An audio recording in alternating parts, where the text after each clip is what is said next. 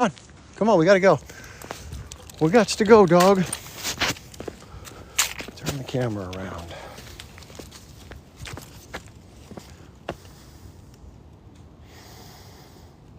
Come on, puppy.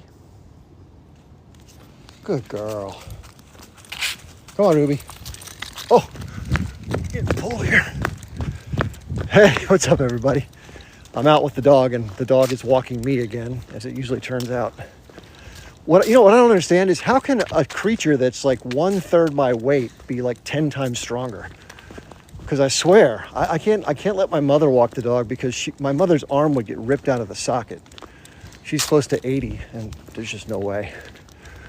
Although we do get to visit, which is fun. So Ruby's finally behaving. When she first came to visit there, she was ballistic. She just couldn't stay still. But now that she's been there a few times, she chills out. Anyway, welcome everybody. Happy Thursday to you. Another walk for me out in the local park. I'm going to be going up some steep hills, so I apologize in advance if I run out of breath a little bit. But plenty to talk about. A lot going on in the world. So we're going to cover some of it, give you all some updates on what's happening in Syria, talk about what's happening in Gaza, which is bad. Talk about some of what Israel's done in Syria near the Golan Heights since the fall of the Assad regime. So if you're interested in hearing about that, I'd be happy to talk about that. If you have any topics you'd like me to discuss, feel free to put something in the comments. I'll do my best to take a closer look. I don't usually do a very good job of that. But anyway, welcome everybody. It's good to see you. I don't know if you know much about my background. If you're by the way, if you're new to if you've never seen me before, can you please type the number 1 in the chat? I don't want to waste people's time if they already know me, but if you have no clue who I am, please type number 1 and I'll give you a little background and let you know what I'm going to be talking about and why you should stick around. Hopefully I can share some stuff that'll be helpful for you. Fill in the gaps in some of these things. Hey, what's up, Island Boy? Good to see you. Welcome. I usually talk about geopolitical issues. I'm a veteran, served in the first Persian Gulf War. I'm pushing 60 years old, if you can believe it. So thank you for being here. I appreciate it. We're going to cover a lot of bases. Again, if you have any questions and you want me to slow down and cover something more, or you want to cover a different topic, just let me know. I'd be glad to cover it for you. Hey, what's up, Shaq? Wow, I'll tell you what. There's some really cool people you meet online that you would never meet otherwise. One of whom just popped in. His name is Shaq Speaker. What a great guy, man. I mean, we've talked on the phone outside of this, like many of us end up doing. And we've just had some great conversations. He's a guy from the UK, knows a lot about these topics. Obviously, he and I tend to see eye to eye on a lot of this stuff. But even if we didn't, I still think he's a good dude. Anyway, so that's that. Welcome. So, well, first of all, obviously the newsworthy item that came out, forget about the Middle East for 1 second, is this person who attacked the CEO and then they found him. And Luigi Mangione, I think is his name. Believe it or not, his family, I actually know who they are. He and I went to the same school. Not at the same time, obviously, because I'm way older. But we attended the same grade school. He ended up being the valedictorian when he graduated. I didn't stay there for my full 12 years, but very nice, very good school in Baltimore. And, his family's very well to do. Although I'm trying to understand the picture of this. Maybe some of you can help me. Somehow, we're trying to figure out why he did this, right? If indeed he was the one, it seems like he was. But I understand his mother had some really horrible form of neuropathy. And if you don't know what neuropathy is, it's where you start to lose feeling in one of your limbs, like that tingling feeling when your arm falls asleep, but it doesn't go away. And it gets worse, it gets a little better. And supposedly it was starting to really debilitate her. She had it in her legs. And she was fighting with United Healthcare for coverage and trying to get whatever medical care she could get. And it was a disaster, like it is for most people. We've heard plenty of stories since of people talking about their horrific experiences with that company. And what they did, this is where the rub comes in for those of you who don't know. So it's not unusual for healthcare companies to deny claims and have the battle. Although United Healthcare had about twice the industry average. They were about 32.5%, I believe. which means that all of the claims they get in, over almost a third, they would just get away with not paying out, which is pretty crazy. But that's how they made a lot of money. But that wasn't the real kicker. The real kicker was, and the reason why this guy, I believe, was targeted, he was the CEO, I think, since 2020 or 2019, or maybe it was 2021. But it was within the last 4 or 5 years. He was pretty new. But when he came into the company, and I'm not sure if this was his doing or if this was the doing of others, but under his leadership, they instituted an AI-based system to deal with the claims that ended up declining. Again, the number climbed. They were right in the mix before this came in. They were about 20% decline rate before this CEO came on board. And this new AI system drastically increased the efficiency of both processing claims and, of course, then denying more of them.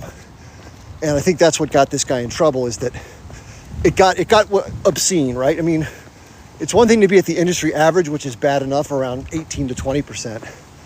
But when you're, almost double, you're just being greedy beyond any sort of... And by the way, if you look at the United Healthcare stock in recent weeks, it's been selling off pretty hard, because I follow the markets really closely. But it had been exploded. If you look at the stock chart for the last 5 years, it had done really well. It was one of the leaders of the entire healthcare sector. So a lot of stocks have been going up in recent years, but especially the healthcare sector, and especially this company. So they were reporting record profits, and this guy was headed into a shareholder meeting, like an update for the company. And that's where this happened, in New York City. So that seems to be the reason, a combination of this company's excessive behavior, as well as his role in it, and of course what happened with his mother.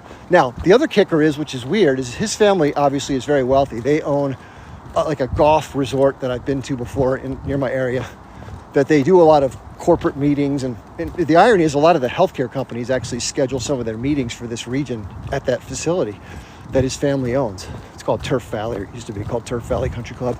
It used to be a golf course, which I've played on before when I was younger.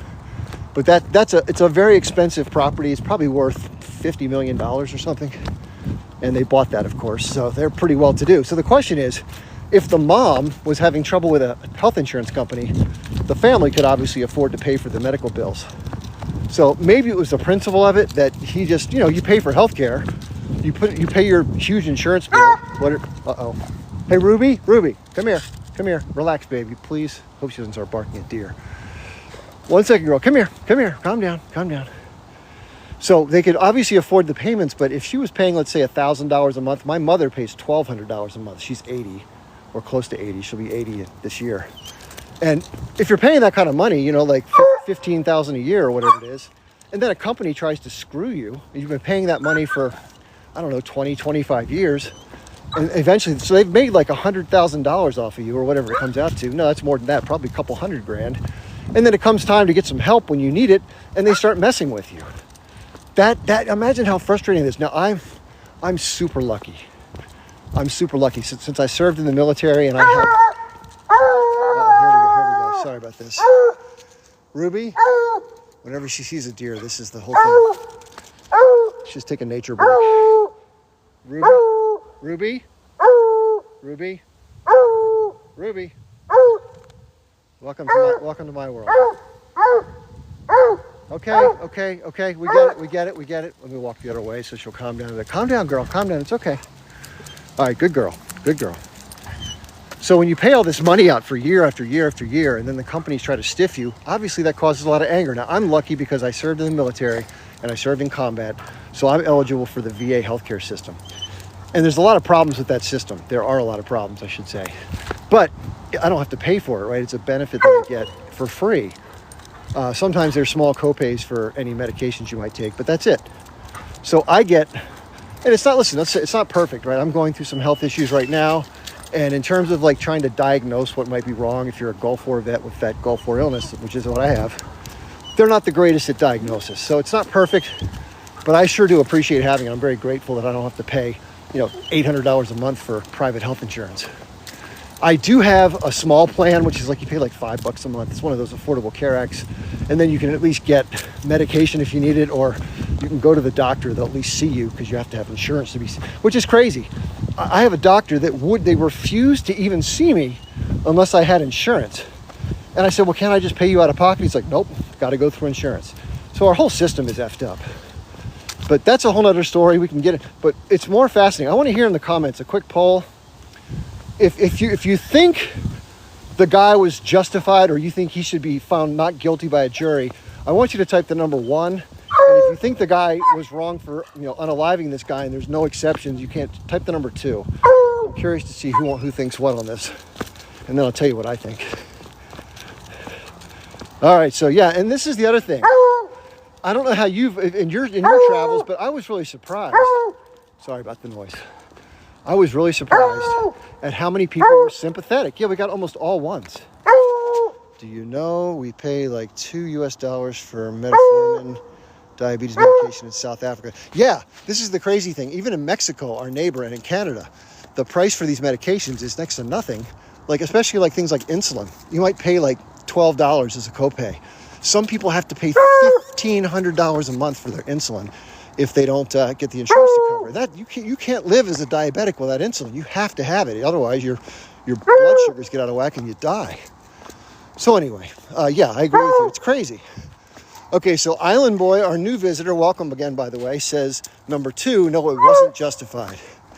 So if it's okay with you all, I will share my take on this, which is a little bit nuanced, like most of my takes. On the one hand, I think the CEO was a scumbag. Hey, relax, dog. The CEO was a scumbag. He was doing things that hurt a lot of people. Chances are a lot of people lost their life because of the decisions being made by this company, and he was overseeing the decision process, including the AI system. So in that regard, where's the most harm coming from? It's coming from United Healthcare. And how many lives were affected in terms of lives? Now, does that justify necessarily unaliving the officer who happens to temporarily be in charge of the company in a 4-year window? I don't know exactly what Brian's role was. Now, if Brian was the guy who came in and said, F the patients, we're going to make more money, let's put this AI system in and screw them, it's hard to defend that, right? That's where I don't know exactly what his role was. But again, the CEO, unfortunately, is responsible in the end. I've been a CEO of companies before. Buck stops with you, right? You have to take accountability. You get credit for the good, and you have to take accountability for the bad.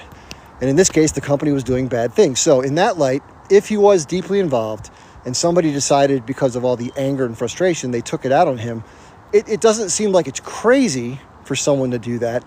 But I think in terms of having a civilized society, it's tough in all instances to say, let's just go with that as our way of doing things, because then you have chaos.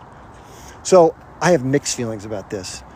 I don't think the guy deserved to die, but I do think the industry needs to be reformed. And I think people like Brian need to have some form of accountability, not necessarily to the extent that Luigi. But as far as the guy goes, my hope is that if they have a jury, wherever he ends up going to court, whether it's New York or elsewhere, I hope that one member of the jury has sympathy. And I hope the judge allows what we spoke about earlier to be incorporated in the trial. In other words, the industry.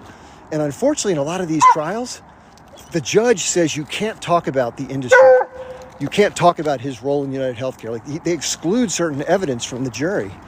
But I don't know how many people aren't going to know this story. Like, it's such a national news thing that most potential jurors are probably going to know. When they go through voir dire, which is the jury selection process, they're going to have to really, the prosecution is going to really have to try to find people who don't know about it and who are willing to impartially look at it.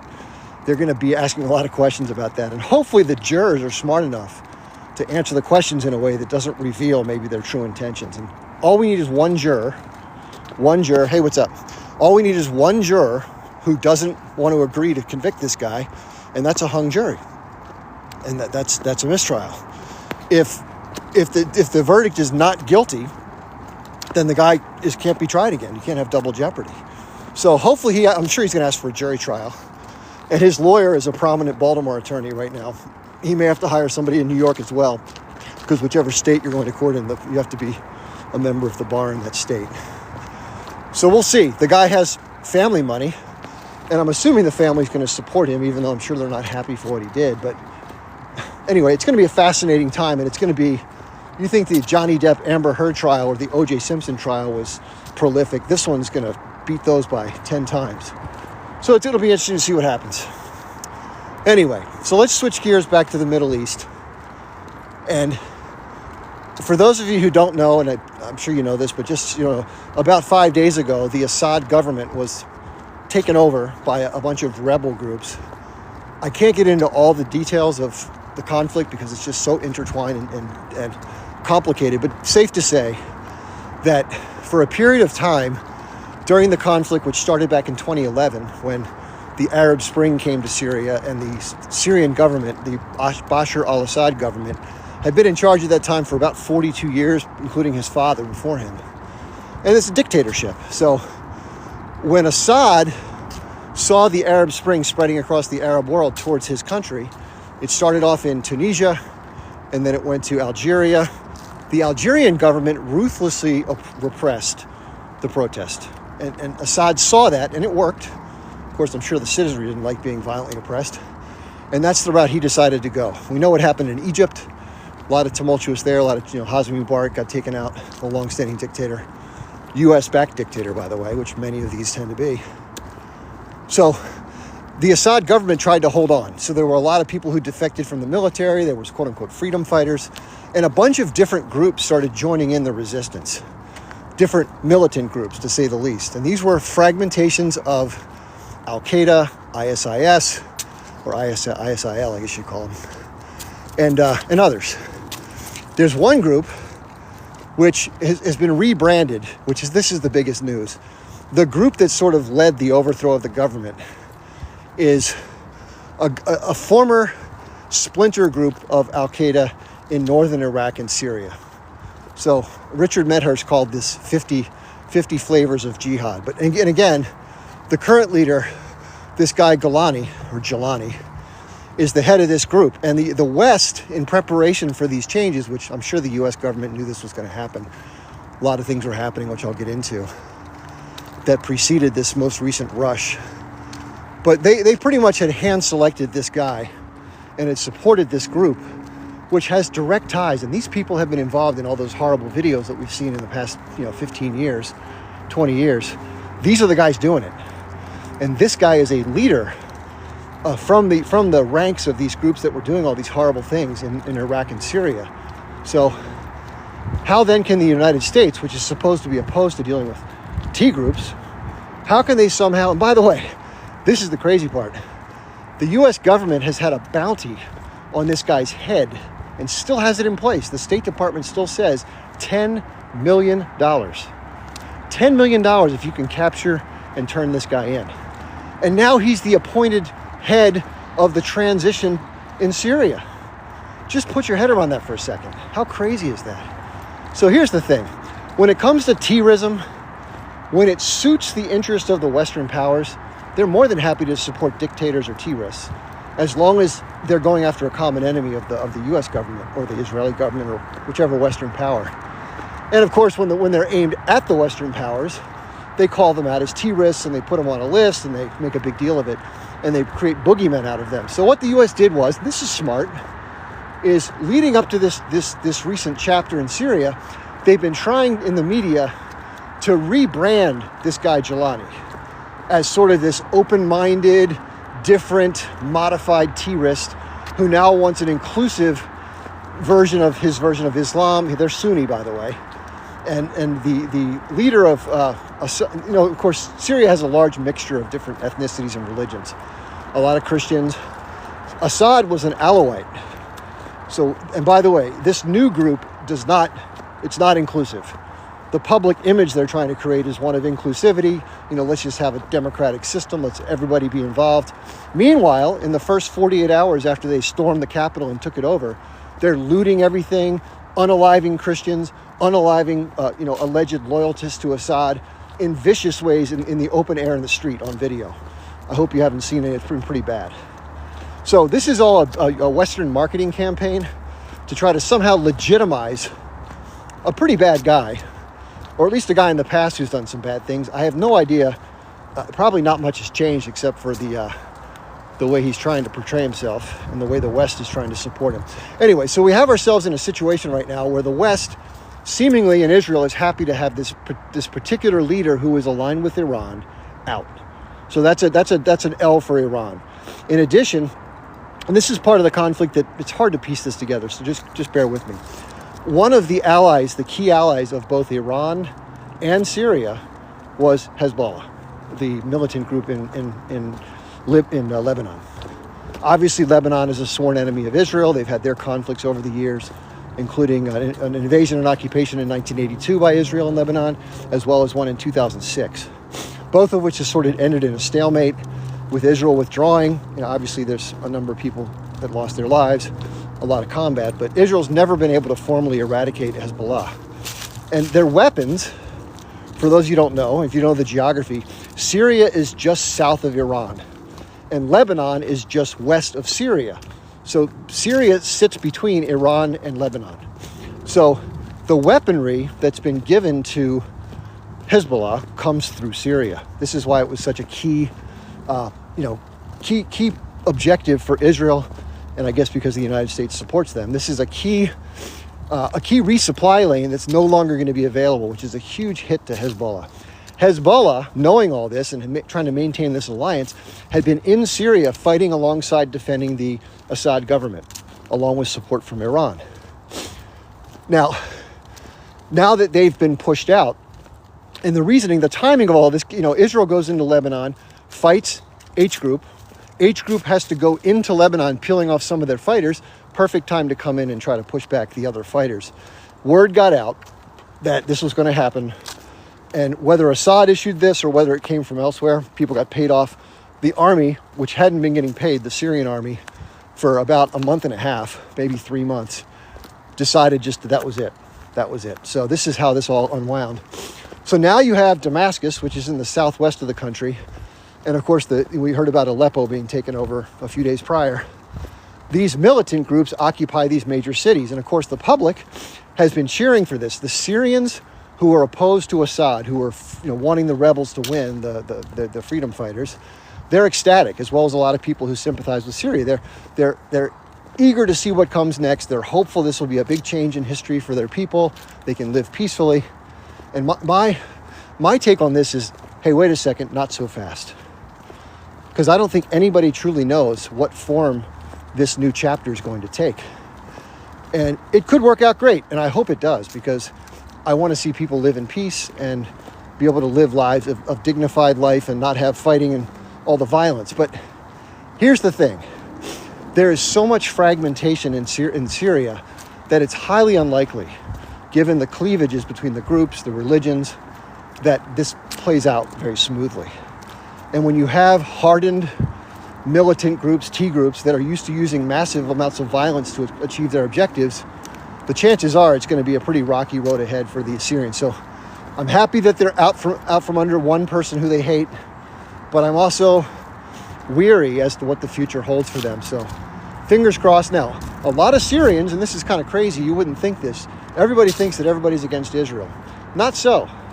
Because the Assad government has been opposed to Israel since forever, since the 48 war, and ever since the 74 armistice they put in place. Israel's maintained their position in the Golan Heights. I'm going to talk about that in a second, which is very important to understand. It's the high ground between Syria in the southwest and Israel in the northeast. And that allowed the Syrians to fire down on Israeli cities in the north, like Haifa, which obviously Israel wants to protect itself. So that's why it's maintained the occupation in that high ground. But what's important to understand is that because of these relationships, these ties between Iran and Syria, Israel has an interest in trying to take advantage of this particular hiccup in time. There are rumors and allegations and even articles that talk about these fighters, these militant T groups, as they got injured in combat in Syria, they were shuttled into Israel, or Israel came in and provided medical care in certain zones to allow these fighters to get back on their feet and go after Assad. This is a typical the enemy of my enemy is my friend kind of situation. So, but it's a little more complicated than that, because you have the Turks in the north, and they've occupied northern Syria for quite some time. You have Kurdish fighters who've been supported by the United States that are scattered throughout the entire north and east of Syria, in a broad area. And they've been trying to get some sort of state. They have a group called the, It's called the YPG, I think. And that's the group that the Turks are trying to take out. They call them terrorists. The YPG considers itself freedom fighters for Turks to establish some sort of autonomous state. So you have all these interested parties, some being supported by the West, some being supported by Iran. It's a clusterfuck, for lack of a better term. The chances of this territory being managed in its totality by a single entity going forward is very small. And I think what will eventually happen, and I don't have a crystal ball, but it seems likely that the territory is going to be split up in some way. We saw what happened in Yugoslavia during that conflict, where a bunch of these different European nations eventually emerged. And I think there will be smaller entities that will be recognized to some extent by certain entities and not by others, etc., while fighting continues. I just feel bad for the Syrian people because they've been through hell on earth for the better part of 12 years, and they're so desperate for some sense of normalcy. Fingers crossed somehow something good can come of this, but I'm not going to hold my breath until we see more of what develops. I'm sure. Now, what did Israel do in this moment? This is important for people to know too, and I wish I had a map I could show you. But there's been an agreed upon buffer zone between the Golan Heights in the southwest of Syria and the remaining part of Syria that both parties agreed upon when fighting stopped in 1974, and they had this official agreement. Now, what Israel did, because of the chaos and because the Syrian army had basically disbanded during this period of time, transition, they decided to go for it. So they increased the size of the buffer zone dramatically. So they've incurred into southern Syria. And on top of that, they embarked on the largest boom boom campaign ever in their history over the course of 3 or 4 days. I know that sounds crazy because of what's happening in Gaza, but what they basically did was they set their sights on anything and everything that a new leader or structure could utilize to threaten Israel. So weapons depots, airfields, airplanes, supply depots, military bases, you name it, helicopters, you name it. If they knew where it was, they tried to hit it, in addition to other targets. So it was a melee of absolute destruction for about 90 hours, just nonstop bombing runs.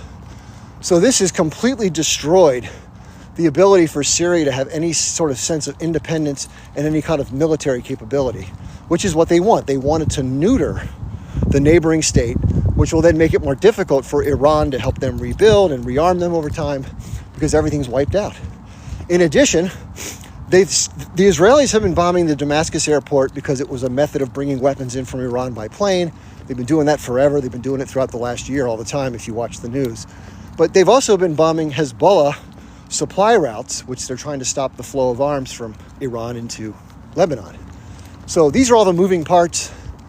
It's a lot going on. I did a live about this about 4 or 5 days ago, I think, maybe a week back, which tried to cover all this stuff. But listen, even people that understand this have a hard time following it in real time because of all the moving parts. So nobody knows what's going to happen next, by the way.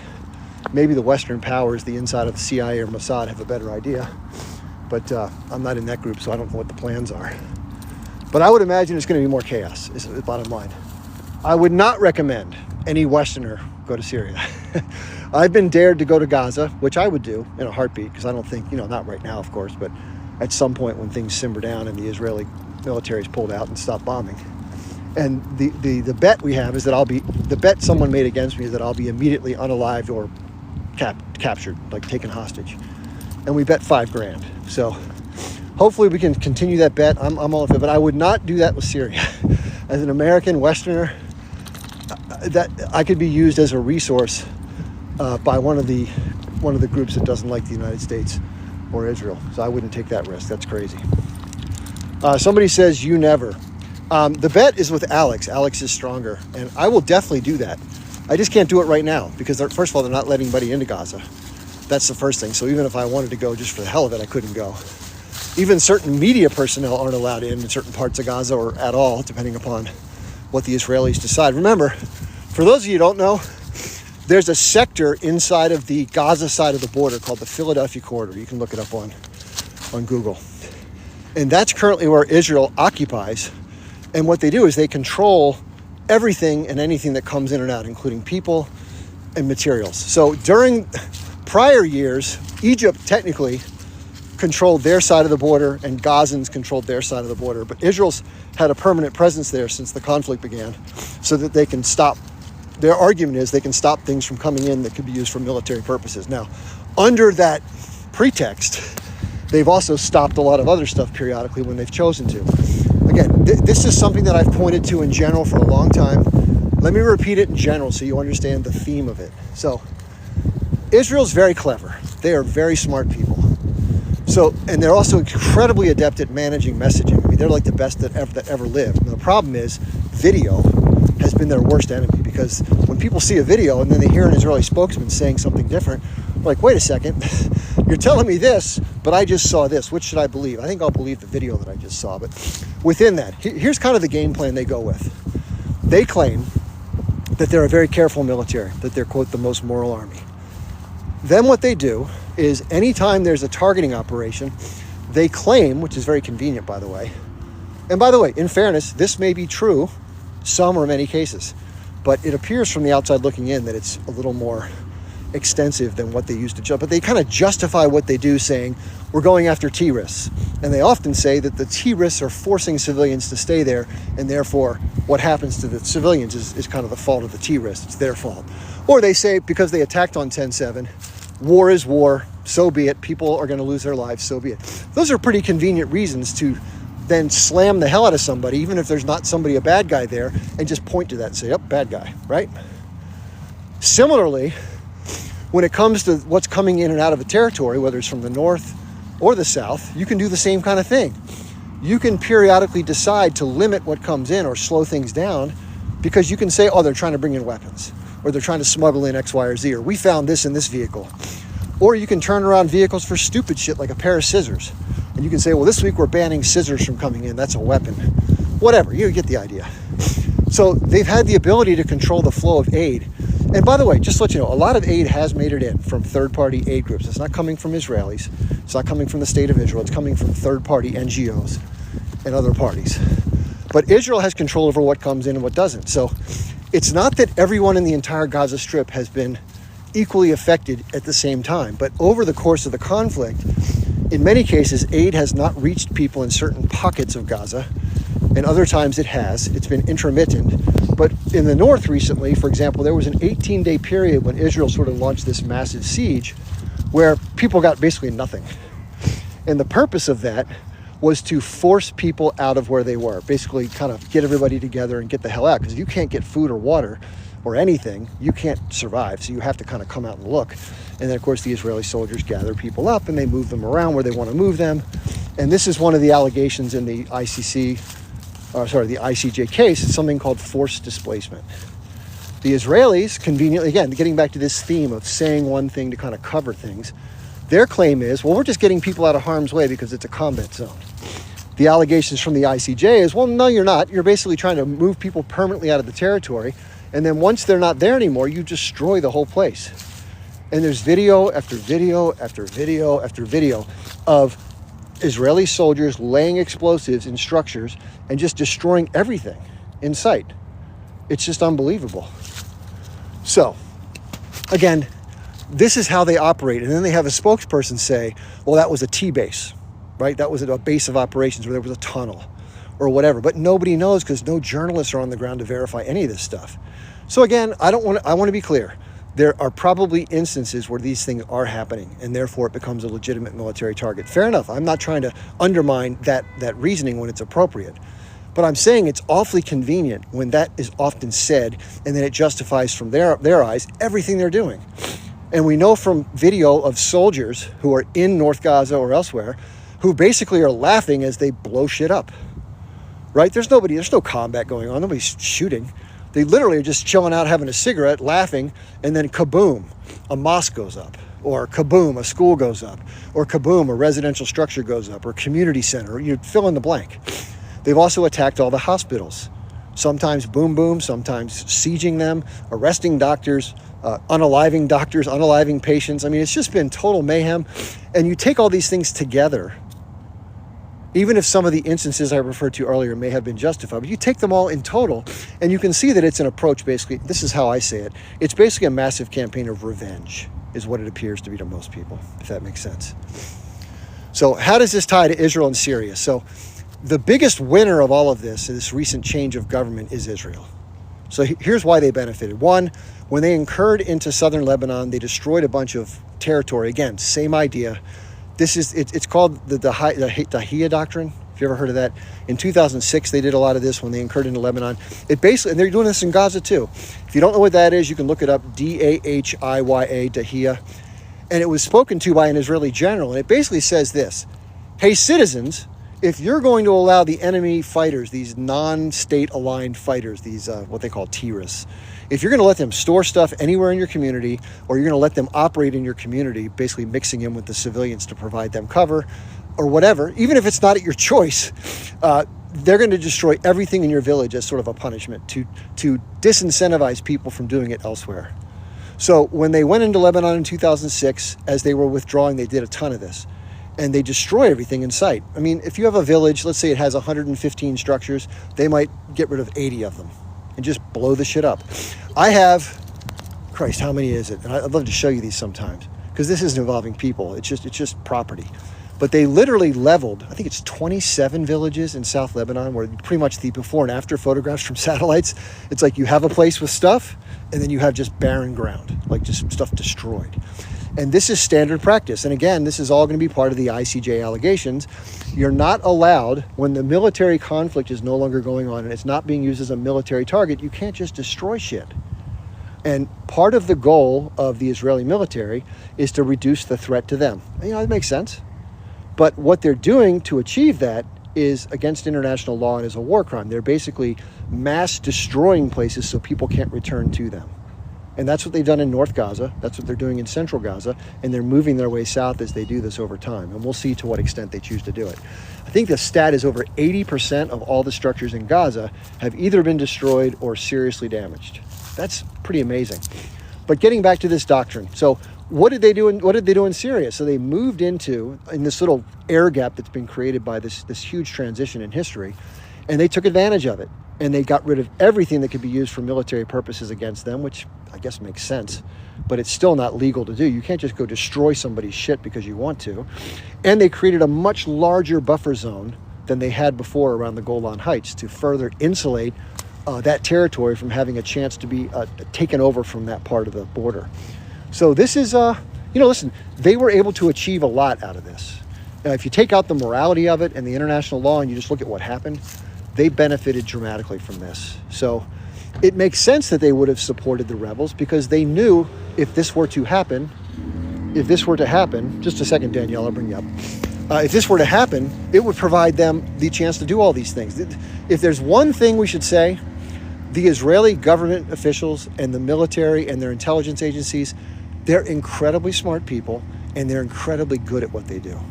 Okay, that's indisputable. Just like the Americans, but I would say the Israeli Mossad is a notch above everybody. They're just amazing at what they do. So they knew this was coming.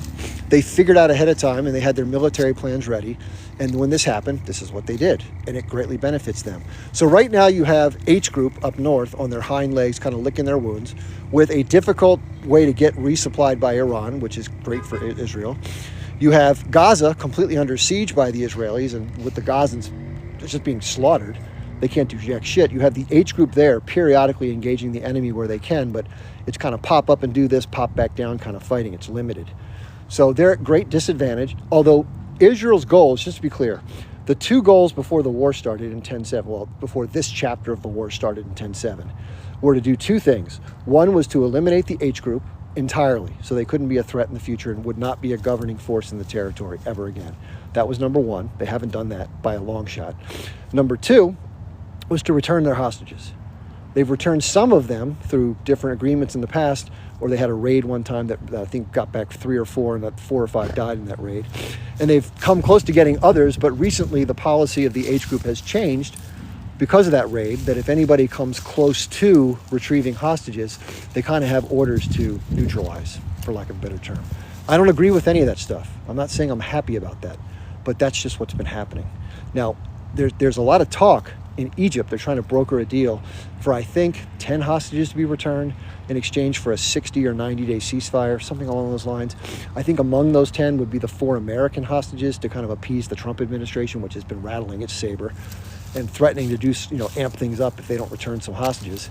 Trump said all the hostages, but I think if the H Group returned some, it would at least be considered a gesture towards, some kind of reconciliation with this issue.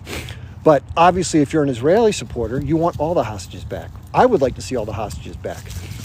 But at the same time, being a fair observer of this situation, it's really the only trump card they hold. If you think about it, they're so overwhelmed by Israeli force and the bombing campaigns and the people that are losing their lives, they don't have much to work with, but they do have that.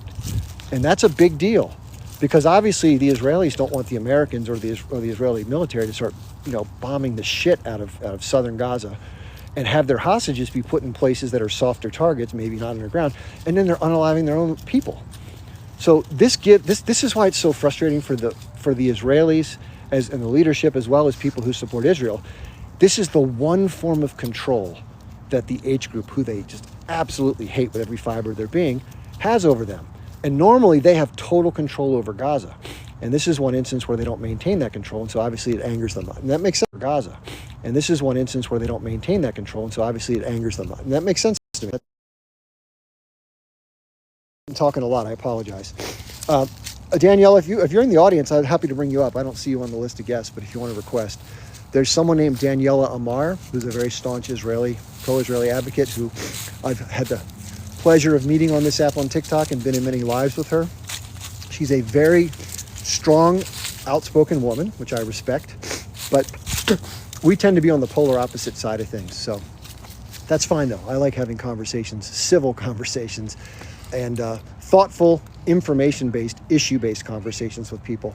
Unfortunately, a lot of the time when I go in people's lives, some people take a different tack, which is unfortunate. Okay, we have somebody named Extraña in the guest request. I'm going to bring them up. Before we do that, I just want to say, regardless of somebody's point of view, whether they agree with me or agree with whatever, maybe they have a different point of view, please focus on the issues. Please don't denigrate the person. Please no slurs or any of that kind of stuff. Let's keep it classy, and let's pretend this is being shown on a big screen to the entire world, so we want to act accordingly. Let's bring up our guest and see what happens. Whew. Hello, are you there? Whew, it's cold out here, man. We have somebody named Z Justice too who wants to come up. We'll see what they have to say. Extraña, if you're kind of pausing, I don't know if you can see yourself, but it's showing like the timing out button. Z Hey Justice, how Chip, you doing? hey Chip, pleasure meeting What's you, happening? and thank you for your thoughts. Thank you for your, I heard you before, and I mean, I respect your ideas, man. I mean, I don't agree with a lot of stuff that you say because I think some of the things you say are just coming across through a lens which, in my opinion, just not objective. And I Okay. can say it as an Israeli, because if in order for you to, one of the biggest things was is that one statement that I heard you say, for example, that there is this crazy sentiment to the land of Israel, which is irrational to you. And I just, and you said it yesterday in one of the lives with that we had. And I just want to let you know that when you say stuff like that, this, in my opinion, dehumanizes a lot of what we went through from the, unlike many other minorities, we've been prosecuted through, I had a dream when I just say to your face pretty much that, you know what, that when I, you know, when we've been prosecuted from the Spanish Inquisition up to the Germany Holocaust ovens to the October 7th to God knows of how many centuries of prosecutions when we had to leave Egypt, and then when I myself, right, who came from Ukraine. I'm not a religious person. I remember my great granddad would say, "I'm like turning towards the Jerusalem and praying, so I will forget my right hand. Imani ishkach Yerushalayim ishkach yamini," which in Hebrew basically means that if I forget you, Jerusalem, I forget my right hand. So the attention to the land, the desire to go back, was always in my mind as a child. Despite I never seen Israel, I never read the Torah, I never knew what it is, because for me it was the ability to be free and ability to be not prosecuted for who I am. Because when I was in USSR at that day, I was not even able to go to pee in the bathroom because they would look that I'm circumcised, and then there will be pogroms and there will be issues. So this idea, it trickles down to the people don't understand the amount of pain that we went through in order to be at that land. And no, Uganda or any other land will do. This is the place where we feel free. This is the place where we feel safe. And we will fight for it until the last end, until the last breath, until the last drop of blood that we possibly have, because that is the legacy of my great, great, great, great, great parents. Okay, I think that's understandable, and I think that those of us who are looking at this from one side should consider that vantage point as well. Let me just make one correction, if you will, just politely. What I was speaking to was not an irrational connection to the land. What I said was, in terms of interacting with people, I made an observation, and this is not to be critical. This is just to share what I've experienced, and that is those who support the nation state. And I want to differentiate between the land and the political entity that was created on the land. So that's an important thing to think about. What I said was is that those who have a strong connection that tie their identity as a Jewish person to the nationalism and the nation state of Israel, it's very difficult for them because of how they're brought up, how they see the world, what the conversations that have been had, the way that, again, I went through this is a similar process as an American. They go through a process of seeing things from a certain point because of that way of upbringing, the way of seeing the world. It's a vantage point. It's not wrong.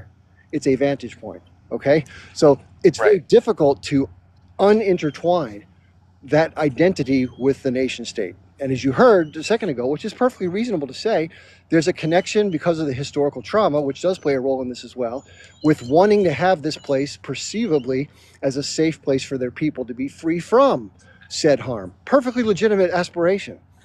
Where I diverge is not that I don't want that to be in place. Anybody who wants a people to be safe from harm should want something like that. I think that's fair. The question I have to ask when in analyzing the history of this, if the people feel strongly about the territorial connection based on history, based on the Torah, based on the 2,000 years ago, the kingdom of David, whatever the concept is, I think having people come back to that land makes perfect sense. And people were coming back in large numbers. What I don't think is entirely sensible, but I understand the arguments for it, is to carve out in a territory that's majority different people, a land for just one people primarily, a majority Jewish state in that region, the way it was done and how it was done. That's where I diverge from where I'm not doing that to be mean spirited. It's not because I don't want the Jewish people to be protected from harm. I have no problem with anybody who's Jewish. Some of my closest friends come from a very tight knit Jewish community here where I live. They're amazing people. They're much more strict than I am about how they live their lives. They abide by the Sabbath, which is incredible. So every Friday until Saturday, I can't even talk to them because they don't even keep their phones on. They don't do anything technological because of their religious beliefs. But they're wonderful people. I've been to their houses. We've had dinner together. I've met their families. One of my friends has 6 kids. We've gone down to DC together as a group. It's been great to know them. But it doesn't mean that identity as a Jewish person is necessarily tied, in my view, and again, I see how people disagree, to a political entity, a nation state that had a lot of, and let's just put it this way, whether you agree with it, disagree with it, whether you support it, whether you're opposed to what Israel does, the establishment of this particular entity in this region has caused massive amounts of chaos, blame it on who you like, in that region. And it's never stopped since the inception. I think is that a fair point to raise? No, it is a fair point to raise. I mean, obviously, and then, I mean, in the end, we're going to have, and I don't want to steal the stage because I think there's a lot of smart people, much more smarter than me, that can join and debate with you, especially Evergreen. But I'm not proud about a lot of ways that our government is doing business, right? We can criticize, although it's not the popular opinion amongst my brothers and sisters, right? So I cannot speak for all of them, but we're not proud for some ways the way that it transcribed or transpired, and things can be better. But I also think that we don't have a valid partner. And one of the reasons for that is, unfortunately, the way that I see it, is the cultural religious differences And I don't think they're bridgeable. And I don't think that whatever that you ascribe to, you have to put into consideration the religious aspects of the book called Quran and what's stated in that particular book. And then you're going to have to put into consideration what the Western values of the people who came to that land hold. Because the Golda Meir stated very simply, and I believe with that is the core problem of the Middle East process. We will have Middle East peace when the Arabs will love their kids more than they hate us. Now, this is a deep sentence, and I have a lot of evidence to support it from United Nations Human Rights Watch about the use of child soldiers, from the propaganda that the child Palestinians are exposed to from a young age. I never seen a single Jewish child go inside with a suicide vest bomb and just blowing himself up in any religious institution. So there are several means of resistance that they use that is, to me, is either savagery or just a pure, this is not what the Western world can contemplate.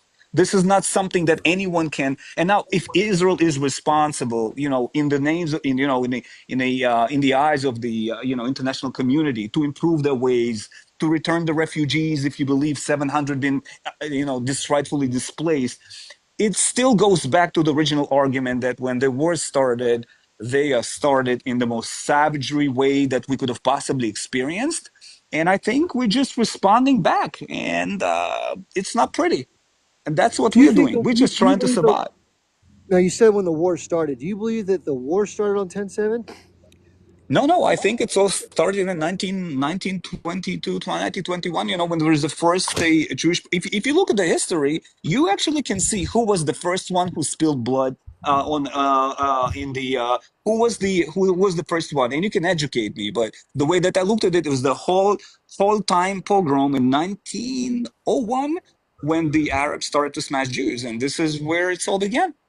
When they rose the first stone, we are subsequently going to come back and we will do whatever we can to protect ourselves. Plus, imagine we are coming with the PTSD phenomenon after the Nazis tried to burn us, after the Spanish Inquisition, after the Egypt had us as slaves. What do you think we're going to do? We learned after Nazis that we just have to protect where we are. That's how I look at it. Now, could we agree on some human rights stuff about, like of course, this could be things that could be done better, right? But I can tell you this, Chip, and I open with my open heart. If they would drop the weapons today, I would absolutely invite every one of them at home. If they would stop the agenda of active resistance, of trying to unalive us, there would be no problem. This is how I look at it. But that's just me.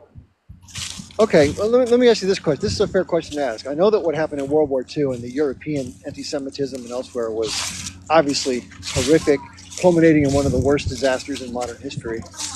Especially I can't understand. I've never been through that. I can't even relate to what the emotional, connection to that must feel like as far as someone from that group. So, in that regard, I just extend my sympathies if you lost any family members and those who did. I lost my grandfather. I lost my grandfather to Holocaust. I did.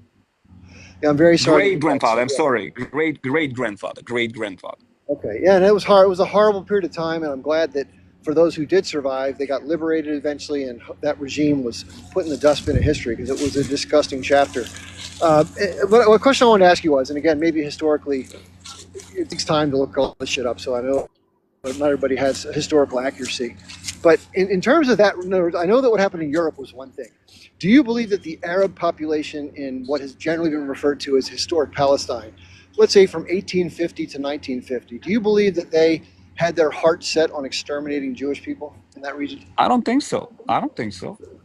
Okay, so in that light, they weren't they weren't like homicidal maniacs, right? There were people who lived culturally among each other, although the population dispersion was much different. It was much more majority Arab Muslim than it was Jewish. Is that accurate historically, you think? It's an accurate statement. Inaccurate? It's accurate. It's an Oh, it's accurate accurate. Okay, statement. sorry, I'm gonna Yes. have a noise by me. Okay, so with that said, and again, I'm just trying to think of how most humans behave. So we know in 1917 there was a declaration made through the British to the intent to have a Jewish homeland in that territory. That was sort of the aspiration. So the way it was presented to the majority population was something like this: we have a plan. We're gonna partition the territory because we have this objective of establishing a homeland for a certain people that have a desire to have it. The British, who are overseeing the territory as the primary authority after World War I concluded and the Ottomans were out, decided to work with this plan. By the way, after having promised other things to the majority of the population to the contrary, but then again, they present in the partition plan. And again, just think if you're 70% of a population, 7 guys out of 10 in a room, and the other 3 come in and say, "I want more than half the pizza. Let's go to dinner together." What do you think the other 7 would say? I don't think that sounds fair. Let's all share the pizza, right? But the plan that was proposed was done unequally. That just in and of itself, forget about who it was. Now, subsequent Correct. to that, if you're a majority population, and I always like to say, if you flip the script and the majority of the region were Jewish and the majority of the surrounding entities and regions were Jewish, and there was a small Arab population but growing because of immigration, went through the UN and the local authority after a war and said, "Hey, we want to carve out more than half of the land where 70% of it is Jewish, but these Arabs that come in have figured out they want to get backing to change that." I would say it's not unfair for the Jewish population to say, "Wait a second, why are we even considering carving out this land? Like, we've been living together in the region. Sure, if you have an identity to the Holy Land, fair enough. But why do we have to change it to a Jewish or to an Arab nation state in the flip reversion?" And it doesn't seem crazy to me for the majority population to lean against doing something like that, regardless of who it is. So in that respect, it doesn't seem crazy to me that they resisted the idea in general. They kind of dismissed it. Now, you can say that's not fair. You should be able to share. Why can't you just give us a piece of land because we've been through X, Y, and Z? Understandable arguments, and the historical connection as well. I don't dismiss those arguments, but I also can't neglect the impact that what happened to others as a result of these particular decisions that were made really without the consent of others. Does that make any sense? No, no, you're absolutely correct. You're absolutely correct. I think the only objection that we have is the way that the objection happened. So instead of going back and having, discussions on the UN level and try to kind of, negotiate with international communities and say, "Hey guys, look, what the hell is going on here? We're going to do peaceful protests. We're going to try to do, not the Malcolm X way, like, the Martin Luther King way that at least we could see." No, instead we took knives and we put them to work. And then after we took knives to put them to work, then Israelis said, "Well, we're going to do the same." And now we have a problem. But my issue is that, yes, there may be injustices and they can be solved in a diplomatic fashion. But then again, the issue is you have a complete difference how people solve problems. You have a Western civilized Europeans who arrived to that place now that have to deal with, I don't know. You read the book. Say it, I don't say want it, to say say stuff to it, offend say other it. people, but I you know, mean, hold on, Z Justice. You're telling me these European that came, invaded Iraq, Afghanistan, destroyed countries, Libya, Syria, are these the civilized and the people over there? Because they're not civilized, so we go and we destroy their country and we turn them to Stone Age, right? That's number one. Number two, do you believe any ever time that the Israeli asked the Palestinian to put the weapons down and the Palestinian did? And what happened after that? Do you recollect ever this event happened? from what I know, I don't recollect that you guys ever put your Exactly. This weapons is down. this is the this is the guys that we have a memory. We remember. You guys choose to remember what you want to remember, what you don't want to remember.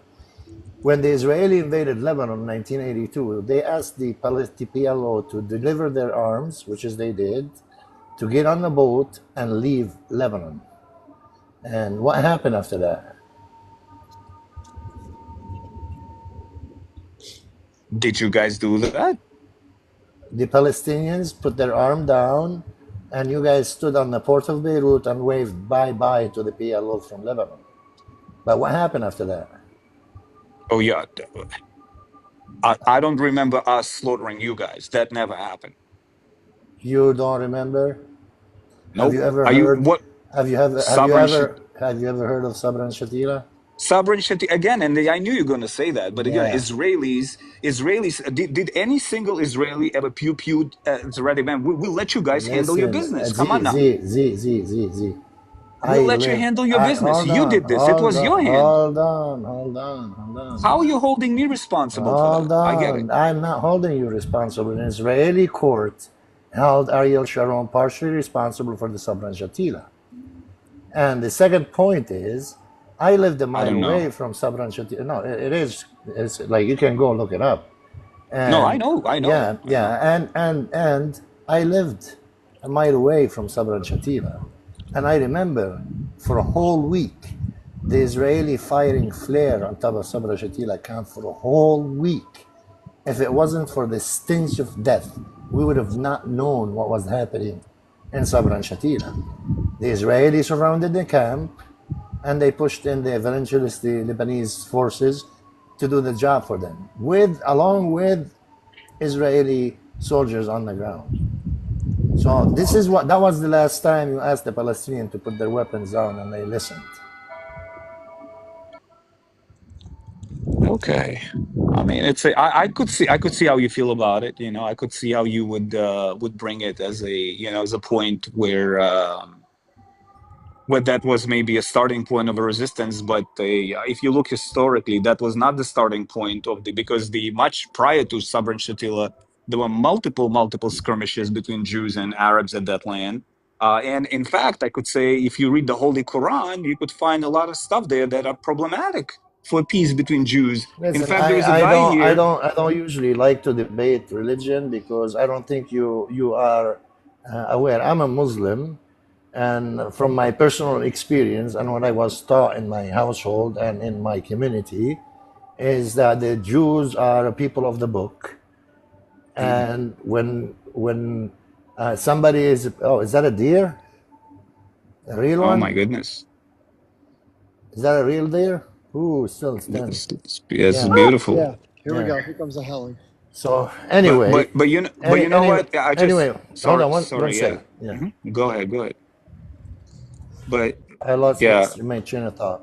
Just you guys, let's So just just the thing is that you have here a person. His name is Naz Escop, and I heard him say directly. Now listen to All right, this. He was on the other I chat, and I remember heard him Z directly say real quick. Z Z horrible Z. things. He said, "You know what, Jews? Forget about the Jews. Forget the Jews who chant right now for Palestine. We're gonna deal with them later because you know what we're gonna do because they never be trusted." And he actually brought in a hadith which says that the Jews are not the friends of the Muslims. So here he is, here Are Naz the Escobar, Jews? right Hold on. there, About? What are you right No, there, talking no, about, brother. you're This is Miguel? hearing just to tell you that. Listen, you're hearing a why guy are you on listening to him TikTok. lying? You're a One liar. second, guys. Just You're a liar. I let never me said finish. that. I got my chain of thought back. Real I quick, was guys. telling you, Just Z. real quick, Federico. Real quick, just to let you know Said when you justice. finish. What are you talking Hold on, about? real You're quick, actually guys. lying.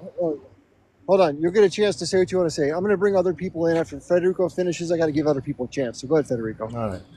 So, like I said, as a Muslim, he left Z Justice. I was raised that the Jews are our cousin. They're people of the book. You respect them. And if you unalive an innocent soul, it's like you unalive the whole world. That's the Islam I know. So I don't know where they get these verses from and where they get all these stories from. Okay, let's do this. Naz, the gentleman who just took off, Z, was he said a couple of things about you. Would you want to respond to that or say something I else? don't know what he's talking about. I honestly do not know absolutely nothing about what he's talking about. He's saying that I got a hadith to say something rather. I didn't even understand what he was talking about. I've never ever got a hadith to say that that the Muslims should not that the Muslims should hate the Jews or something rather. I don't know what he's talking about. This guy. I've never spoken to him before ever. Okay, well, I've got. Do you want to mention anything else about what we're talking about, or I think it's interesting that he's made those comments and then he just dropped and ran away. You know. Yeah, it's unfortunate. Okay, let's do this. Let's give who was next here. I forget the order. Was it Evergreen? Yeah, it's me. Hello. Hey, Evergreen. How are you? I'm doing good. I love watching your lives, Chip. I think you're a very informative man. I really love your perspective on a lot of things. I think that one of the biggest things that this genocide is happening in Gaza has taught a lot of Americans that Muslims aren't terrorists, and I think in America we've really been indoctrined to think this way, right? Like, and for me at least, it was definitely that way. I have a very Orthodox Christian family that really are like, well, Muslim men oppress women, and I'm like, whoa, whoa, whoa. Let's just say that men oppress women, and I don't mean to be rude, But, if we just categorize it to one specific people, that's not true. We've seen it, but that's just like one thing that they were talking about. But anyway, I wanted to get to what Z was saying when he was saying if Arabs love their children, when Arabs love their children more than they hate us, that's when there will be peace.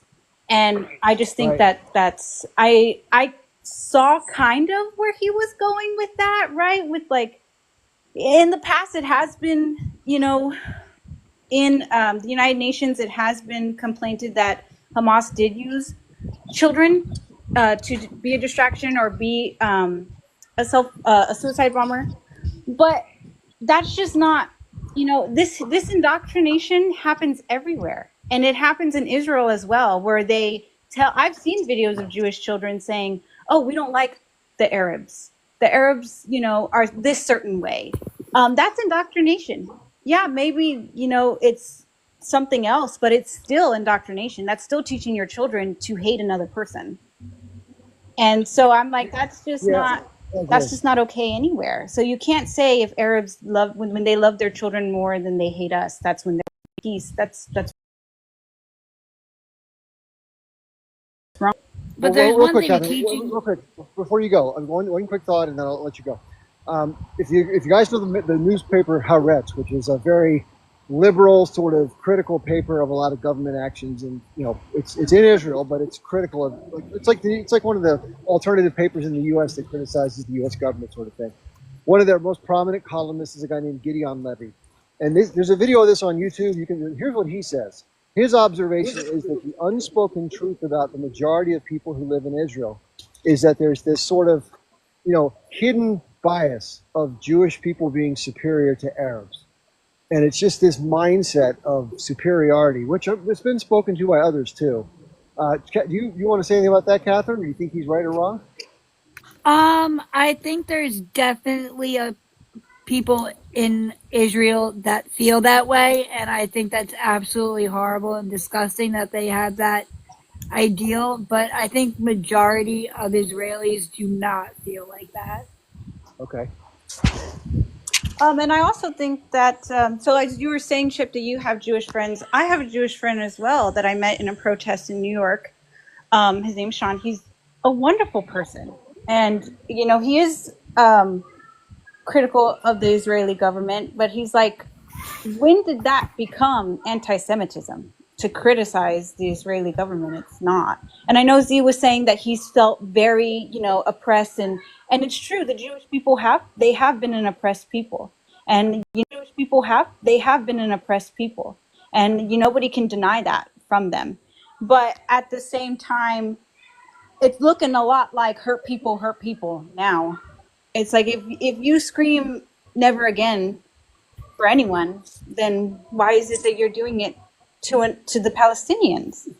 And it's just, I know that the protests here in America and everywhere else, it can seem like it's getting very anti-Semitic, but we're just watching from afar, people being blown up, and it's a very hard thing to see, especially when you're screaming for peace, when you say you want peace.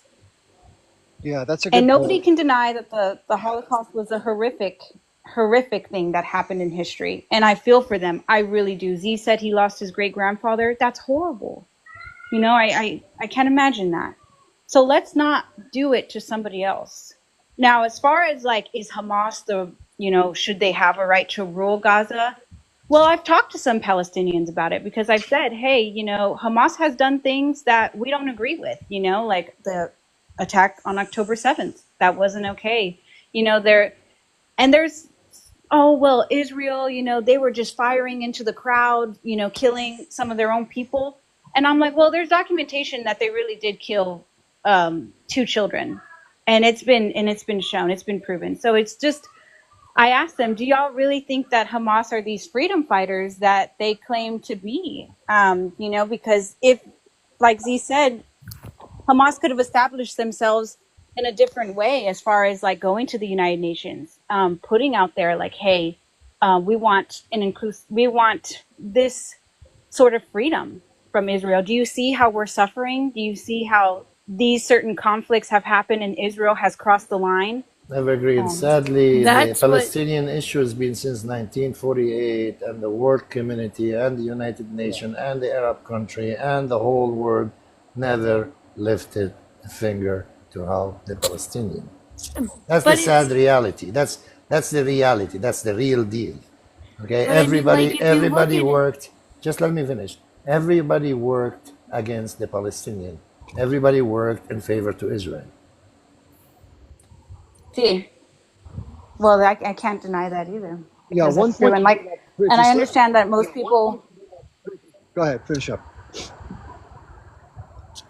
I was gonna say I understand. Like when I was talking with my Palestinian friend, she said something that did resonate with me. She said, "I understand that that's how things work in America."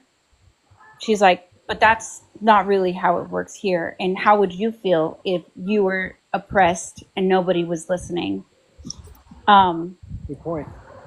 and I just kind of stuck with that because that's true. In America, we do have the freedom, or we think we do, right, to say like, "Hey, I'm not okay. This needs to happen." I don't know if it's the same over there. That's a completely different, continent. Well, you but I mentioned mean, like, when you look at the time when Arafat was with Clinton, he really did sit down with them and, like, legitimately had a chance to make things better for the Palestinian people, and instead he chose to do the Intifada. well, can we be clear? Let's talk about that for a second, though. Let me let you know the three provisions that killed the deal. So, one, they had no ability to control their own airspace in perpetuity. Israel had the right to enter their territory with no notice or conditions at any time for any reason. Okay, they weren't allowed to maintain any type of defensive forces whatsoever, and there was no ability for people who had been uprooted to go back to the property that had been taken from them. Those four provisions killed the deal. So there you go. But do you think that that could have possibly? I understand that there were definitely provisions in it that caused the deal to be killed, but there could have been another way instead of causing an intifada. He could have gone to the UN. He could have gone to another. Like, I just feel like Evergreen just said, like, there are other ways. Like, resistance does not taking hostages. I know that the Palestinians have not been listened to and there has been issues, but taking it that way is never going to be a beneficial way. Well, again, if you look at national liberation struggles all across the world in history, just go back and read, South Africa or the United States or wherever it's happened before. It's very rare for these things to be resolved diplomatically. Usually the incumbent power, because they have an advantage militarily, doesn't want to relinquish anything. And they have the upper hand in negotiations, let's be clear.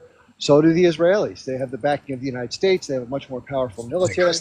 So what they can do is they can kind of dictate terms and say, well, if you don't want it, so be it. Tough luck, dude. And that's where the Palestinian frustration began. And that's been happening for decades. Now, you can say that they should have accepted certain things because in hindsight it would have been better than where things are now, but they didn't have the benefit of that hindsight at the time they were reviewing things. So if you're someone, if the only thing you want in life, your most important thing is to have some semblance of dignity and freedom, just like anybody else wants. Everybody wants that. And if somebody, from your point of view, is preventing that over and over, every time you stop fighting and every time you try to go to the negotiating table, it's gone nowhere. And every time you have a group that's representing you, gives up territory to the other guy and allows shared power, which is what happened in '93 under the Oslo Accords. People didn't like that. They thought that was too much giving in to the Israeli power, acquiescing to the controlling power. That's what splintered the populace. That's why the H group got voted in 2006, and that's what's led to the violence. But do you really think H group has the Palestinian people's best interests? Yeah, well, here's what, in other words, you can look at it this way. Did some people die in the American Revolution? Yes, absolutely. You can make the argument that those people's lives were sacrificed towards a broader goal. I think that's how they pursue it. They look at the longer term struggle versus the shorter term suffering, as horrible as it is, because it's part of their long term struggle. I just personally feel like the H group has really never dictated any serious motive to really help the Palestinian people and really is only wanting to dictate what they want for themselves and to have power. Think Israel did? Like, do you think Israel was sincere anytime they went to negotiation for peace deal? I I think to a certain extent, but I don't think that they were really Did you hear what I don't Donald think it was wholeheartedly no. did you hear what Donald Trump said about his meeting with Abbas and then meeting with Benjamin Netanyahu? No, I didn't.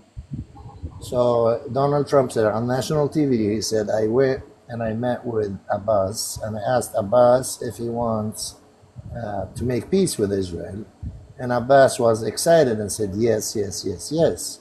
And then he went back and met with Benjamin Netanyahu. And he asked Benjamin Netanyahu, do you want to make a peace deal with the Palestinians? Benjamin Netanyahu answer was, I don't know, maybe not. And then Donald Trump said, I knew it that Benjamin Netanyahu don't want Well, peace. that doesn't shock me, but I don't think, I mean, personally, I think Bibi is a huge hindrance to any of this peace agreement. And you know, whoever unalived Ishaq Rabin, remember Ishaq Rabin? No. It's the prime minister of Israel that did the peace deal Oh, yeah, yeah, Tried yeah. to, with, tried to. and he was unalived from one of the scholars of Benjamin Netanyahu. And imagine that was in the 80s, and right now Benjamin Netanyahu is ruling the country. I mean, trust me, I am not a fan of Netanyahu. I think that he is a huge hindrance to any peace deal that's going on. I think that he just wants to stay in power. I think he's selfish. I think he's extreme. And I think that the only way, because right now I think the war is completely stagnant. Nothing good is happening. Nothing is being, like, there is no success. There is no moving forward on the Israeli side. There's only, like, it's only decimating the population in Gaza and only causing more harm. And I think that the stagnant needs to stop, and there needs to just be, it needs to end at this point. You know that the region is going through even worse times. Like, you know that all of this happening right now is not even nothing to what's coming to that region. It's going to get How way you worse. how you progressing on the Syrian issues, Chip? I would like to talk about it with you too, because I came to some kind of conclusion. Chip, Well, can we I we just took, can yeah. I interrupt? Let's let Nez go. Go ahead, Naz. I'm gonna let who's below you. It's called mild something. He goes after you, Naz. Go ahead. Sorry, Chip. Is it okay if I make the announcement for the debate between you and Zafran on Yeah, Hux Live? yeah, sure. Yeah, okay. So Chip is having a debate on the 15th of December for everyone that Saturday morning. yeah, yeah. So that's 9 a.m. Eastern Standard Time, and that'll be between Chip and Zafran. So that's on Huck's live stream. Huck is in the comments, so if you just want to follow Huck, and His name is spelled HAQ in the comments. HAQ, yeah, that's him there. Yeah, and by the way, the person who I'm debating is someone who used to have the name Morocco Israel or Israel Morocco. And at some point during the journey on TikTok, in interacting with me and my views, he said he contacted the FBI because he wanted me to be arrested because I was a raging anti-Semite and Jew hater.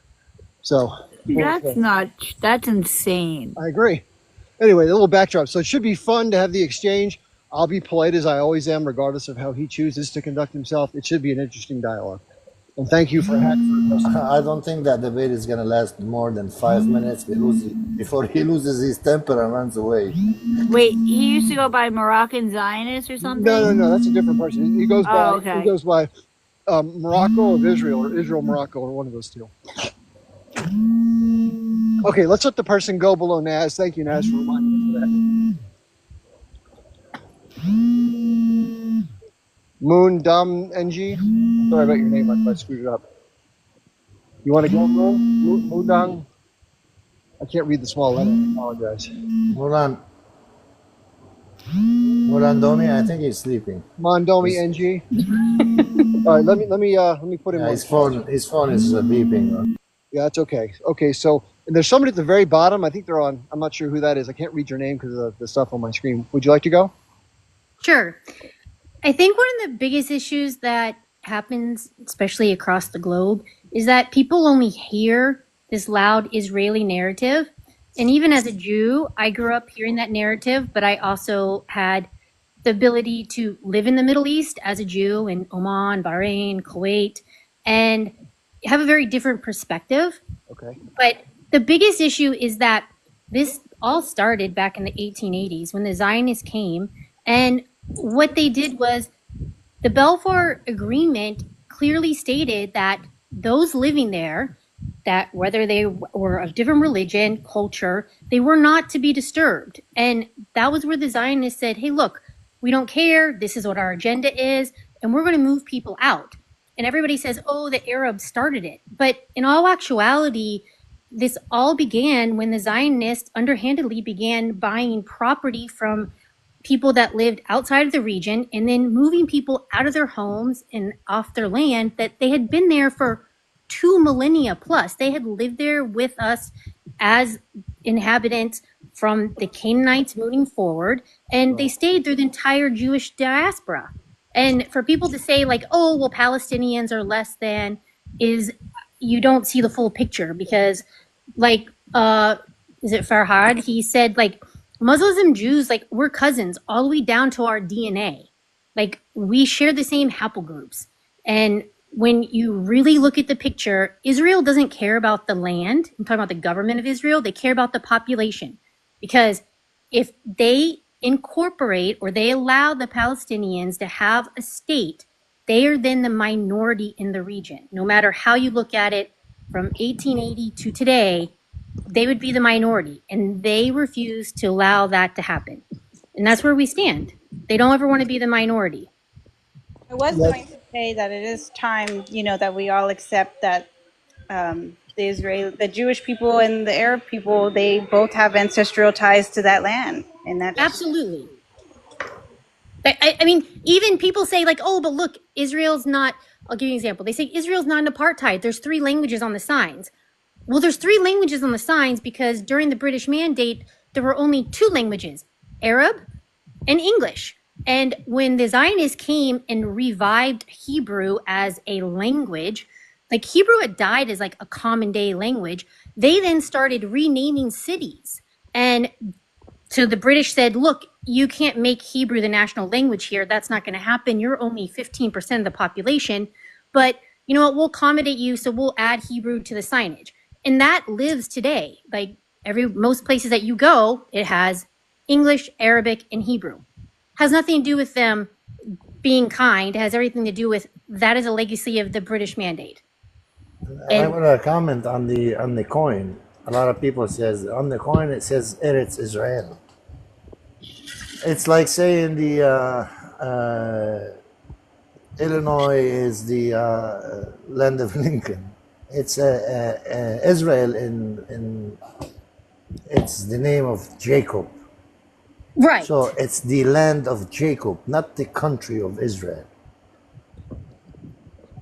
Well, what about now? What about now, folks? We got to fast forward because obviously, think what happened happened, and you can blame whomever. But right now, we have a situation where the neighbor who had been providing at least moral support and allowing things to transport through the territory to help the enemies of Israel. What do you think is going to happen now that that's changed? I mean, obviously, this is a huge change. With Syria? Yeah. Well, the big issue with that is that if HTS and Hezbollah come together and join forces, Israel is definitely going to have a much larger scale war on their hands than they have ever seen. Especially if they continue down this route where, there's a ceasefire right now with Lebanon. I don't foresee that holding, I think it will hold until like the new year, but I personally see HTS and Hezbollah coming together and joining forces and pushing that border all the way, even maybe further. Because if you look, I don't know that most people know this, but a lot of Muslim Lebanese are actually from Haifa and Jaffa. Like they're from Israel. They just got pushed out. Can I just say one thing while you're speaking to this? I want to just see if you've considered this part of the puzzle. You do know that the Hezbollah is Shia Muslims aligned with Iranian Shias. and the new governing authority, HTS, is staunchly Sunni Muslim. Yes, but when it comes to fighting your enemy, does it matter if you disagree? Your enemy. But again, the rebels, HTS, were pretty much given support by the Israelis indirectly and the Americans directly to accomplish their goal. And so right now they're sort of indirectly aligned with Israel, and they have no reason to start problems with them because they allowed them to completely decimate the southwestern portion and all the equipment and material because they don't want to start shit with Israel. They want to be able to maintain that support from the West, which gives them more ability to stay in power. But I don't think Israel will maintain their end of that bargain. They haven't done that with anybody. The only people have done that with is United States. You wanna hear my theory? Yeah, please go ahead, Federico. I'd love to hear you. All right. What happened? It's something not normal. That collapse and of Assad and now let's speak one thing. When we speak about the prisons and tortures and all of that, this exists in all countries and everywhere. But we're not gonna go into the inside details of Syria. Why it will not happen? Let's talk on a bigger scale. The bigger scale, what was intended by this latest revolution, is to ignite a sectarian war. That's something that Syria has lived for the past 13, 14 years.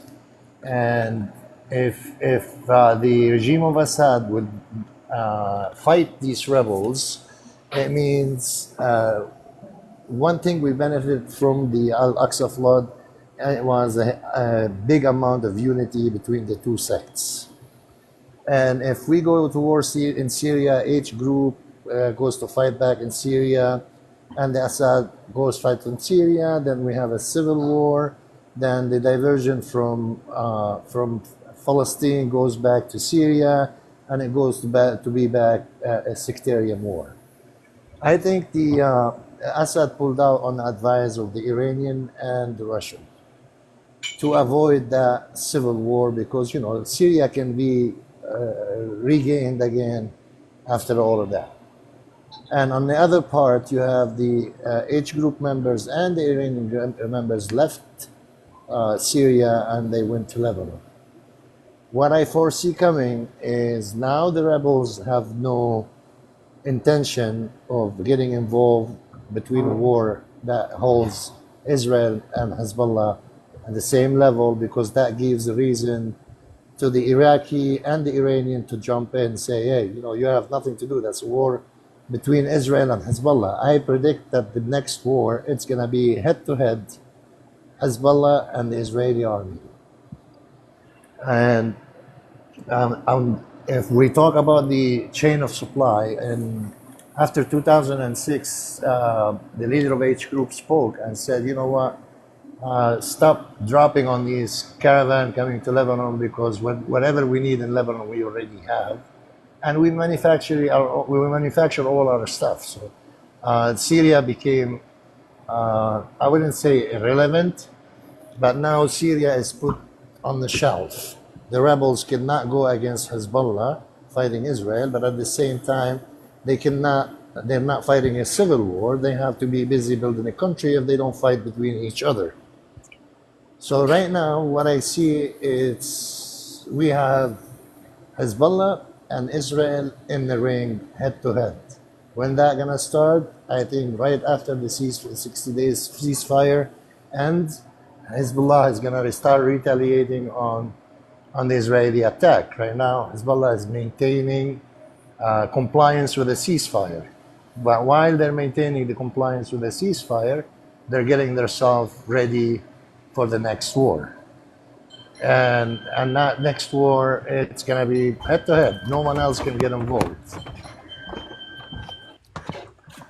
Do you think that they'll be able to resupply given the changes that occurred, or you're saying they're going to make their own stuff inside of Lebanon?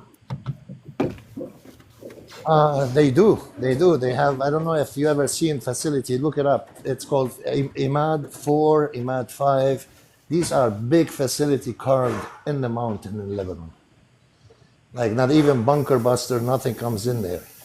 Uh, Lebanon, the geography in Lebanon, it's rocks, mountains, caves. The landscape is a very hard battlefield for somebody, especially is strange from the area. Like Gaza is one level area. Lebanon, it's all mountain and fields. No doubt. I did want to ask you, since we're going to go to Shaq after this question, but Federico, you're from Lebanon. I'm assuming you're living elsewhere now, but the satellite photos I mentioned earlier in southern Lebanon, where the Israelis, as a part of their military operation, leveled almost 24 villages completely to the ground as a part of their Dahiya type doctrine. What do you think of that? Is that a tactic that you think constitutes a war crime? And as a Lebanese person, how does that make you feel? Is constituted as a war crime. If you read the Dahi doctrine, it's every piece of every word written on that doctrine, it can convict all Israeli officials of war crimes because they literally dictate the intention. It says that you have to target civilians in order for you to put pressure on the political party. So that's in itself the document that was put out.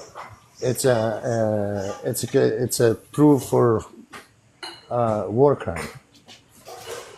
Yeah, I tend to agree. All right, we're going to go to Shaq speaker. Shaq, my friend, how have you been, sir?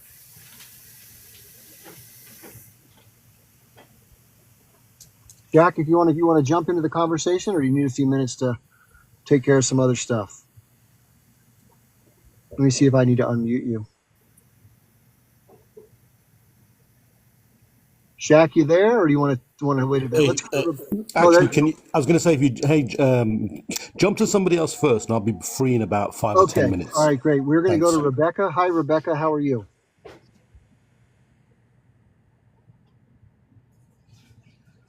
Rebecca, are you there? Okay, we seem to have a little bit of a guest issue right now. So, Rebecca, if you want to come up, just jump in when you want. For those of you who don't know, I spoke to this earlier in the live, probably about 45 minutes to an hour ago. Israel, in taking advantage of this sort of break in the Syrian government's ability to defend itself, has drastically increased the buffer around the Golan Heights in the northeast of Israel, southwest of Syria.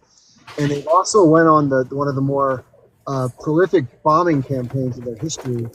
They basically destroyed everything military that they could find inside the country, including weapons depots, potential chemical weapons locations, airfields, aircraft, ground equipment, all these things. If that was me, sorry, I was not at my phone.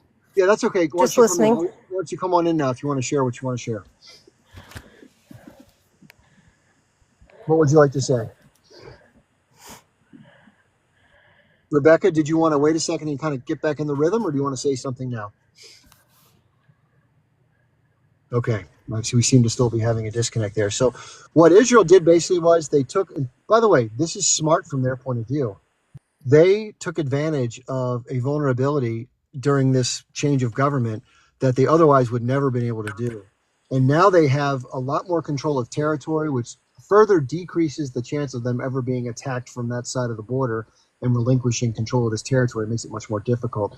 In addition, they've neutered the country militarily.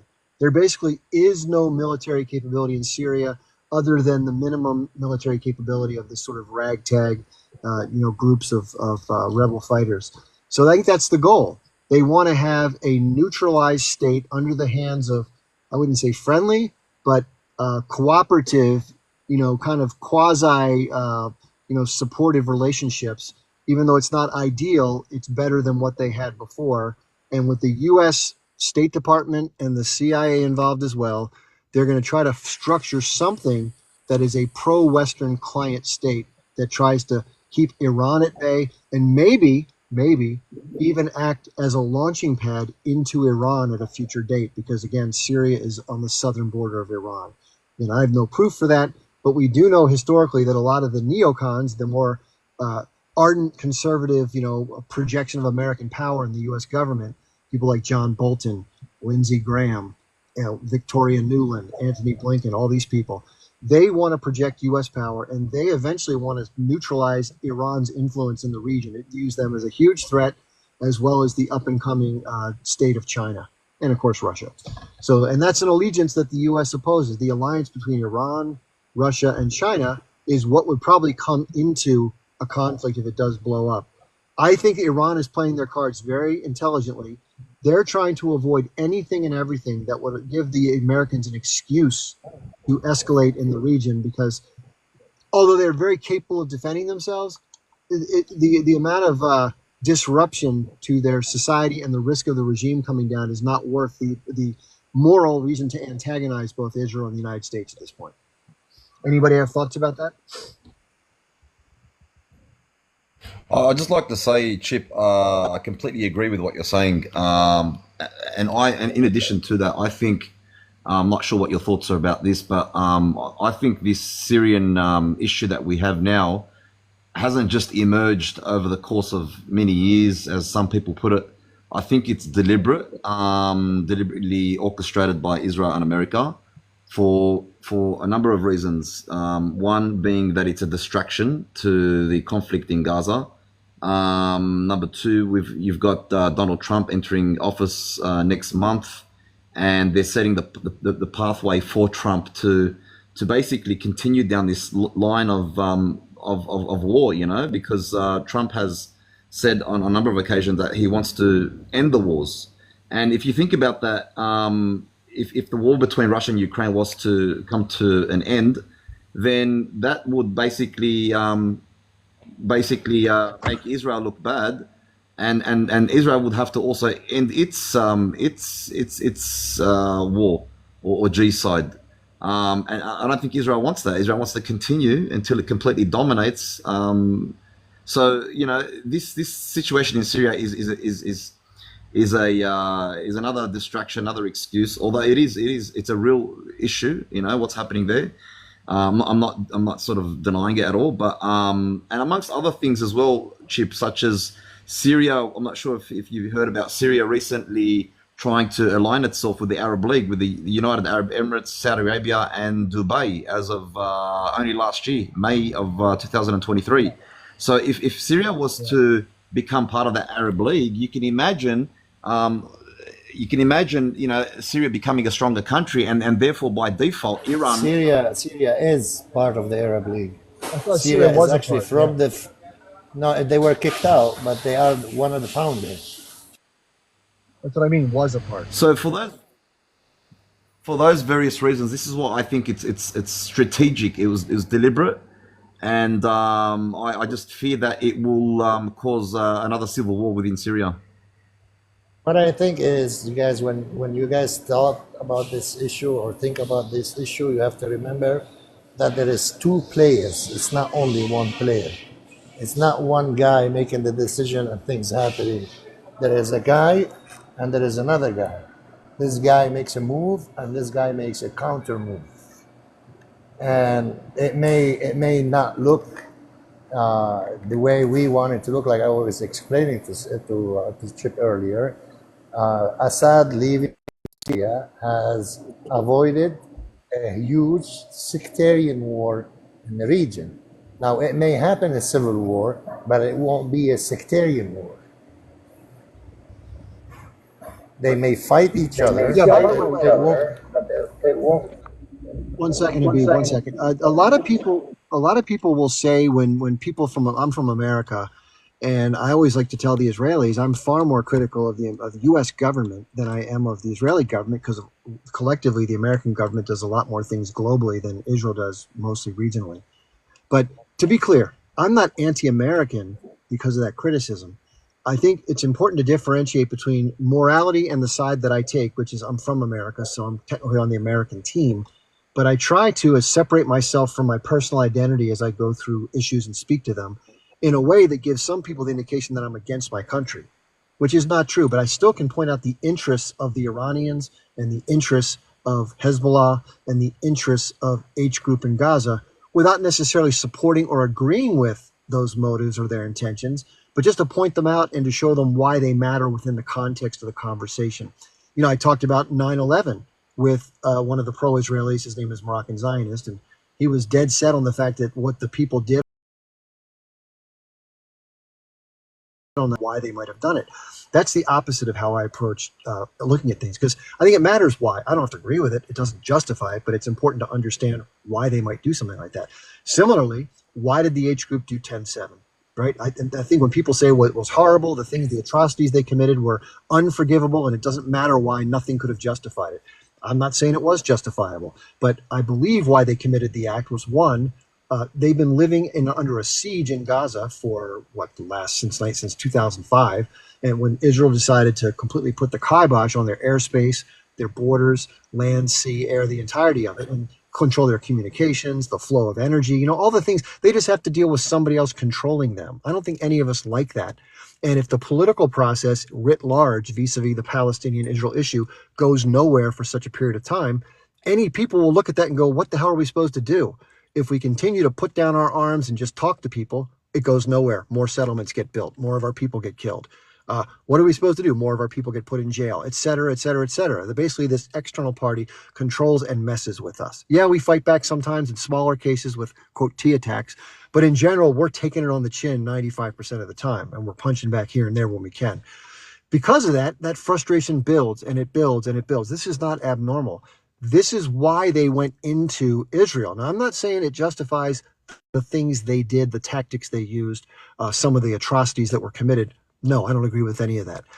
You also shouldn't ignore the role that the Israeli response played with the Hannibal Directive in the kibbutzim and at the rave, because that did play a part. And to say it was all the H group or all the civilians that piled in, that's not true either. But yeah, they committed a lot of atrocities. But why they did it, put yourself in their shoes for a second. You don't have to agree with the H group to put yourself in their shoes.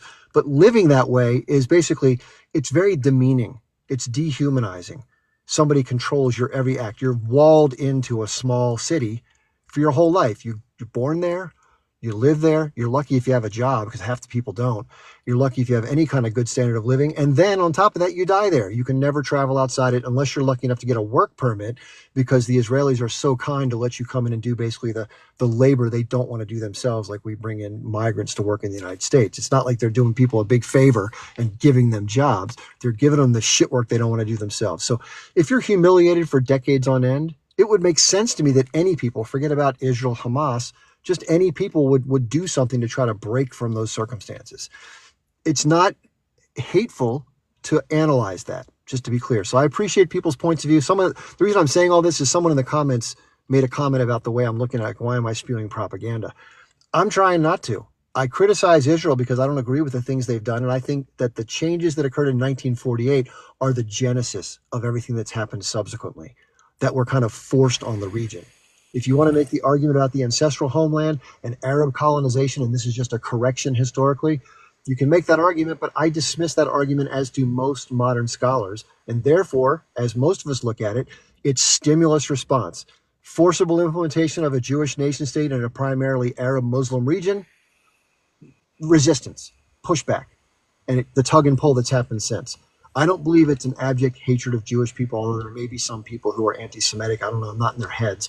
But most of it is just the changes that were proposed, and the way they came to be was beneficial to one smaller group and horrific for the other group, many of whom had to be kicked out of their homes or unalive, and no one would want to go through that. And therefore, you'd have a historical anger towards that is morphed into all the events we've seen transpire. And then you had the Israeli military expanding its presence throughout the region. So if you just pulled out on a satellite and you looked at which entity controls more territory over time, whether it's formally within their state or just controlled through military occupation presence, it's Israel. Now, they did relinquish the Sinai Desert with the peace agreement with the Egyptians because it captured it during the Six-Day War in 1967. They returned that for peace. So that part that they had occupied was relinquished in exchange for peace, not out of goodwill, but because they gained something significant, reducing the threat from one of their key armed neighbors. But in total, they control other people. And when you control somebody, this is under international law, by the way, and this is just common sense. When you put the hammer to another people and you basically subject them to your rule, whether it be the British in the colonies, whether it be the English in Ireland, or name your place, people fight back eventually. It's just human nature. So to say that it was unprovoked or unexpected or this, horrific thing, that's just hogwash. Okay, I've said my piece. Who wants to jump in? Shaq, you ready? Naz, you want to go? I was just gonna say, Chip.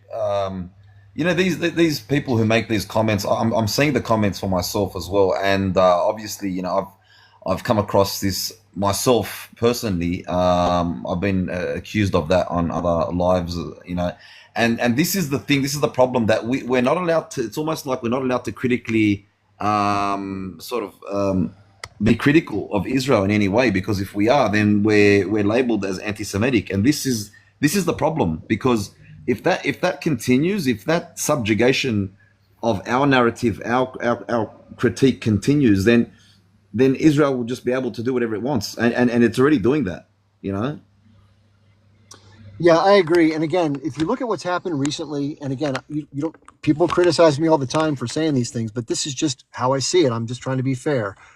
Right now, Israel has more of an upper hand than I think it's ever had in this long-standing conflict. And they've used October 7th to justify an absolutely ridiculously disproportionate response. Let's face it, anybody with half a brain can look at this and go, okay, you lost, let's say 750 civilians to give it more room than it should, and about 350, 400 soldiers on that day. Horrible attack, big impact. But look what's happened since in response.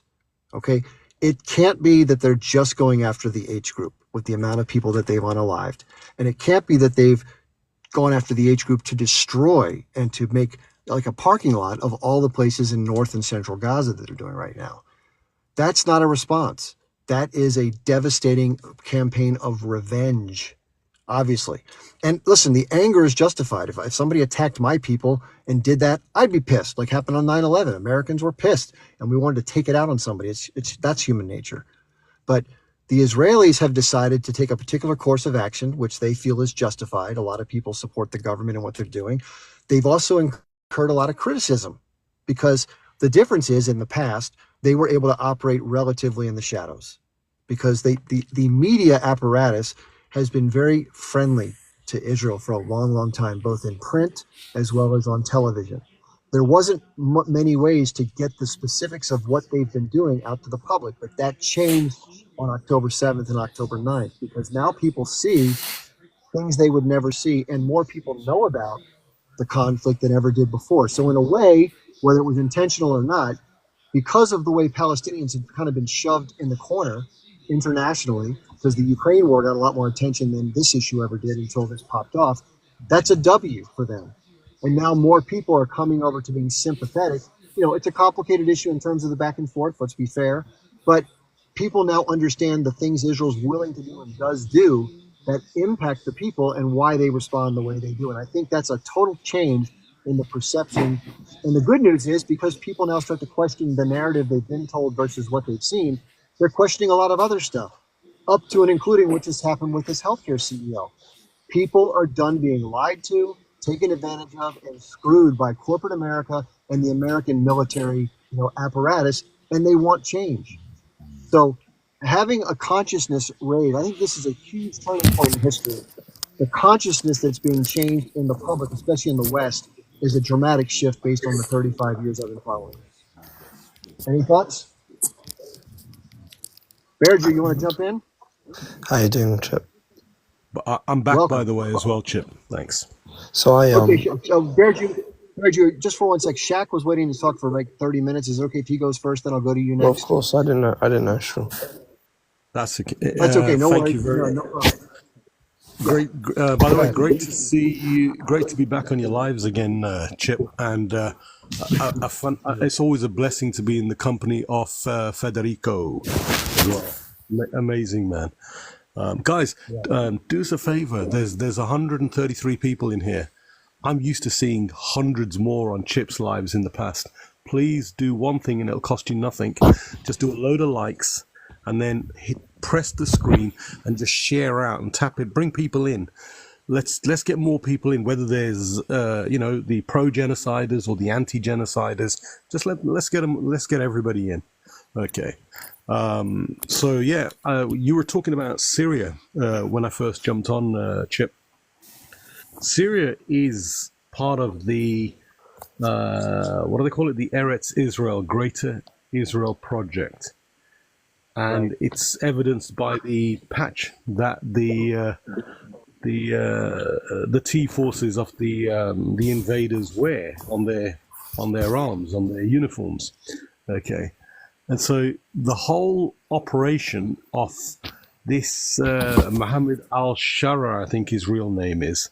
Okay, the man spent 5 years in European and American jails where he was groomed by the way, these organizations, ISIS, AQ, HTS, these are all creations of the Western and Zionist intelligence services. This is not a guesswork. This is a known fact. We lost a Check. British One MP. one sec. I just want to let you guys. I have to go dark for about 3 or 4 minutes, so please keep talking. I'll be on mute, but I will be back. Just keep going back and forth, okay? Sure. Thank you. Yeah. So this, if you look at what's happened, this HTS suddenly comes in from nowhere.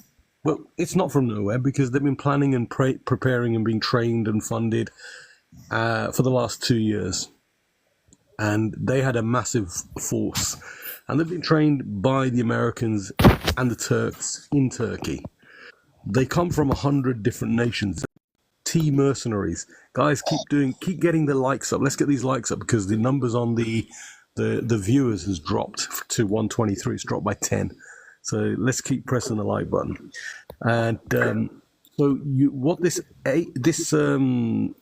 his name? His fake name is Al-Jalani. Okay, in reference to the occupied Golan Heights. Okay, which is Syrian territory, which is stolen by these European invaders. It's not Syrian anymore, is it? It's still Syrian. It's stealing something. If I steal something from you, doesn't your property. It does. If I steal it, it becomes mine. I have one question till now about what you said. If all the rebels, including ISIS in Syria, said clearly that their next goal is to release Jerusalem from the Jews, so how about you stop lying about all your Muslim So let me respond to your lie. Listen. ISIS, Al Qaeda, and all the rest. It's all Muslim T groups. They have not. Yes, Miri, Wahhabi, hold on. Salafis. Hold on. Shaq, 1 second. No, Miri, let me allow explain him something. to finish. Oh, sorry. Yeah, allow him to finish what he's saying, and then you get your turn to respond. We don't like interruption and talking over each other. We all want to learn something, okay? Thank you. Mary, carry on, please. Go on, Shaq. So, this claim that they're going to Jerusalem, they've never been in the last 70 years, these Salafis, Wahhabis. Yeah. We all know how Saudi Arabia was created, the benefactor and the fountainhead, where the King Faisal said, this is the fountainhead from where the first Jews sprang. He was absolutely right. Okay, because the earliest Jews that we know did come from Saudi Arabia. That's a first to me. That's a first to me. Can you? No, it's not a first. It's a well-known thing. It is. Can you share? How that is? If you go to Ron Wyatt. You don't want to. You don't want to refer to some biblical texts or perhaps... No, it's not a biblical text. There's actual video footage of them on the site, and you can see everything. You'll see all the Hebrew writing. You'll see the top of the mountain, which is burnt, where the burning bush was. Okay, and you will see the altars. You'll see the traditional layout of the Hebrew altars. So the real Mount Sinai has nothing to do with Egypt. It's actually in Saudi Arabia. It's an area that's fenced off and patrolled by the Saudi military because they're part of the deception and nobody's allowed to go there. Ron Wyatt was amongst the last people to go there. Okay. So anybody else who tries to go there, just look it up. You will get arrested. Okay. Now, this is the bottom line is these people have never in 77 years thrown even a pebble towards the occupiers and the invaders. And you think when they've just made an announcement, our biggest enemy is Iran and Hezbollah. Why? The Palestinians are not saying this. The Palestinians have relied on Iran and Hezbollah for their support, and Syria as well. So let me So know when all you're of a done. sudden, a truce is announced between Lebanon and the occupiers, the invaders. The very same day, It pains you to the say very all of same as day, well. It's the quite very funny. same Very day, cute. yeah, the very same day, the HTS do their operation, and they take over the land there. Now Israel has been in extended what they call a buffer zone. It's just basically theft of more land because they'll never retreat unless they're forced out of there. Okay, but not once, and they've Yes, destroyed we'll over stay. 100 We'll stay military in the. bases. We'll stay in the Golan Heights as long as our security feels threatened. Where are you from, by the way? You sound English. Okay, Where do you want me to be from? you sound very English, so I'm not too. So I think your land is England. All What's the right, relevance, mate? What's the Shaq, relevance? land your plane, and then Bear Jew will answer you. Yeah, so basically, they will. I mean, eventually they will be thrown out because we know, and just as it is written as well, and they know this as well, and they very well know the words of Henry Kissinger. Henry Kissinger, before he dropped off and passed on to hell, okay, an rabid arch Zionist, literally the son of Satan. His own words are, "The Zionist project will not last more than 20 years." He was a very insightful man. He was the educator of the current devils that we've got at the World Economic Forum, Klaus Schwab. Okay. Again, same cult, same tribe, same wicked, evil so-and-so. All right. Now, this is a man who was an arch Zionist, who's responsible, goes down in history as responsible for the most number of unalivements in the 20th century. Okay. His policies that he created for the USA. And his words are that this Zionist project will not last beyond 20 years. So we know that, it's all written in the cards, and there are Israelis who say this as well, that so many have left, over 1 million have left. Their majority will never return. There will be the isolation of Israel is unprecedented. This state, this fabricated state has got literally no support apart from the USA, UK, and Germany, and that's about it politically. Italy. 30 seconds, Jack, and then we go to Bear Jew. Yeah, sorry. So I'll hand over now, and I can pop back in again. Yeah. Bear Jew. I don't know where to start. Every single thing he said was a complete fabrication and nonsense. I don't know where to start, to be honest. I really don't know where to start. You can bring any point you want and I'll debunk it. If you want to disregard what he said and you want to talk about a different topic like Syria, what's happening, what are you forecasting? I'd rather do that because everything he said was a complete fabrication and lie. So we'll go It's easier to deflect, isn't it? Okay, I didn't interrupt you. Oh, you did actually, but go on. I didn't. So anyway, Israel has destroyed its enemies. It will continue to destroy its enemies. And we will ensure that the safety of Israel will be forever. I want to ask you a question about the Greater Israel. So where do you get this picture of an idea from, and what does it consist of? Because it's the first I've heard of it. That you haven't seen the patch on the IOF uniforms? I've seen the patch and it's Photoshop. What does that show? It's Photoshop. No, it's not. It's on. Are you telling me the thousands of images, moving video is photoshopped? Yes. From their own, from Israeli Telegram videos are photoshopped. Yes. Benjamin Netanyahu. But so the Israelis are photoshopping it themselves. I'm in some of the Israeli Telegram groups. I have served in the IDF. I know it's photoshopped. Oh my God! I tell you what, the deception and the dishonesty of this cult is beyond belief. But it's not beyond belief. It's what I've become used to in all my years. I got it right here. Yeah, it's fake. Is that one fake? That's the same map that Benjamin Netanyahu held up in the United Nations. Is that one fake? Can I ask Jew a question? None of us is genuine. I've served in the IDF. So what UN? So what? Milikowski, real name Milikowski, he's a Polish man. Okay, he's a white European Polish man. He held that map up in the UN. Was that a fake? The map was not fake, but was that photoshopped? Was that photoshopped? It wasn't. No, well, it was exactly the same map that he has on the patch. They've got them from the patches on the uniform. Let me respond.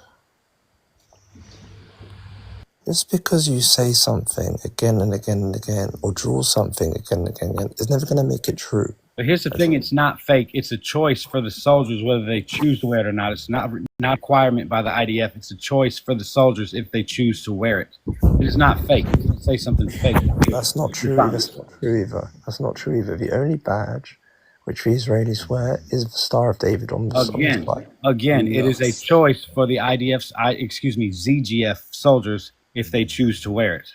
It's not a requirement. It is a choice. Can you show me your source? Give me one moment. I got this beautiful thing called a laptop in front of me. Let's see what source. Actually, your Huckleberry is right. It's not an official issue. It's something that they wear, and it's something that they've purchased themselves, perhaps. There you go. And the majority of them wear. It's the Middle East Monitor. So you just said it was a Photoshop. IDF soldier wears Greater Israel badge, sparking angry reaction. This is the Middle East Monitor. Hold on. So it's not an official IDF policy. And Daniela Weiss, we can't hear you, by the way. There, we can't hear you. Bear Jew, we can't hear you. Can you hear me now? Yes.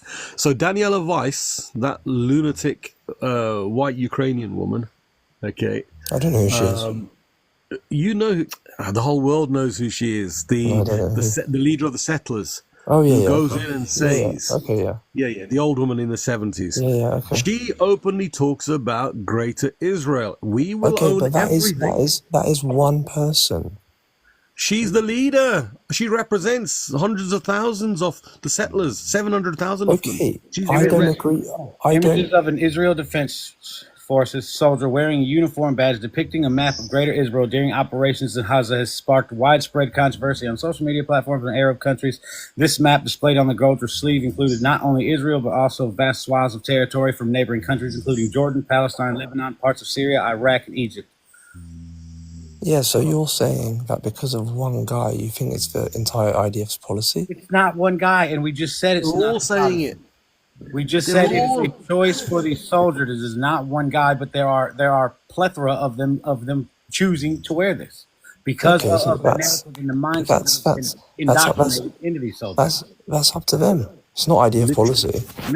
Of course, it's IDF policy because it's what they listen. When Netanyahu openly said Amalek, what do we know about the story of Amalek? Nobody was left alive, not even the animals, not even the babies. Basically, it was an IDF policy, but unofficially, go and do what the hell you like. Go and smash their heads against the rocks. Well, that's really, essentially, that's what he meant. So rather than pick them up by the legs and swing them on the rocks, they just boomed the buildings and made the rocks drop on their heads. Same thing, same results, same impact. Berju, we were talking about where do you think things are going right now? You started by Israel destroyed all of the enemies, yada yada yada. What's next with it? Yeah, within 5 years, none of you will recognize the Middle East. That's actually a scary possibility because. Yeah, one second. Let him know. I want to hear can you elaborate on that just so you can understand what you mean by that? Yeah, of course. So we've obviously now secured our borders with Gaza and H Group, and we have dismantled H Group. We have also severely blowed Bola in Lebanon. Next will be, obviously now we have also destroyed the Assad regime in Syria, which has weakened Iran. And next will be Iraq, Libya, and all our other enemies. We just need time. Trump is coming, and he will help us to achieve that. So let me correct you with your claim. One second, check please. One second, because so Describe how did you dismantle the H Group Lebanon? Well, when I say dismantled, I mean their leadership has been completely wiped out. But how does that Before the 40 days that Israel tried to invade Lebanon, or after? No, after. The unaliving of the leader was after the 40 days or before the 40 days? I believe it was after. I mean, it's No, they were, listen, what happened is the pager attack, then you did the walkie-talkie attack, then you unalived the Radwan Brigade leaders, and then you unalived the H Group leader, and then you started the ground invasion. All I know is Hamas. Correct? All I know is Hamas is finished. It's on its way to be finished. Can't hear you, man. You're covering up your far. phone. We have destroyed Syria. We can't hear you. We can't hear you. We have sent Syria's infrastructure, chemical weapons, and army and navy to the ground, and we will do the same in Iraq to ISIS and Daesh and the rest of our We were talking enemies. about Lebanon. We were talking about Lebanon because now your next adversary is H Group Lebanon. That's where Israel is gonna be. We need to wait. We need to wait for Trump to come in January. We will finish a Hezbollah in Lebanon. I don't think you have to wait for anybody. I mean, either you do or you don't. No, Trump. don't worry. Donald Trump. Hold on. Donald Trump is not gonna go with the M16 and go on the ground fight for you. You don't need me to tell you. Donald Trump is a big supporter of Israel. He will give us exactly what we need to go and do what we need to do. That you need that you don't have. We need unconditional support from the United States to destroy every enemy in the region. You've had that for the past 14 months. You're not able to get your sword if and you your think, For 76 years. let me finish. $47 billion. Let me since October finish. 7th. Let me finish. Let me 47 billion. finish. Yes, let him finish. Let him finish. Let him finish. If you think that Biden was good to Israel in the last 14 months, watch how Trump is for Israel.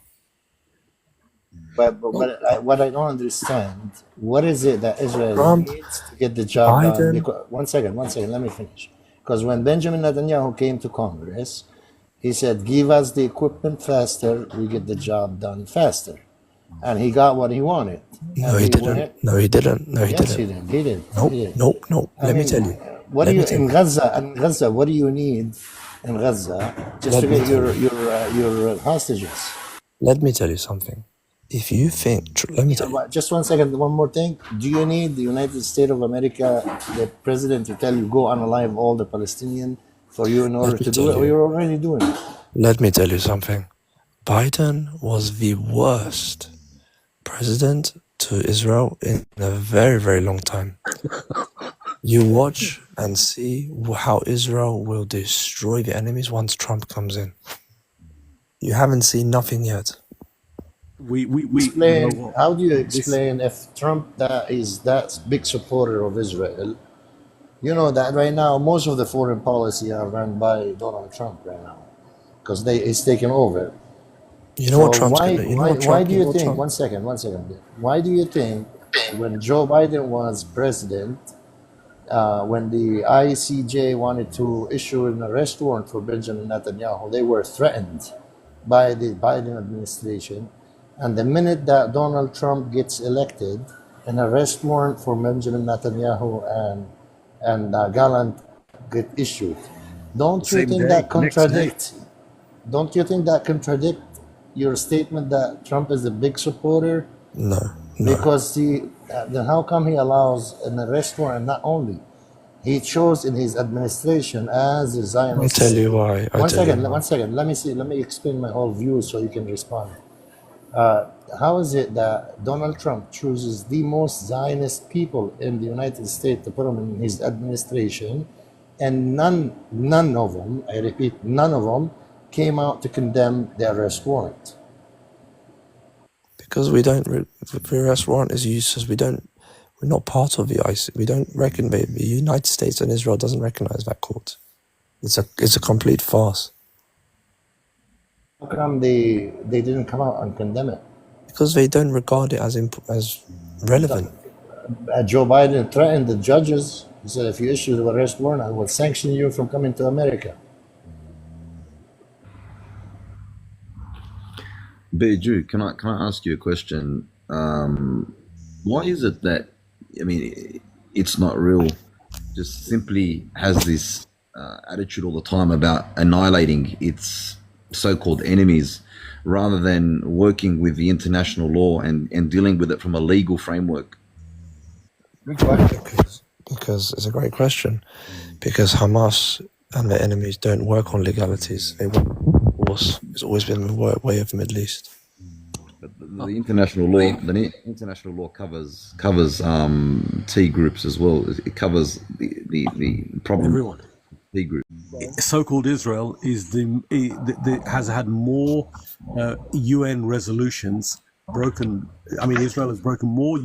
So it's Israel that doesn't respect international law, doesn't operate. We don't in the world. Are you having a laugh? Oh, it's corrupt now, but you rely on it when you say, oh, it was the UN that gave us and authorized this, the creation of the entity. By the way, Kitty wants to speak. Do let Kitty jump in. Hello. With all due respect, ungrateful people are. When he said that Biden was the worst to the state of Israel, that made me chuckle. With everything that Biden did in his power and admitting that he is a Zionist at heart and gave them everything. He limited. Yeah, I'm talking. You had your chance. With all due respect, let me talk. Thank you. And he left nothing, and gave them everything. Okay. And how easily, just to let you know how Israel works, easily they turn on people that extended their hands to them and gave them everything to demise the resistance and to demise the Palestinian people. So here goes Biden out the door. Let's get to Trump. Let me tell you something. Trump doesn't care about you or me or anyone in this world. Okay? He doesn't. And if you have high aspirations that Trump is going to come in and give you what you want, I would very kindly suggest you think again. Okay? Because he doesn't care. He doesn't want anything to do with that. He does. Second thing, excuse me, I'm speaking with all due respect. We all heard you. Let somebody else speak. And for you to say that you have demolished the resistance so proudly, I beg to differ with you. The state of Israel is not letting people know. If you go to their channels, their Israeli channels, and you hear their news and you see the turmoil that Israel is in, because of Netanyahu neglecting the families of the hostages, because of him going on different wars, and how many soldiers did they lose and they're not admitted to, okay? And finally, a little glimpse of it came to light for the Israeli people that they are in turmoil. That country is in turmoil. That country is on the verge of civil war. That country is unhappy with every decision that Netanyahu has taken. They're asking for the international court to please take him, stop him from what he's doing. You can smirk and laugh all you want. This is your news, not mine. I don't get it. I'm talking with all due respect. Nonsense to you, truth be told. Everybody can go look it up. Haaretz, Channel 13, Channel 14, the scandals of Netanyahu, what he did before October 7th, what he didn't do, what he did not do, how he betrayed his own people. Kitty, just mod. I think we have like 5 pro-Pali and 1 Zionist. So what we're gonna do, everybody can speak for a minute and a half. Then we give Berju a minute to respond, and we do it in turns. So now when you're done, we'll have Berju respond to you for a minute, and then we have another panelist speak. I appreciate that, but with all due respect, sir, he had so much ample time to speak and spew so much untold, so much not true, that somebody has to say the truth over here. He's given Absolutely. ample time to talk. He's one. Just Yes, so that's he's fine. one. We I have appreciate that. I appreciate that. But also, as a Palestinian, as somebody who knows and is in politics and who sees and she hears, it's my obligation to come out here and say what he's saying is not true. It is just not true. Sister, bear in mind, nobody believes him. I mean, in fact, even a lot of the Jews who turn up on our lives are on our side now. So I many believe have switched it. I roles. understand. But he's so, with all due respect, he speaks like with such arrogance and such like a manner that he is right and this is the truth, that I hope and pray that people do not feed into his. Kitty, are you Jordanian or Egyptian? Kitty, have you ever heard the say, "Thank you, God, for making my enemy so ignorant and Yes. arrogant"? Yes. And this is you know what? I feel bad for them because that arrogance is exactly what's going to take them into Let me know when I bad can places. speak now. Okay, You yeah. understand? Let me know when I Into can their speak. Gehenna. And to answer your question, I am 110 Palestinian. I am Palestine and Palestine is I think you're Jordanian, actually. Oh, really? Oh, Yeah. okay. Yeah, where are you Okay. born? Don't go into that. No. I'm not going into your Let's do little it. Let's do it. No, let's do it. questions. Where were you Please do born? not ask me any personal questions because I'm not here for you to know who I I think am. you were born I'm in here to speak Jordan. about I my think you were born country, in Jordan. Palestine, and to let people Yeah, know I don't know where that is. I think you were born in that Jordan. 99% Is that like of what the you cabinet, said the is a lie. Israeli Likud cabinet, who none of them I have think got you were born. grandparents with Carrie, grounds you wanna finish in so we can give Palestine? we can Yes, give very I true. would appreciate that. For him to say he doesn't know where it is, thank God that the whole world knows Palestine and knows exactly where it is and loves Palestine as in support of Palestine. And we are very grateful for that. Thank you all. I want to thank each and every person who is supporting Palestine. Thank you all. I appreciate it. You're Thank you. Egyptian, actually. Maybe I'm wrong. You don't assume anything. Don't claim to know something that you don't know. If she said she's Palestinian, she's a Palestinian.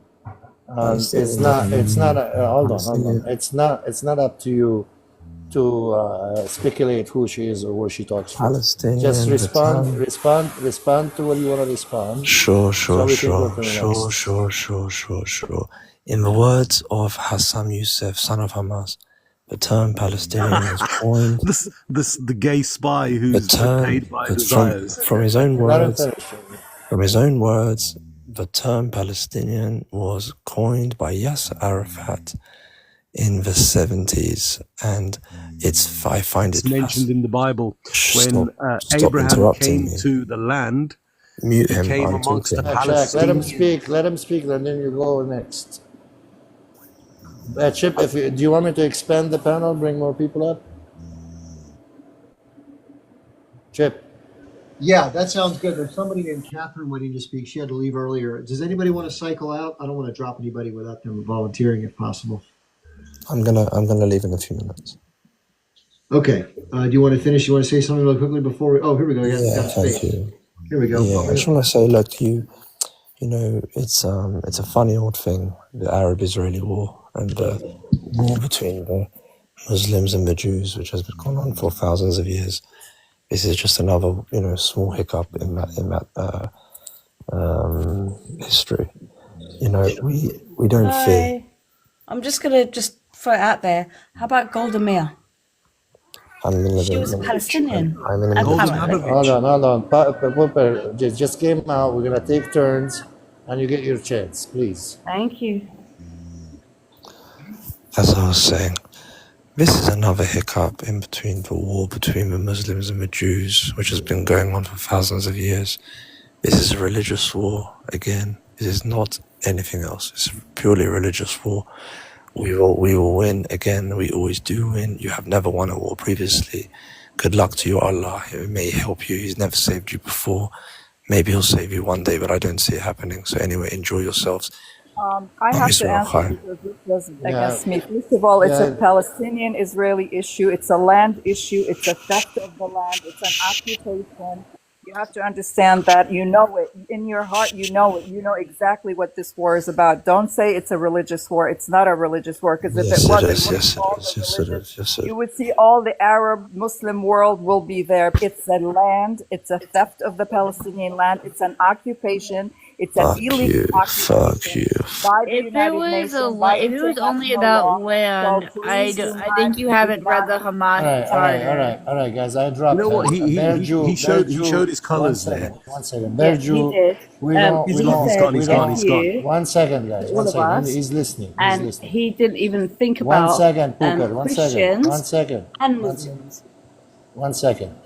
Berju, that wasn't nice of you. And so personal attack and insulting people, that show inferiority in intelligence, and that shows that you cannot have a civil debate.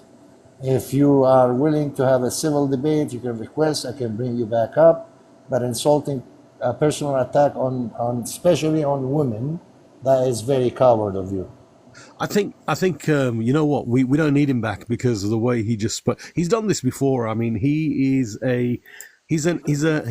demonstrates high level Hasbro training. This is what they teach them in Hasbro College, and they teach them to be as objectionable and cocky as possible to sound authoritative. But the thing is, we know all this, so we've been listening to this bullshit and their lies You for feel threatened. decades. Shut up, please. Shut up, and I'm talking. Okay, because we've been listening to these lies and the bullshit for decades. We now know their methods and their techniques, and nobody pays any attention to what they say because none of it is real.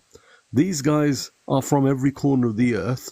They want you to believe it was about Jews and Muslims when 70% of them, this is according to their own media and their own research centers, confirm 70% of them are atheists. They've left the religion.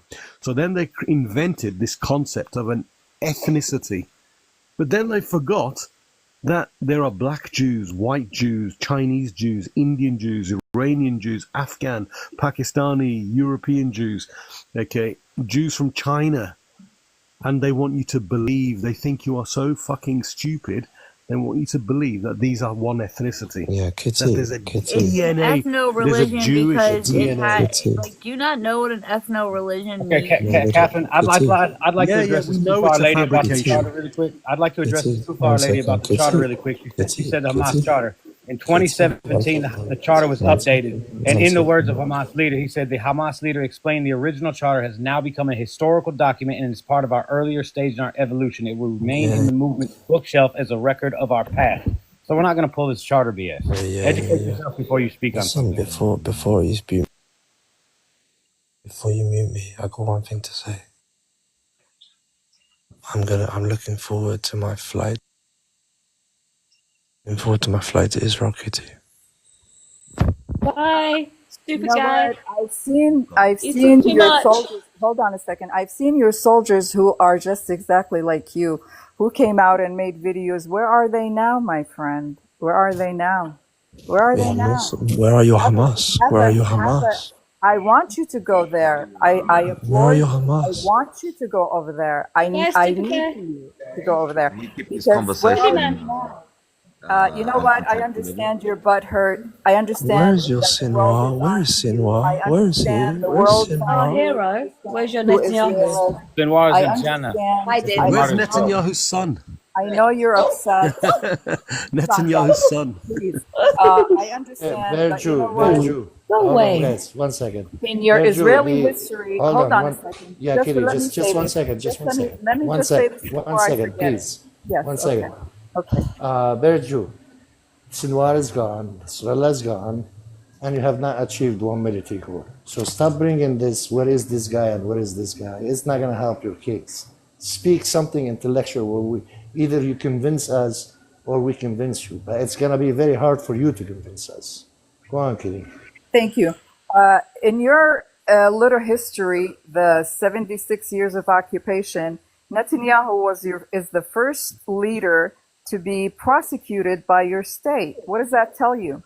What does that tell you? And for you and these soldiers to display the disgusting images that they took and put on all social media, they will be held accountable for it, and you know it. So please do go to Palestine. Please. I encourage you. Thank you. Okay, can I just respond to this guy? Like, this guy should not have been allowed to come up again. Agreed. Yeah, he shouldn't have been allowed. 100%. Because it's basically an insult to the rest of us to have him on here. But I'd just like to say this is generally speaking the way these Zionists are. They always have the same attitude about, we are just going to unalive our enemy and that's it. Like, their solution is to just unalive as many as possible, and that's what makes them feel great about themselves. The fact that they've got the military power, they've got the backing of the USA, and they just go ahead and do whatever they want. You know, this is the problem. They've got no respect. But the IDF is not doing whatever they want to. If they wanted to do whatever they want, I think they would be.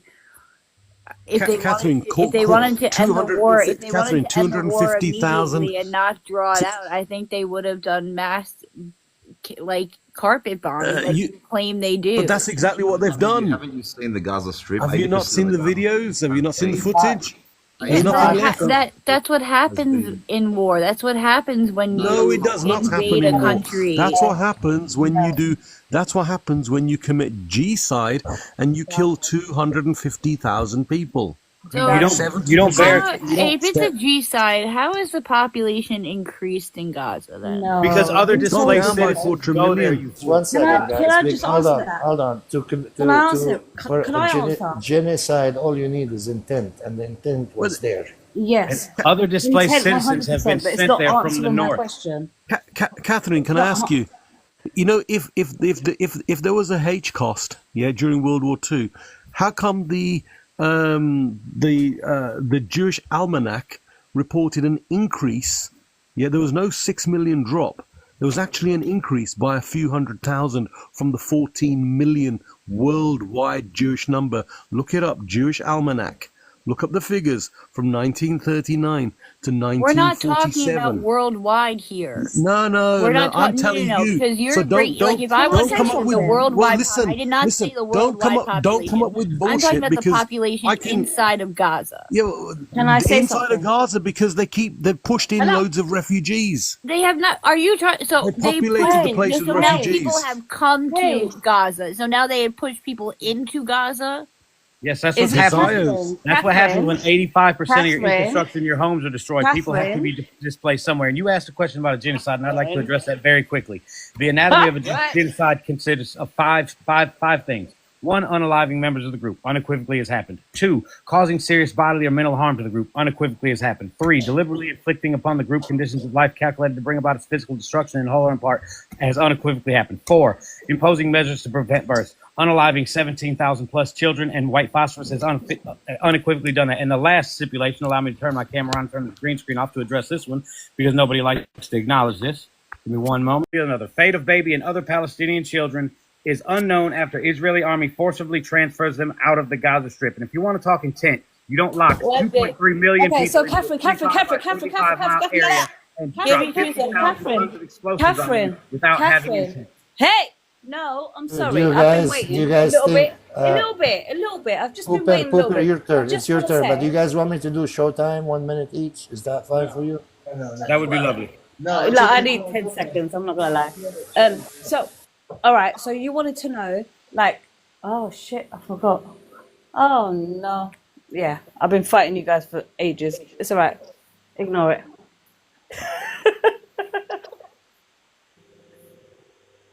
Ignore it. Is that all you wanted to say? God. Okay, ignore me. I might have to shout again. I'm saying. Sorry. Make your point, sis. No, it's gone.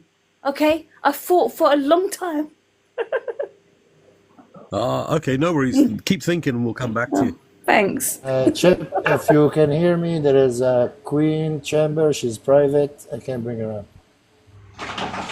Yeah, I can hear you. I'm just washing my dog real quick. Let me see. Queen's Chambers is a rabid Zionist. So I wanted to just continue saying a bit more about what I was speaking about. So, people like Bedru who say we want to unalive our enemies. Like, you just consider another sovereign country saying the same thing. Let's say another sovereign country said, listen, we consider the USA to be our enemy, or it's not real to be our enemy. And so we just want to unalive them because we perceive them to be a threat. I mean, you can't just do that, right? There's international law which prevents that from happening, and you look what they're doing in Syria, for example. They're just illegally occupying part of Syria, and this they're attacking Syrian. Certain I Syrian. agree. I don't think Israel has any business being anywhere near Damascus. I agree with that. and Lebanon, they've stolen a part of Lebanon. They've stolen all of Palestine. But if I may, this is the part of the greater Israel that we have to understand. There's a bigger picture. This is what they're trying to do. They're taking 100%. advantage of what's going on in Syria so they can go in and steal more land. Okay, They've done worse than take advantage of it. They funded HTS with weapons and intelligence. Yeah. Catherine, can I just ask you, are you Israeli? Are you American? Are you Jewish? Are you Hindu, Buddhist, Christian, Muslim? I'm American and I'm Jewish, but You're Jewish, I'm okay. in Israel probably every 5 months. I haven't been there since April actually, but normally I'm there every 3 to 5 months. Right. Okay. And what's your connection to the Middle East? Are you a Middle Easterner? Yes. Are you a Semite of the Middle East? Yeah, Where are you from? My father's side is from Iraq and my mother's side is from Israel. Yeah, but where's your mother's side from before Israel? Oh, you Mizrahi? No, her father's Iraqi, so that's got nothing to do with Palestine. Okay. Where's your mother's side from originally before Israel? Before occupied Palestine? Where did your mum come from? Her parents and grandparents. Where are they from? My grandma, I mean, she immigrated from Israel. I mean, I guess you can say that. I guess you can say the British mandated Palestine. No. Before the Israel was invented in 1948. I'm saying the British mandated Palestine. That's where they were. No. Before that, where did they come from in Europe?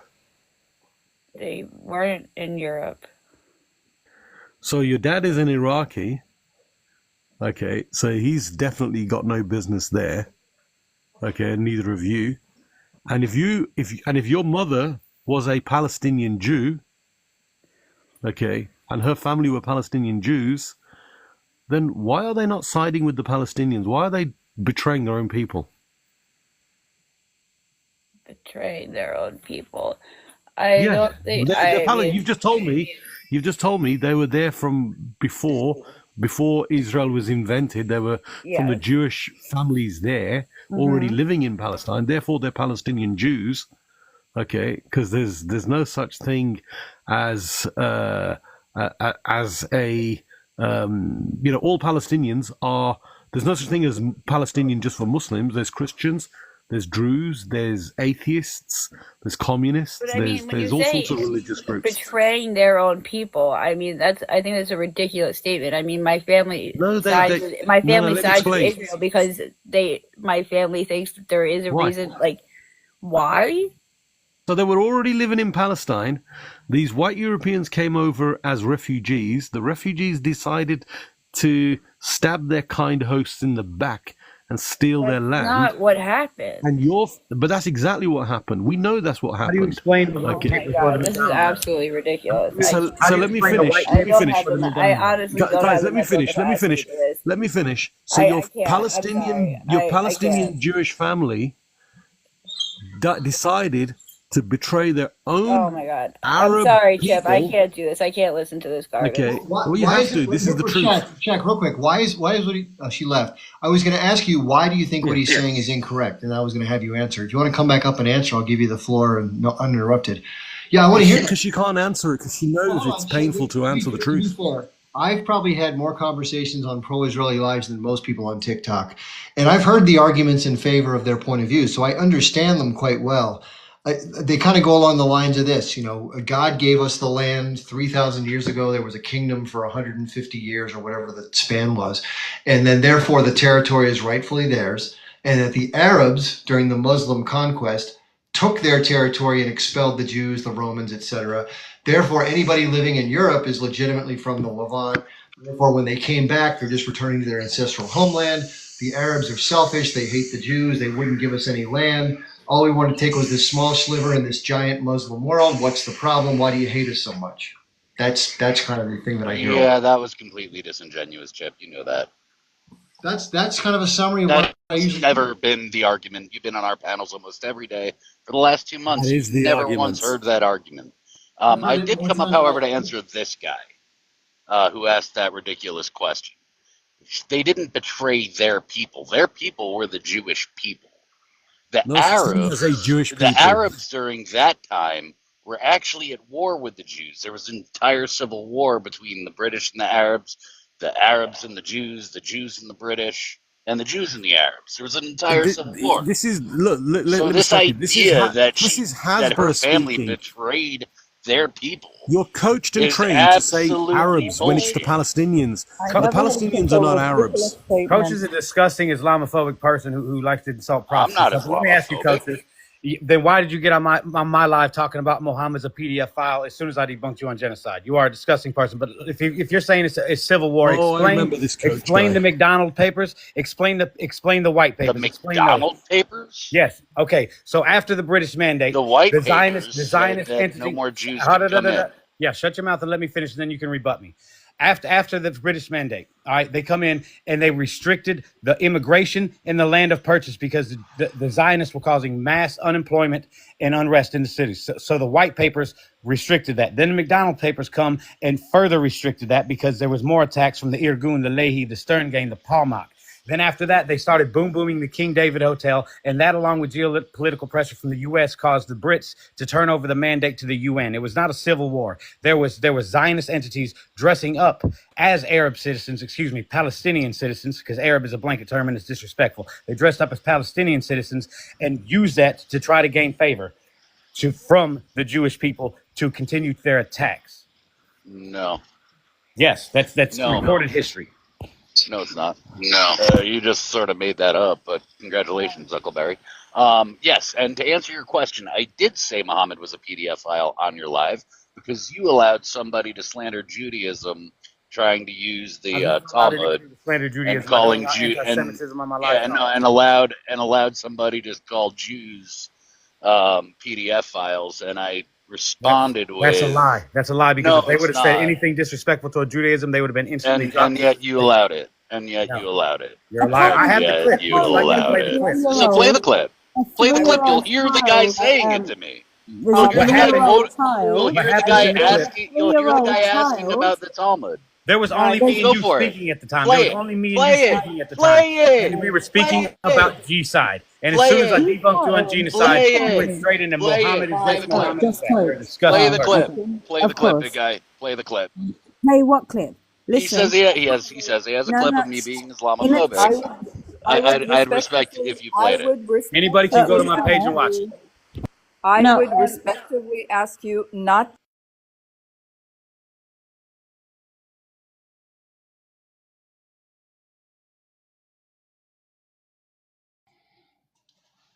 I don't hear anybody talking. Am I missing something, or this must be Showtime with Huckleberry? Huckleberry, do you want to go? I think it's on Showtime.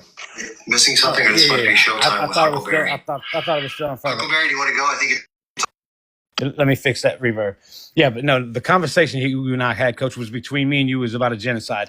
And you were saying that they're not transferring children out of the group. They're not doing that. They're not doing that. They're not doing that. And then I pulled up this article right here. Fate of baby and other Palestinian children is unknown after Israeli army forcibly transfers them out of the group. And on my clip, you can go to my page and watch it. There is a 20-second timer where you were silent. And then you just go, oh, Hamid's a PDF file, blah, blah, blah, blah, blah. I instantly dropped you. I allowed you to come back up and you regurgitated the same stuff. You are a disgusting person. You don't come up here to have genuine debates. You come up here to insult and attack people of Islam. You play from the Hasbara playbook, specifically chapter 8, point scoring debating, where you attack positions of the other person, avoid genuine discussion to make your point seem more favorable to viewers. That's what you do. Yeah, that's what you're supposed to do in a debate. I put my opinion against yours, big guy. I'm sorry that yours don't hold water. You're talking about, in that case, your little article there references a couple of children who were brought from Gaza to the West Bank. That's not population transfer. That's making sure they're with family because they had family in the West Bank. Read the whole article, not part of it. Anywho, still not a G side. In fact, if you want to talk about G side, we can talk about why why Ireland is trying to change the definition of G side at the ICC and broaden it because right now they don't have a case to stand on because it's not a G side. And you don't have to change definitions if you have a case to stand on, but you don't.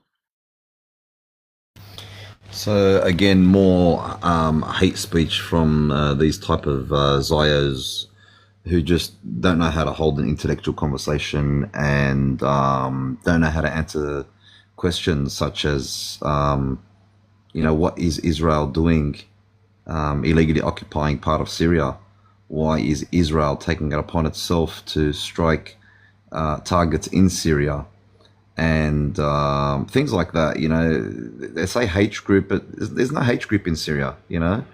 It's quite obvious what they're trying to do. They want to expand their borders, and it is part of Greater Israel, the Greater Israel Project, and this is something that is within their own religious books. I think it's very timely that the Syrian conflict has now emerged because of the ICC arrest warrants and amongst other things. So, yeah, I mean, look, the ICC have issued their verdict, and they have said it is a G-side, and they've issued arrest warrants for Benjamin Milikowski, real name Benjamin Milikowski. He's white Polish man. Okay, he's not a Semite of the Middle East. And also with Yoav Galant as well. I think, where is he from? Georgia or Ukraine or something like that. Or he might be another Polish man too. You got to listen very, very carefully to the language they use, because this all comes from, which my brother earlier said, comes from the Hasbara playbook. Hasbara is their tactic of deception. And what they'll do is they'll say Arabs. When we know, imagine saying Africans when you're referring just to one African country. So they generalize, okay, and they call it a war between Jews, when the majority of them are not even Jews, they're atheists. And you ignore the Christians who are living there and the Palestinian Jews. I have to keep saying it. It is a genocide.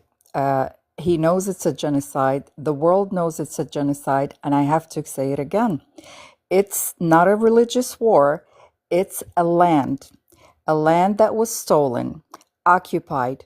Their people have been genocide since 1948. This is nothing new. This has been going on. The new thing here is that social media picked up on it. Our people, our Palestinian people back home, they all became reporters and let us know exactly what's going on. It's a genocide. Just because you're denying it, the whole world has ears, eyes, and they can see, and they have a brain that thinks. So it's a genocide. It's a stolen land, the Palestinian land that your state occupied, stealing, and trying to get rid of all the Palestinians. But it's decolonization of the Holy Land, which was colonized by the, in quotes, Muslims. If you look at the world, and historically, Muslims have unalived more people than any Jewish nation in the whole of history. Okay? Jewish people have invented. Jewish people have given human developments, brought the humankind, the human race to where it is now. Muslims have not done anything like that. Look at them. They're fighting in every Muslim country. Every Muslim country is at war with each other, and there's not a single Jewish person there. They are unaliving humanity. I'm seeing it every day. I'm seeing pure torture, murder, the most despicable acts I've ever seen in my life. There is no way in hell that I will ever accept what Israel does, what the US government does, what the UK government does, what the German government does. I don't care what the West say. You are all genociders, 100%. The fact that you accept this every day, you accept seeing babies getting killed, mums getting killed. I can't even comprehend. You're awful people, and yeah, good luck to you. Good luck to you.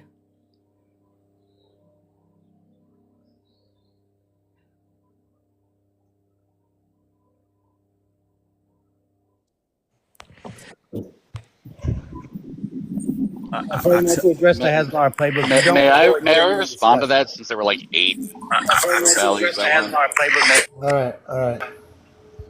Yeah, Coach, go on. Thank you. So first and Take foremost, a minute and a half, please, so we have everybody talk. So first and foremost, the whole Syria issue. First, I'd like to say, you all know that for Israel to keep being Israel, it can't take on an Arab majority. It can't take on a Muslim majority. So this idea that they would want to take part of Syria and with it their population, if they're going to annex it, and become suddenly a minority Jewish country, would not work. So first and foremost, you can keep dreaming. Israel doesn't want Syria. It wants to enforce its borders there. It's going to strengthen its borders there, especially when you have no idea what the hell's going to happen with the new regime coming in. Secondly, we can talk about the G side and the women and children dying that she just talked about, unaliving, sorry. Don't start a war. Don't start a war. None of us want to see women and children die. None of us want to see that. I don't believe there's a single person, with the exception of. We will keep resisting. This war you started by occupying Palestine. Did I interrupt you? Did I interrupt you? You're directing your question to me. Did I interrupt you? I didn't. Coach, you made a few points. You made a few points, so let us speak. I didn't direct the question. There were about 8 that I had to respond to. That question to me. We don't have time for 8 points in one go. I'm only responding to the point. Guys, if we're gonna do this, we're gonna go back on Showtime, and let's try to have back and forth. Yeah, Coach, I'm not doing Coach, Showtime. you can respond to one point at a time. Have somebody else speak, then you go to the second point. Federico, before you do that, can I just say one thing? Because this is related to Coach, and again, we can argue the merits of this. So, Coach, on other lives, and I'm not doing this to single him out. Other people will say the same thing, but he said that there, quote, is no occupation. And I guess under the Oslo Accords, that's the reasoning why they say there's not an occupation. But just to juxtapose that, most of the international community considers it an illegal occupation. And also the Israeli Supreme Court has directly referred to this as an occupation. Just to clarify. So, Coach, you want to address that too if you're going to get a turn? I just want to put that. Yeah, sure. Most of those decisions where you see them, it's regarding the West Bank. Gaza's not occupied or wasn't occupied prior to the 6th. That's what I mean. You've said it's not an occupation in the West Bank. No. In the West Bank, there are parts of it that's an absolute occupation. It's just, is it an illegal occupation? I believe it to be a legal occupation because of Oslo. When you have 2 groups agree to have military presence because the PA was unable to police their own, then that is a legal occupation as opposed to an illegal occupation. I get that it might suck for you guys. Do you know that Palestine? Do you know if Palestine paid partly for that wall? For that paid partly for the wall? No, I don't believe so. No. Of course not. Of course not. I don't believe so. It is an It's a lie. illegal So occupation. It's a lie. What so you're let me just add something.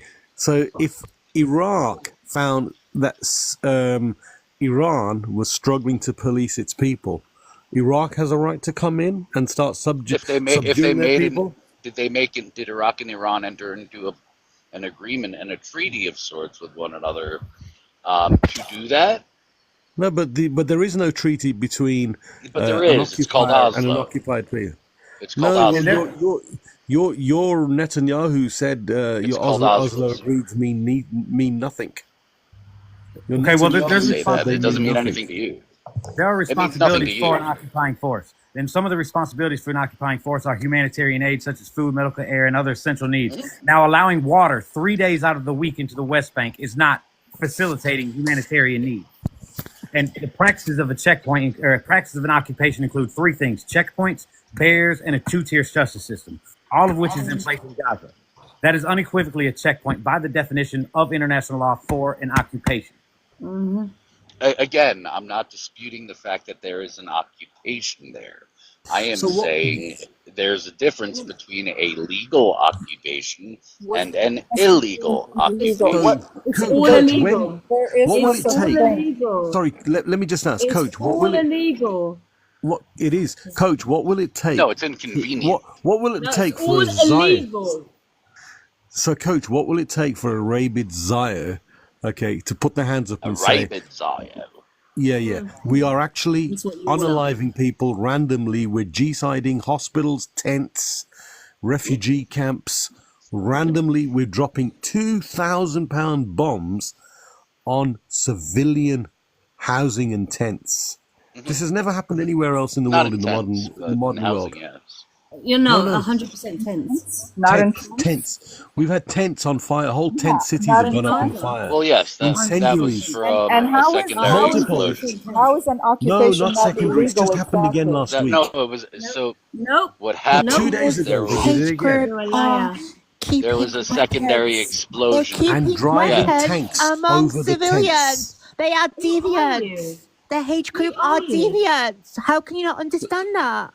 You know So the that because they children. story don't. you keep They're saying, willfully the ignorant. story you keep I saying tell you, about this Storm the is a very They, resistance. vile woman. Who's a Unbelievable. deviant? Storm. Excuse They don't me. actually care about the Palestinian people. They just hate Israel. No, Storm. oh, okay. You keep telling yourself that That's why story we've that been they don't care protesting about every them. week, Let me explain locally, something to you. nationally. Let me explain something to you. The Yeah, you resistance, just hate Israel. the resistance that you're calling T group are We hate Palestinian Zionists. children. They're Palestinian children. They're the resistance for the freedom of Palestine. So stop with your stories of telling us that they're hiding amongst these people and they're doing this. They're doing no. No, They're you're just not. justifying killing because you're murderers. Hold on, hold on. You don't know anything. You have no clue of what you're talking about. You're clueless. You're I know clueless. These exactly what people I'm did talking not come about. from No, Poland. They did not you're come from evil. Europe. They did not come from You're right. anywhere We didn't else. come from Poland. You all You're did. evil. You all did. You're You right. We did understand? not. This Is You evil. came resistance will from Poland, continue. Germany, This Russia, resistance Latvia, will continue. Ukraine. So go back there. So go back You there. came Coach is from Go evil. back Saudi there. Arabia, We Yemen. are Coach the is evil. indigenous of Palestine. Get You're not over yourself. indigenous. We You're are not the indigenous. indigenous. And No, I'm you're not going not. to So get in this how are argument. white Europeans I'm not indigenous? arguing. Coach, I don't coach. understand it. Because the Can we definition of just indigeneity says so. You, what? oh, Kitty, okay. one second. I just want him to clear something up. Tell me, how are white?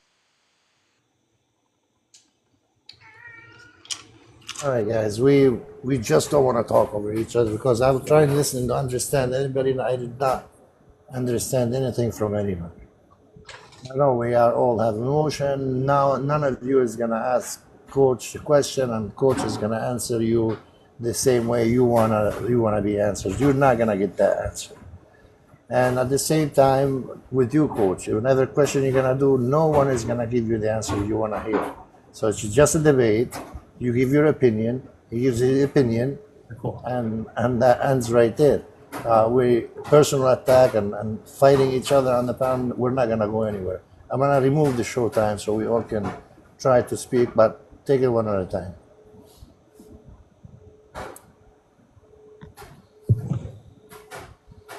Oh boy. Real quick, just an administrative thing. Is there anybody on the panel who wants to cycle? Oh boy. Real quick, just an administrative thing. Anybody who wants to cycle? Step down if I can get 30 seconds real quick to address something about the Oslo Accords, and then, Yeah, I'll go step ahead. down and make room. All right, thank you so much. Thank Go you. ahead. So Netanyahu, and this is stark quote, they asked me before the election if I'd honor the Oslo Accords. I said I would, but I'm going to interpret the accords in such a way that would allow me to put an end to this galloping forward to the 67 borders. How did we do it? Nobody defined what defined military zones were. Defined military zones are security zones. As far as I'm concerned, the entire Jordan Valley is a defined military zone. Go argue, end quote. The Oslo Accords have been manipulated since the beginning, and they're not relevant. And I thank you, and I'll step down. Thank you for having me, Chip. Assalamu alaikum to everybody except the Zayos. Okay, thank you. Alaikum salam. I think we've seen enough evidence of direct civilian targeting, babies and women and the elderly with holes in their bodies. And Yep. And have you seen what the doctors are saying all the shot? The doctors are saying I've the not children spoken. are all shot in the Have you head and the used the chest. same eyes to see what they did on October the 7th? To babies, children, little girls We sleeping saw in their what your- bedrooms, we saw little what the boys sleeping in their IOF did. bedrooms, That was all debunked. grandparents sleeping in All their debunked, bedrooms, all in bed, debunked, all Oh, lies. in that their was bunk all beds. That's a lullaby. Oh story. my God, they Tell won't stop yourself their that lies. is all Can I debunked. respond? You have not been able to give one evidence of your claims. That all has been debunked. You go back and you read and you learn and you educate yourself. No, You it understand? hasn't. It has. Yes, it has been debunked. Just because you say it hasn't, that does not. None of that's been debunked. And to It listen has. to you and to No, understand you're literally that just it's saying that it's not been true. debunked It when has. none of it It's has. been 100%. debunked. It's been Listen, debunked. It's been debunked. So Okay. the You're just saying the words. US have What banned was said has been Why You're is debunked. that? just saying Okay. words. Why They has can't, the they US simply Trial can't Just comprehend saying words. that the hate group Time out. can commit crimes. You're doing a real good job listening to them about one at a time. Time out. Real quick. Okay, let's talk about that. There's been plenty of allegations on 10-7, right? If you're someone who's pro-Israeli, you tend to lean towards trusting the authorities that have shared these events as they've been alleged. If you're somebody who's pro-Palestinian, you probably want to try to find a way to verify them, at least in good faith, if you're acting in good faith, in such a way that you can corroborate them. Not out of being mean-spirited or trying to deny it, in fairness. So I'm somebody who's tried to navigate this tightrope, which is difficult to do because some of it may not be documented on video, fair enough. And we know, this is my experience of 35 years of watching Israeli spokespeople. They tend at times to exaggerate and to not state things fully accurately, and it comes out later that they just said what they said, and later something different doesn't corroborate what they said. On 10-7, let me finish. This is important. No, wait. Just This is important. Let me finish. I haven't talked much. This is really important to understand. Now, it could very well be that, just to be fair, we have to be open-minded about this. It could be that some or all of the allegations that have been made, maybe that don't have video corroborating evidence, are true. We have to be fair about that. We do know that a reporter, not the Israeli government, initially said something that we turned out not to be true, which is a very inflammatory statement, that these Hamas savages unalived babies, 40 of them with their heads removed, which made the press for 5 straight days. Some people still refer to this as being truthful, but not Coach. I'm sure he knows the deal. That was later debunked. We have Yossi Landau from Zaka, who spoke publicly about a woman who had something cut from her midsection. Obviously, we know what that is, and that both of them were unalive. And when the interviewer asked him to show the proof of that, which he said he had pictures of it on his camera, he showed a floor with remnants of what flows through our body. And the interviewer said, well, wait a second, there's nothing there. He said, well, at the time, we didn't think to take pictures. Are you kidding me? If that kind of crime happened, do you think they wouldn't have documented it clearly and shown it to the world? 100%. Let me finish a couple more thoughts. This is really important. Now, we never want to insensitively deny any woman's claim of anything that happens to her. That we should automatically assume she's telling the truth until something tells us otherwise. I think that's the standard we should practice. On that day, the UN did an investigation, and here's what the report basically said. And we have to be fair. If we're going to use the UN as a source for some things that support our opinion, we have to use it in all cases, even if it doesn't at times. That's fair. So the report said, it was done by an Indian woman, and it said that she identified 3 specific cases where they had evidence to prove that SA happened. Didn't say by whom, Didn't say if it was a civilian or an H group fighter. It just said it happened. And a fourth that was likely. But in addition, they said in general that gang RAPE was used as a weapon of war. But in the bottom of that report, it said that that allegation was based on reports from Israeli sources. So again, it leaves an element of doubt that's possible, but we can't say for sure, so we have to be fair. The problem is that every single allegation that's been made today by anybody on the panel, they're going to say for sure it happened. But here's what I want to say. If you're someone who's making such a firm claim, in fairness, if I make a claim, I've always been asked to provide a source and a video or whatever it may be to corroborate whatever I say. But when it comes to 10-7, we're told to just believe it because it's inappropriate to question it because you're being like a schmatzi or whatever. So here's my question to those who are making the allegations. Did you personally see video evidence or some other corroboration other than what was just spoken to by whomever spoke to it? Okay. I mentioned the comment. Wait there before. Yes, I have personal I actually saw on the Telegram groups, if you go into the Stormborn, groups, just they're one still second. there. One I second, actually please. saw two young Please, boys it's a mod under talking the to you. age Hold on. of 14 Storm. lying side by side in a bed, and there was another person moving the duvet and quilts, and they had bodily fluids that come out when you are unalived, and they were motionless, and they were deemed to be unalived. Okay? No, you didn't see I anything can send like that group to whoever wants that group name. You can add it to your Telegram. I saw did other too. children as well. I saw women. It's funny how the Zionists are the only Women ones to see this bloodied stuff. on the floor in the bathroom, That was crouched true, over, that would have been unalived. viral. I If that saw was many true, videos. that would have been viral. If that Why was didn't it go true, viral? How Why come it's would it not be on the... viral? They're on a Telegram It did. group. There's no censorship on X. Why isn't it on It did. X? No, a lot of these images are out there Guys, still. 1 second, please. 1 second. We all want to hear what she's saying, and we all want to hear what you're saying. So They let her were. finish what she's saying, and then when she's done, we'll choose somebody that wants to respond. Just 1 second. Let her finish, and then when she's done, and please, Storm, I ask you kindly, do Yes. not attack any I'm not religious. attacking anyone. No. I'm just saying, no attack on religion, no attack on anything. No, I'm You not. wanna I didn't speak? attack any religion. Yeah, You just did go on. earlier on. You did earlier on when you first How? came in. All right, that's it. You That's it. came We're in done. very, We're very, done. very... Go on. Storm, we'll go on, please. I didn't mention your Quran. I didn't yes, mention you your mentioned prophet. Muslims. You were mentioning Check. Muslims, We're Islam beyond this this. and We Islam spoke that. about it. We're beyond. The reason I said that, Okay. the reason I asked her kindly to not to do so, because I've heard something like that. So please go on. Okay, so there's multiple groups on Telegram. If you were to search them up, you can join them.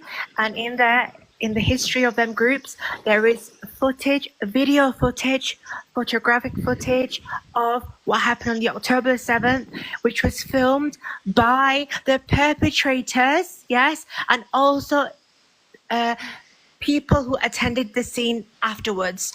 There's a footage of a dog who's running towards the attacker, which is a hate group member. They unalive the dog as well. Did you not see that footage?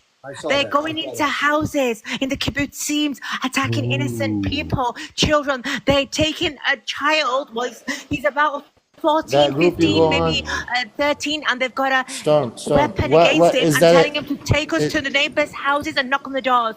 I All swear right, Storm. to God, I This am video. not 1 lying. second. that must be. But One Hold on, second. that must be a very. you don't 1 believe second, in God. guys. 1 second. These videos, you saw them on a private group, you said?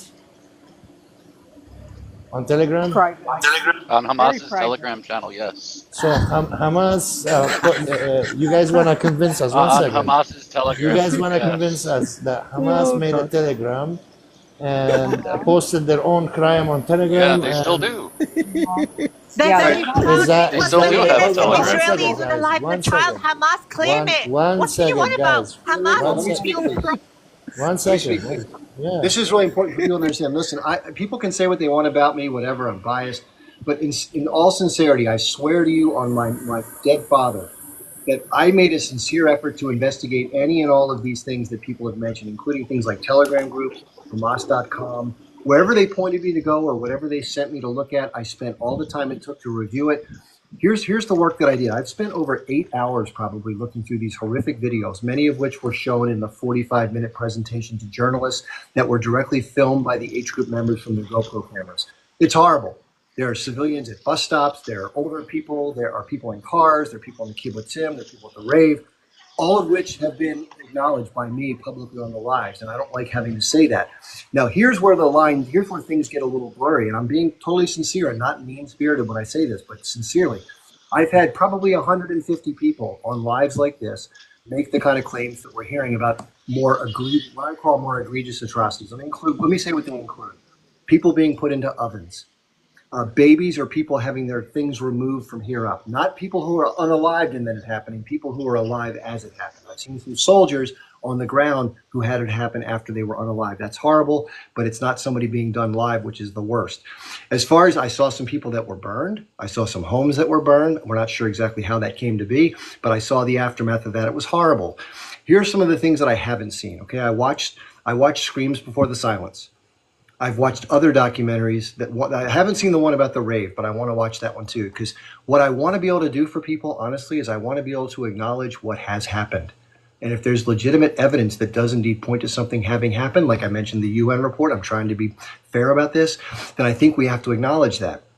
Absent those types of things that are third-party corroboration, and absent the evidence that people say they have and then they point us to, and it doesn't include the things that they're saying is in there, as far as being fair, if I were to say that such and such happened to so-and-so and so-and-so, you would probably challenge it. You'd say, well, Chip, where's the evidence for that? So it's not fair for you to then say to me, when I bring this up, that you're being insensitive, or you're being anti-Semitic, or you don't like the Jewish people, or whatever you want to claim. So I think we just have to have the same standard for both sides when it comes to evidence and likelihood or unlikelihood. And one last thought before we go. Why would some of these things be misrepresented or exaggerated?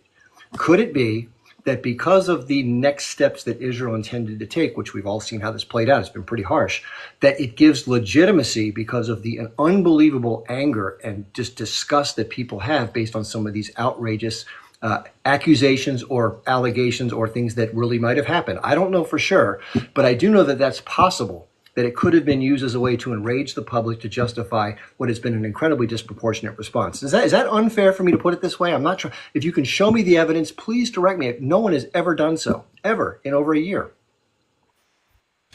Just add to that, I think what's important here is to also recognize the fact that the Israeli government failed their own citizens on October the 7th, because it took the IDF approximately 7 hours to get to the kibbutz. And that raises significant question marks as to why that is the case. Okay, Chip, I've got One a second, it's a screenshot. Sorry, mod Coach. announcement. I've got a One second, screenshot of Storm. some of the information.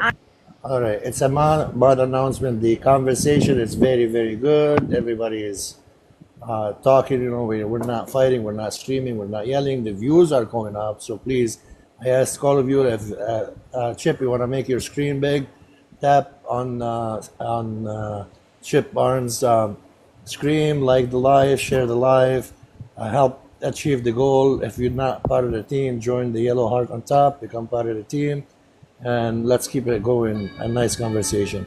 All right, Federico, real quick, there are some new guests, one of which is Rania. I want to give Stamborn a chance to finish her thoughts, and then we'll go to Rania, okay? Okay, so thank you, Chip. I've actually got a screenshot. I just want to double check if it's okay for me to just show you that screenshot. I've tried to omit anything that would jeopardize the live. So, but moderator, can you please be prepared to close my camera if you feel it possibly will do anything, okay? Just 2 seconds. And by the way, for those of you who are doubtful of the claims, let's be open-minded and look at what's presented and not dismiss it outright before we look. Please, that's fair. You got to be very careful that you don't get your live bumped off because of this.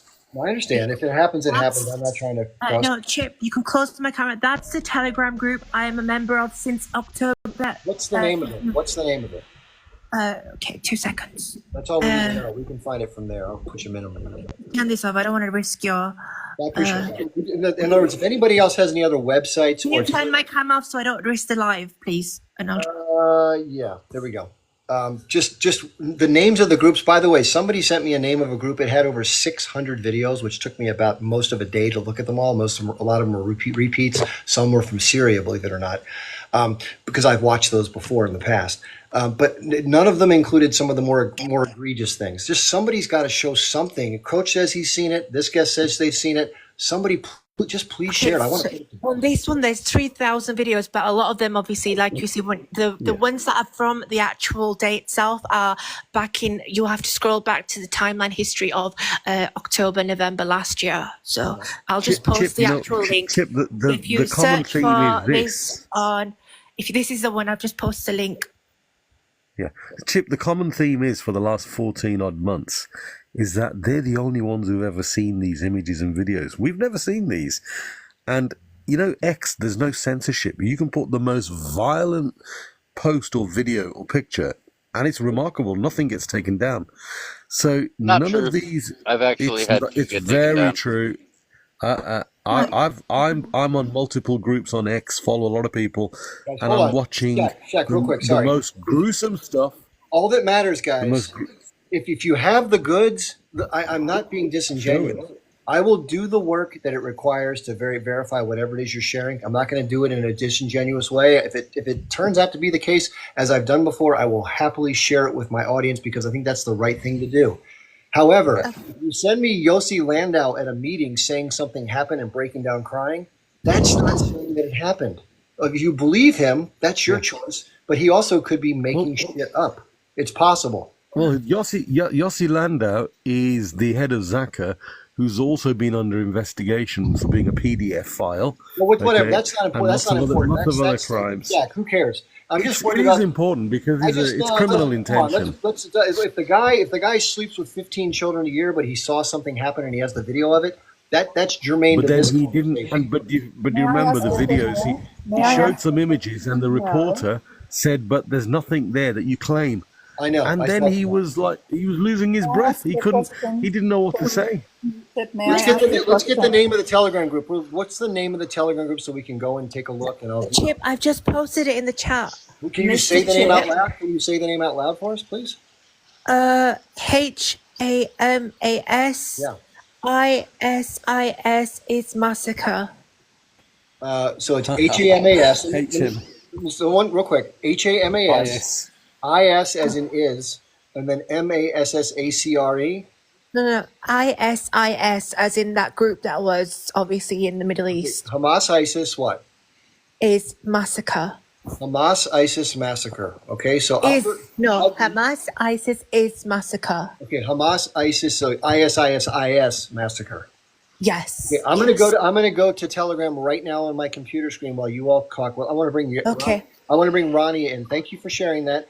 Anybody else who wants to help with that, let's be fair and let's not say anything dismissive because I hate when people dismiss things outright. That drives me crazy.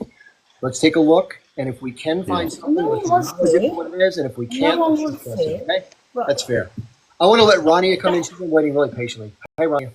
Hey, Chip, thanks for having up. I'm going to try to keep it light, but I just wanted to say in general, I question a movement that has support of people that were participated in the invasion of Iraq, like Michael Haas and Mike Juhadi, and say, one thing I know about the people that I was fighting is that they all believed in the Quran.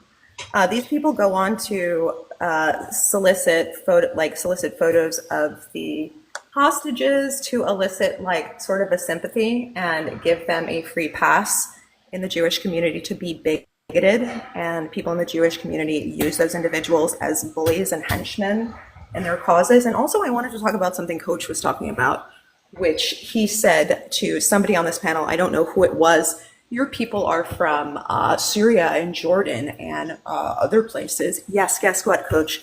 That is Bani Israel. They were kicked out of Saudi Arabia. They did not go into fucking diaspora in Europe. They were kicked out and they fled to places like Syria, Jordan, Palestine, okay? The whole entire Levant. That is not you. These are people that look different from you, Holzer, Daniela, Window, and Hamar. These are people that have Middle Eastern roots and Middle Eastern ancestry. So don't raise a blood libel and say that we can't respond to it and then threaten us with shit that's not true because you get upset. Fucking take the L. I've never threatened you, Rania. Coach, And I've been supportive of you. Coach, No idea why you're coming at me. she's not feeling too good, I think, because Daniela's not here, Haymar's not here, all the people she mentioned are not even here. Chip, why is she mentioning people that are not here? You don't look like Israel. You don't look like Bani Israel either. So. Yeah, I agree. We should probably let people have a chance to say this. I will share this experience because I'm just a guy and I get a lot of pushback for my views, and I understand that people feel strongly about this issue. But I will say this. Many of the people's names that she just mentioned, maybe with the exception of Window, although she has said some things which I thought were, unpleasant, but most of them have been incredibly unpleasant, rude, selfish, arrogant, mean-spirited, and in ways that don't cover the issues, just all personal attacks, which I'm not going to do to anybody. You can be whoever you are. I may not like how you behave or what you do, but I'm not going to be hateful towards you as an individual. It's just not how I do things. Yeah, but Chip, they're not even here. Why is she mentioning people that are not here? No, I'm not being hateful to them as individuals, but this whole community. Why are you mentioning them when they're not here? I'm confused. Because she can. There's no law to say you can't refer to people who are not here. Your whole community, because I did not agree with your blood libel, literally has hosted Marathon Live. That's not true. 4 days. I Yes, have not attacked you, Rania. Coach has not attacked you. And so many pro-Israelis have not mentioned you on any live. Bull. You've not stopped them either. But I promise you, the next I've one tried. that sits there and supports it, I'm coming for you. I've tried, Rania. Danielle has tried. My wife has tried. So why you would choose to come after me is... I'm talking about two separate issues, but that's fine. Rania, you've just wiped a brush across the entire Israeli population, the entire world Jewry, the entire community has tried to silence me of my First Amendment right. I don't care what you think. That's not correct. By talking over me now, you're actually doing that. Because of what I was going to say was, don't ask applies only to Jewish women by your yardstick and not anybody else. You guys have been hosting lives about me saying you have pictures of somebody that doesn't even look like me and saying ipso facto, this is me. You guys did it to Jackass. You guys do it to multiple people in your own in the community that try to be allies with you, and you isolate your allies and push them away. Okay, so Rania, I saw live, but I've not mentioned anything. Can I ask you what, since you're here, are you not Francis? No, I'm not. Prove that it's me, dox my fucking name. And this is exactly why. I'm not doxing, I'm asking you a question. This is exactly why. Chip, this is exactly why. Chip, I'm just asking her if she's Francis or not, that's all. No, and this is exactly why I came for you, because this is harassment, and I'm going to ask Chip. Chip, I just asked a question because she brought the subject up. You brought the subject up, so I just asked you a question, that's all. You're bringing up a name attached to schmood pictures online, and this There is was no schmood pictures on that live. This is the very thing that you are doing to silence me from speaking the truth. Ronnie, let's do this. I know that there's a lot of disagreements and upset situations that have gone on between parties, and there's some anger that hasn't been resolved yet. Let's do this. For this live, pretended to be neutral. I'm not trying to be dismissive of your anger or what's happened, because I don't know all the details, and I certainly don't want to tell you what to do. But in the same breath, what I try to do on these lives, in fairness, is focus on the issues themselves as best we can towards, hopefully eventually coming up with some solution for a peaceful resolution of this madness. And I don't think that stuff, as much as it may be important to some to address, is the best use of my life. There are other places. That's fine, but she just came at me and said something regarding these photos, which are not me, and she made it ipso facto an intimation that. No, I asked a question, Chip, because she brought the topic up. Absolutely Coach, not. did she not bring the topic up? I just think it's better to let the whole thing die, to be honest. Yeah, thank you. I just wanted clarification, that's all. You're a weirdo, Storm. The coach can't back you up, Storm, so just drop it. And let's hope that people don't dox each other, make allegations of nude photos or whatever it may be. I think that all stuff is way out of bounds in terms of these conversations. Some people don't want to have their name or their likeness shown on here. I'm one of the people who could give a shit because, it just is what it is. But anyway, so let's go back to the topic. I was talking about the issues related to, the Telegram group if you want to explain to us the things that you've found on there without being too overly descriptive or disgusting, can you share us what you've been able to corroborate there so we can Yeah, understand? so what I've seen on the Telegram group is I saw footage of two young boys. I would put that age approximately under 14. Yes, one under 10, one under 14. There are two beds in there. These children are lying unalived in these beds. There is bodily matter there on the duvets, okay? And they are collecting forensic evidence, and the footage is on there. So if you go Chip Barnes on that group I sent you, it will either be in that group. If it's not in that one, it's the other group, which I can also post in the chat itself. Can you tell us the other name too? This means Yeah, 2 absolutely seconds. Let me just nothing. go have a look. May I ask a question, Chip? Because I really have to go. Yeah, 1 second. I have to go. Go ahead, Kitty, and then we'll make another spot. That's perfect. Go ahead. I appreciate it. First of all, if I had some kind of evidence to help my people and to bring justice to my people, I wouldn't make an exclusive little club thing. I would make it go viral. I would make the whole world see what has happened and what conspired against my people. And why would you make it exclusive? Everything you have said has been debunked. In my eyes, in the eyes of the world. I'm sorry, You Kitty, wanna but talk- Jewish hold on, people, hold if you know on, anything about hold Jewish on, people, hold they on, hold on, they hold do on, not go hold and on. post their I'm not gonna deceased listen to you. people It's my time. all It's over my social time. media like It's the my Palestinians time. do. It's my The time. Palestinians It's have my no time. respect for the No, deceased. you have no They respect put for the pictures deceased. of their You have little no babies Is up. that why You Israeli have no tanks are respect Hold on, for guys. attacking Go Hold the on, on, you hold have on, no villages? hold on, respect hold for on, hold on. Everybody humanity. stop. Everybody I stop. was Everybody stop. speaking. Everybody stops. Hold, Kitty, just 1 sec. So again, we have to hold each other to the same standard. If there's a particular cultural practice which doesn't allow you to do certain things, which is it is what it is, it's one step more difficult to verify the things that you're sharing that you want us to be willing to corroborate, and which I am. I'm totally willing to listen to this. Again, when you say that everyone's a T and therefore any collateral damage is acceptable, that's a very broad statement which is not verifiable in all cases. If you say that every time it's unfortunate because somebody's holding a human shield, we don't know for sure if that's the case, but it just kind of covers everything. Now you're saying that there are practices culturally that don't allow you to do certain things because you're not the bad guys who post their bad stuff, and therefore it's just, I don't know what you want. I'm trying to be a reasonable human being. I'm not trying to be dismissive, but I've searched long and hard and listened to these conversations at least 100 times. Chip, do you not understand? If I may continue, Chuck, can you please stop her because I have to go. Yeah. I just want to say this. They're talking about graping. They're talking about graping. It's been seen by the whole world, the graping of men, male doctor men, and the atrocities they've been doing to our people, the genocide, the unaliving. Everything is out there for the eye to see and for the brain to think about. So don't come to me with your stories. The world is on to you. They understand, they see, and you're hurt, and I understand it, but I can't do anything for you. It's out there. The cat is out of the bag. Everybody knows what Israel has And the done most for the recent past and the most 76 recent years. victim, the most recent victim graped by God's chosen favorite lunatics was Dr. Arush. They Hey, they Chip, raped you him. run a fair They gang panel, or raped you him. just gonna let them monologue? We'll get you up in a second, Michael. I got you. You just gonna let them monologue, or what? We'll get you up. Mr. Cowboy, He's gonna go. Hold you'll on. get your chance in a wondering moment when what's I up. You're finish. just gonna let them Michael, you'll have a monologue? chance next. I promise. You'll have a chance. I promise. You'll So get your go ahead. chance when you get a chance. Just well, hold on. Let's You be can fair. try to Yeah. cover. Hold on. You can try. Not address me personally, but just talk about the You issues we're can talking try. about. You I can don't want try. to Israel can try to cover or hide, but they have no means of doing it. It's out there. It's Okay. out there, and I Their thank own God every day soldiers, with it.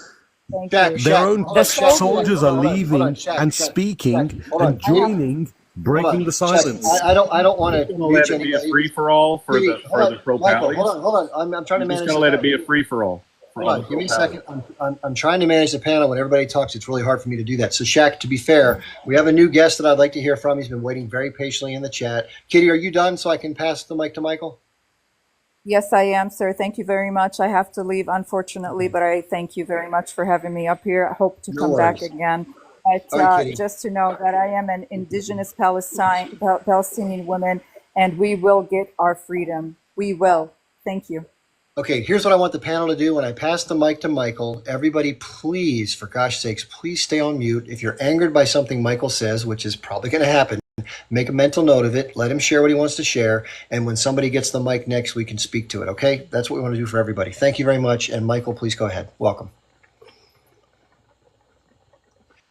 Yeah, I'll just say one thing and one thing only to Rainia, and then I won't touch the subject again. Rainia, for some reason, goes on lives and mentions my name. Rainia, I've never been to Iraq. Okay, so whatever it is you think you know about me is just plain wrong. Okay, so just drop it.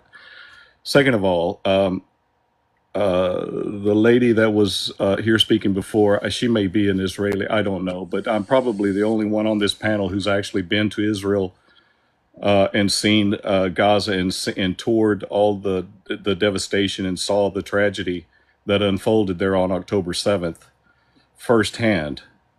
I saw the kibbutz, I saw the destruction, the burns, the bullet holes. I visited therapy centers for people of PTSD from the Nova Festival. I saw the scars on their body. I saw screenshots from first responders' phones of nude bodies of women. I saw blood-stained bomb shelters in front of coffee shops. I saw it with my own eyes. And expecting Israel to release videos for people like Chip Barnes, thinking they need to convince people of these tragedies. No need. Yeah, you're not going to get. Hold on. Chip Barnes is more than kind to have you up his panel and talk. And you are hold on. You are his guest. Mike, I'm still talking. Israel does not need to convince Let me address that one point first, real quick. Yeah. This is important, okay? Michael, I don't want to see this stuff. I have no desire to see this disgusting So stuff. why do you come on here making this live? Just let me finish my sentence, please, and then I'll listen to what you have to say. I'm a nobody. I'm an American. I'm just a guy. But I happen to be a guy who's hosted a lot of these conversations, and in good faith, I've gone on to these different Telegram groups, and if and when I saw things that people allege that other people denied, I pointed out to people and said, hey, I saw this with my own two eyes. This is what I believe happened. In fairness, there may not be certain evidence to back certain things up, and we're going to have to try to figure it out from whatever else gets presented, the UN reports and otherwise. That's fair. I'm not trying to be someone who says I deserve anything, but people have asked me to acknowledge it and accept it as it is. When I bring things up on my panels or other people's panels, I'm asked for direct evidence, more so than, and then when I do bring a video, they say it's doctored. So I have a very difficult time overcoming the standards that other people hold me to. So when I even bring up something that's minimally close to that, I'm called a jerk, and why should I be expected to be able to see it? I just want to put it to bed. If it happened, for sure, I want to tell people the truth. And if it did happen, it's horrific, and whatever did happen. But I'm not being disingenuous. And no, if you can show it to somebody else and they can tell me who's a trustworthy, independent person, I don't need to see it myself. I just want to have it verified by whomever. That's all, Mike. I'm not trying to be a jerk about it. So, Michael, I just want to ask you, in what capacity were you there? Just to give me another moment. I don't expect, and I hope that you never see that type of evidence. You don't deserve that evidence. You don't need that evidence. Israel does not need to convince anybody of that. Well, they do. They do. No, they don't. They do not need to convince you, Chip, Rainia, none of you people. They do not Then need. we're not going to believe it, Michael. That's the point. I don't care if you believe it or not. Okay, well, then don't get angry when we don't. People get very angry when we say we're not sure. And then, so how can we possibly win? You're convicting yourself by demanding to see these. Where else in the world?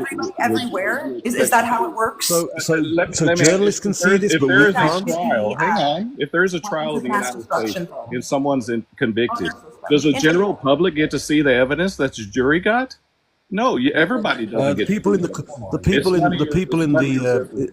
in the gallery can see everything. I've just put a piece of evidence up now. This is from October 7th, a victim. That means nothing. There That was could a be young anywhere. man named Joshua Molel. He was a student, had been in Israel for 1 month working at a kibbutz. He was an agricultural student. I know that's the last person you care about. That's a black man who was. One second, Rania. 1 second, guys. Rania, 1 second, please. Let us. allow us to run the panel. Probably shot by He one was of the Apache Allow us to helicopters. run the panel. Allow us and to he run was the panel. beheaded. Hold on, Michael. He was beheaded, and you Just can one certainly second. watch the Nobody video was. of him. Nobody was unheaded. One Absolutely second. nobody was Check. unheaded. Check. Yeah, I All saw right. that. Michael, you have 1 more minute to finish your point, and then we'll have someone else respond. Please, guys, let's understand. We can talk to each other, like we can debunk each other's stories. We can tell everybody whatever we want to tell. But You haven't let's been take there. turns. I've been there. I saw the bullet holes. I saw the explosions, where the explosions had happened on the roofs of the dairy barns, where they attacked dairy cows even. They murdered people indiscriminately. They went to coffee shops and exploded bombs and murdered people who were trying to hide in Are ships. you telling us they did what the IOF have been Check, doing let for him finish. 76 years? We're talking about October 7th. One second. We're talking about people who were working at a coffee shop whom the owners were kind enough to let them stay, who had come from Gaza, and spend the night, only to leave early the next morning because they knew what was coming.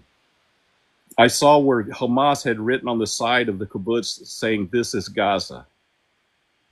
I saw the bullet. Michael, that in was people's your mouths. first. We've seen this is One Israel second, all guys, over guys. Gaza. Don't come on here and say none of this happened and then try to blame Israel. It certainly did happen. Don't cry about And it. as far as the grave goes, nobody needs to convince any of you on this panel that it happened. Okay, I'm sure you'll feel differently if somebody accuses you of grape. Idiot. Let me do this. Fucking Let me just say this. This is so important. So what just happened here, and again, everything Michael said may have been 100% true, and maybe I'm not entitled to see something. Maybe I'm just a schmo, and anybody. Let me finish. This is important. But what Michael just did is he talked about an allegation which I call the more egregious crimes of that day, the more egregious atrocities, and then he went back to the horrific nature to the things that have been documented that most of us have acknowledged. Some people still dismiss. I don't. So that's not a fair tactic. If you're saying that no evidence can be or will be provided for the allegations and you just have to accept it or otherwise then you don't care what we say, let's not talk about it. Hey, Because is the that's not a fair standard to hold us to, Nova Michael. Festival site memorial? Is that not evidence that people died there?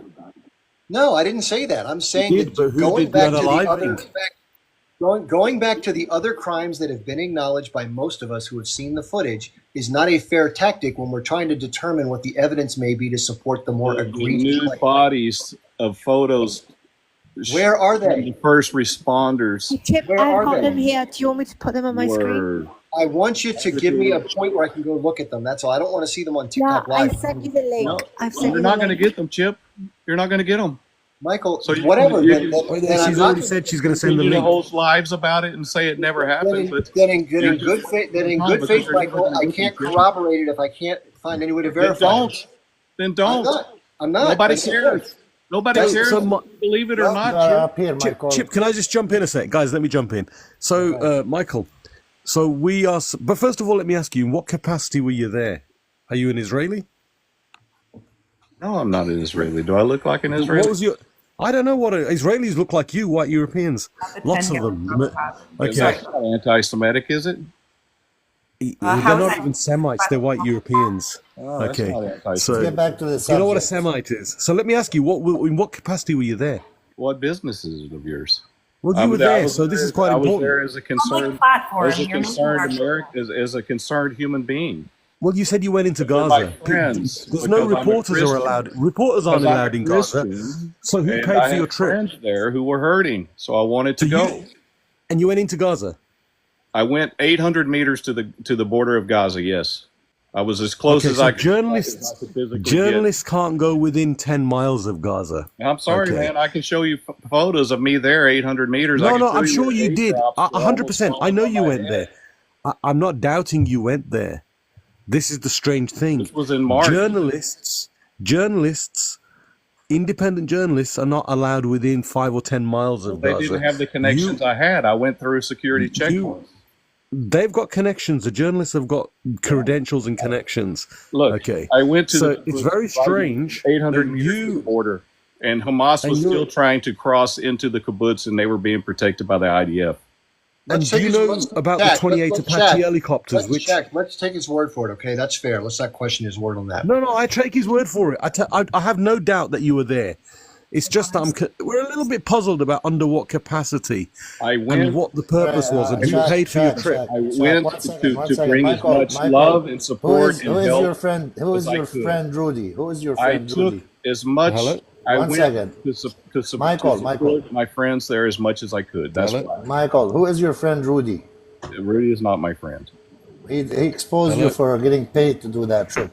Rudy's a liar. We're losing the reception. I mean, we have. Rudy didn't say that either. Rudy I took have- money from Michael Hold on, and hold then on. defamed him. Okay, that's One true. second, guys. My one signal second. disappeared there. We don't need to bring I'm any. just a bit Why? puzzled. We just told Hold Rania on, not hold to bring down Coach, Let's coach, not coach, do coach. this one either.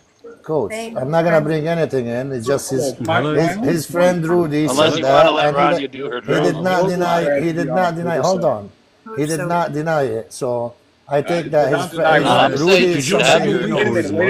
Guys, one second. The ability to say your piece, Rania. 1 second. Okay, we're gonna move on to something. I believe we are. I can't hear you. Well, we are in the 21st century. We're back.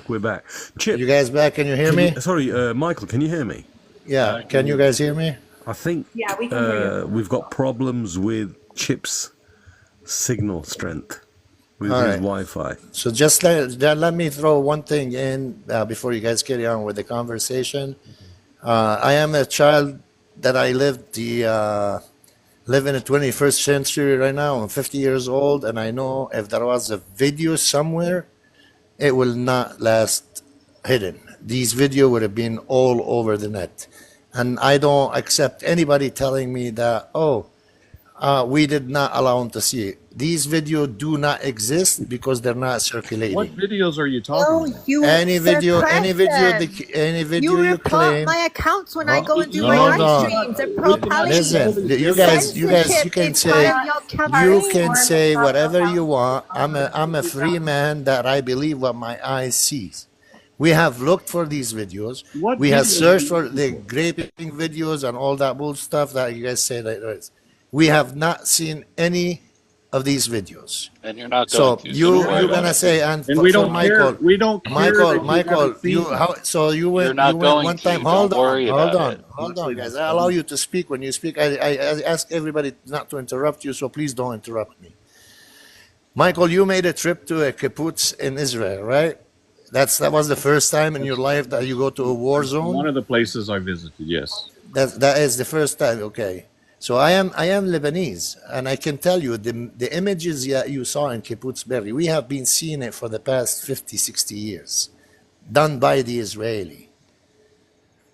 So what you saw once, I saw it a million times. So you come up here and you're trying to justify it done by Israel.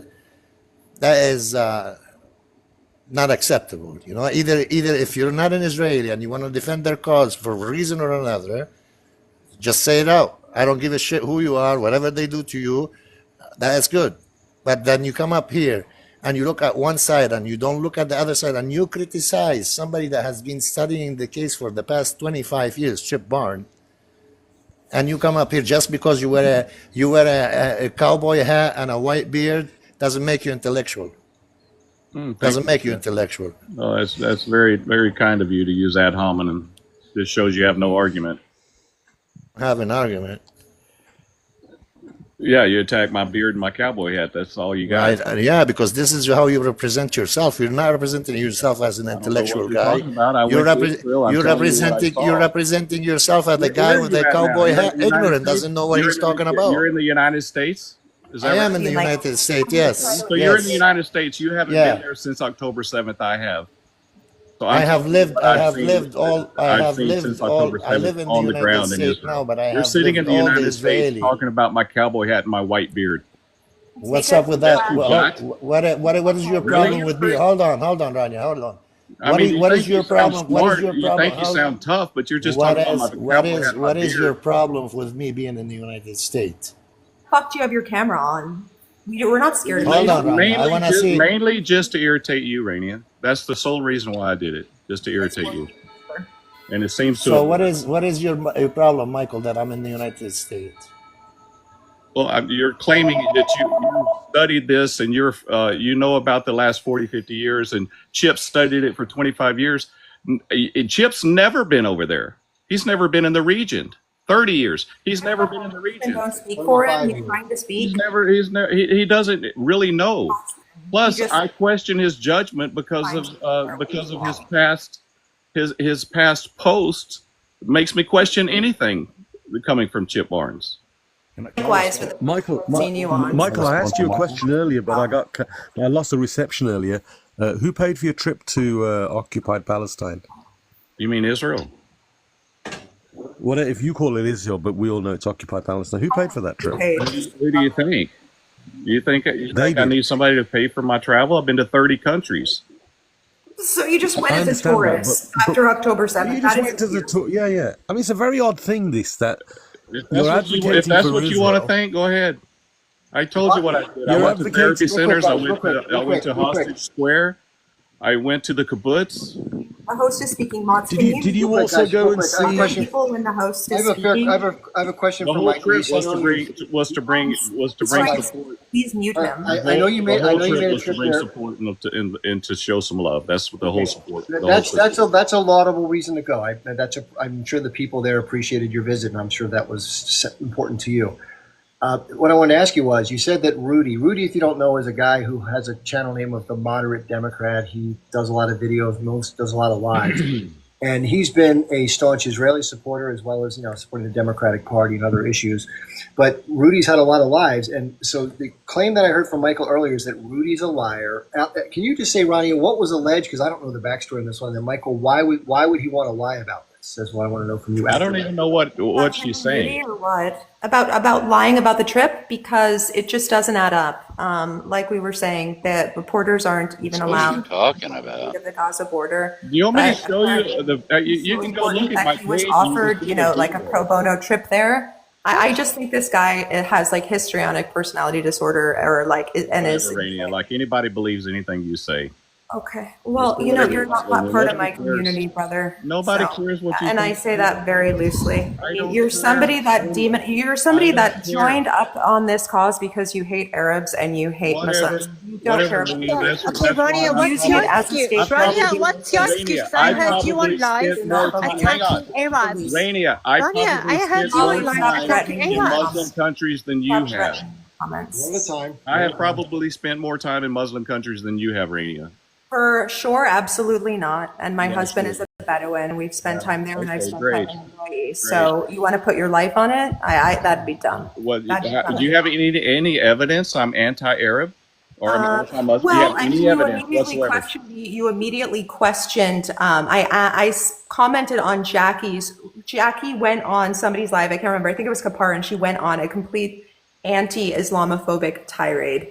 And I said, wait a minute, please take the pictures of the Jackie. Beavis babies down. I said, please take the pictures of the Beavis babies down, because you're not coming in good faith. You don't care about those children. You're just using them as a scapegoat. Wait a minute. You're saying, what are you talking basically about? Started questioning She's talking me. about another girl. Wait a sec.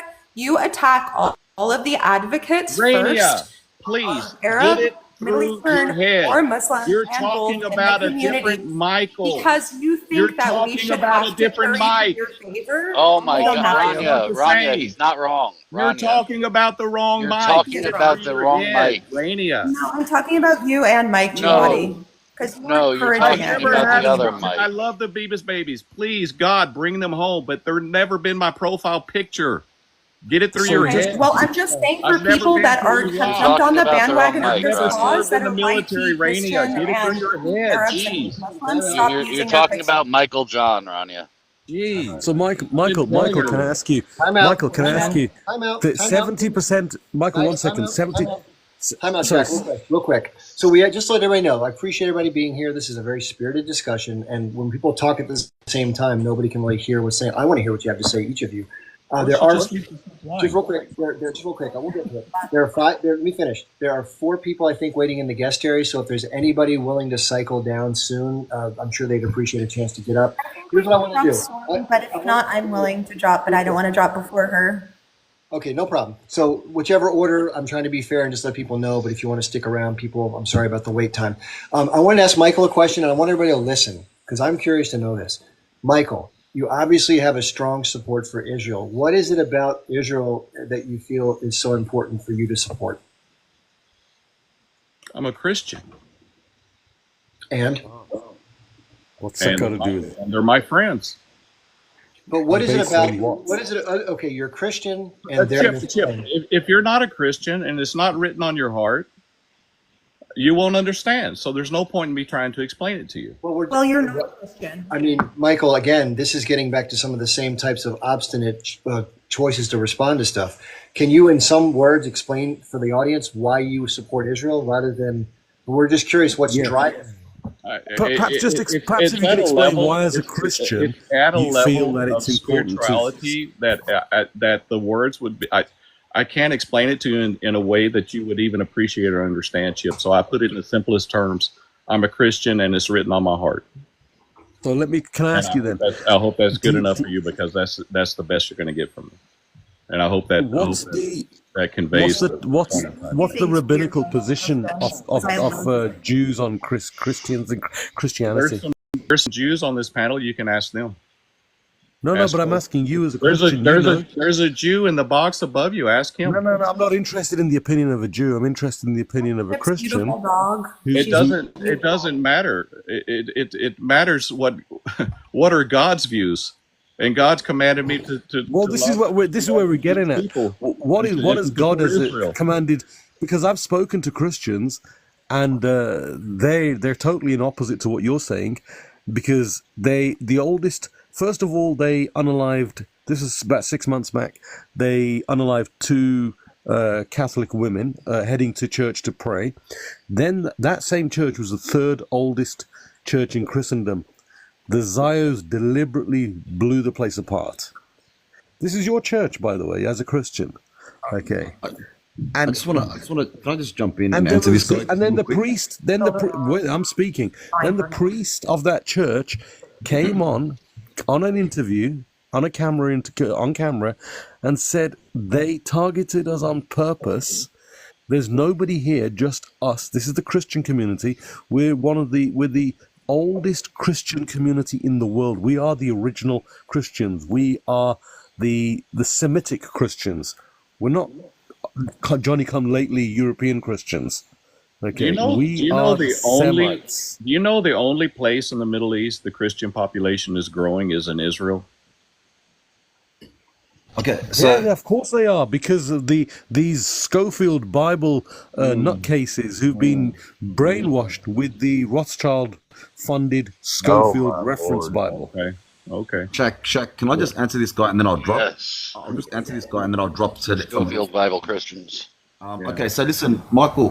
The thing is, like, if you want to talk about like Christianity and supporting what Israel is doing, you go back to this concept of the chosen people, right? So we're talking from the Israeli narrative, the Judaism narrative, and the thing is, I can't seem to understand how anybody would support people who are basically just unaliving people, and they have a history of also unaliving some of the prophets, disobeying the prophets. We all know, right, that the Israelites disobeyed their own prophet Moses. So this concept this title that they try to claim as being chosen, we actually need to question that and say, well, what does that actually mean? Does that mean they can actually do whatever they want, or do they actually have to represent God and His laws and live up to those laws?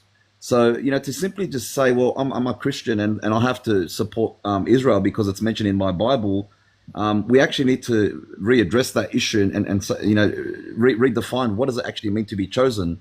Well, it says chosen, but it doesn't say perfect, does it?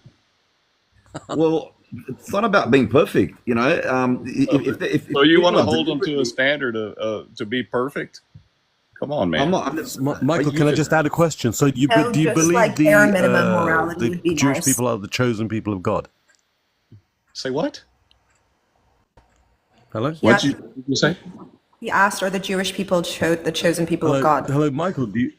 I believe in what the Bible tells us. Yes. Hello. Here's a question for everybody: is it possible that the Bible? Can you hear me? Is it possible, everybody? This is a very provocative question on a much different topic. But Michael, is it possible that the Bible, in which you, I guess you say you believe, is it possible it's not accurate or flawed or written by men and not through God? I believe in the Bible. I believe the Bible is the Word of God. You know you believe it. I'm saying, is it Which possible? version do you believe in? Is it There's possible? hundreds of editions. I do not believe the Bible is flawed. I believe the Bible was written by men, but it was written. You know, if you want to turn this into a theological discussion and quote Hundreds of revisions and books missing. So which version do you believe in? I believe in the Bible that Sorry? touched my heart. I'm There you go. not interested I believe in the in Bible that theological supports my discussion. faith. There you go. So I believe in the Bible. So what do you say about, what would you say about a community that, because I take it as a Christian, you love and respect Christ. Yep.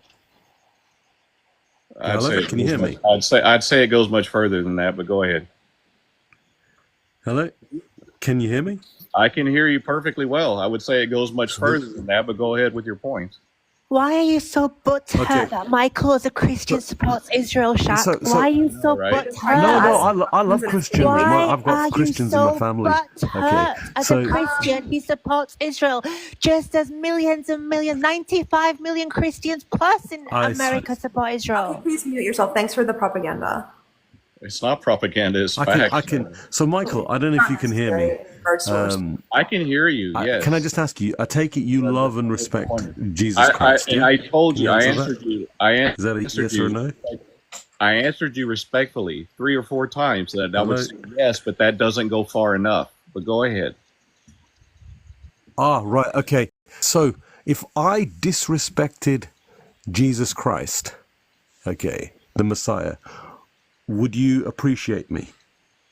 Or would you be offended and disavow me?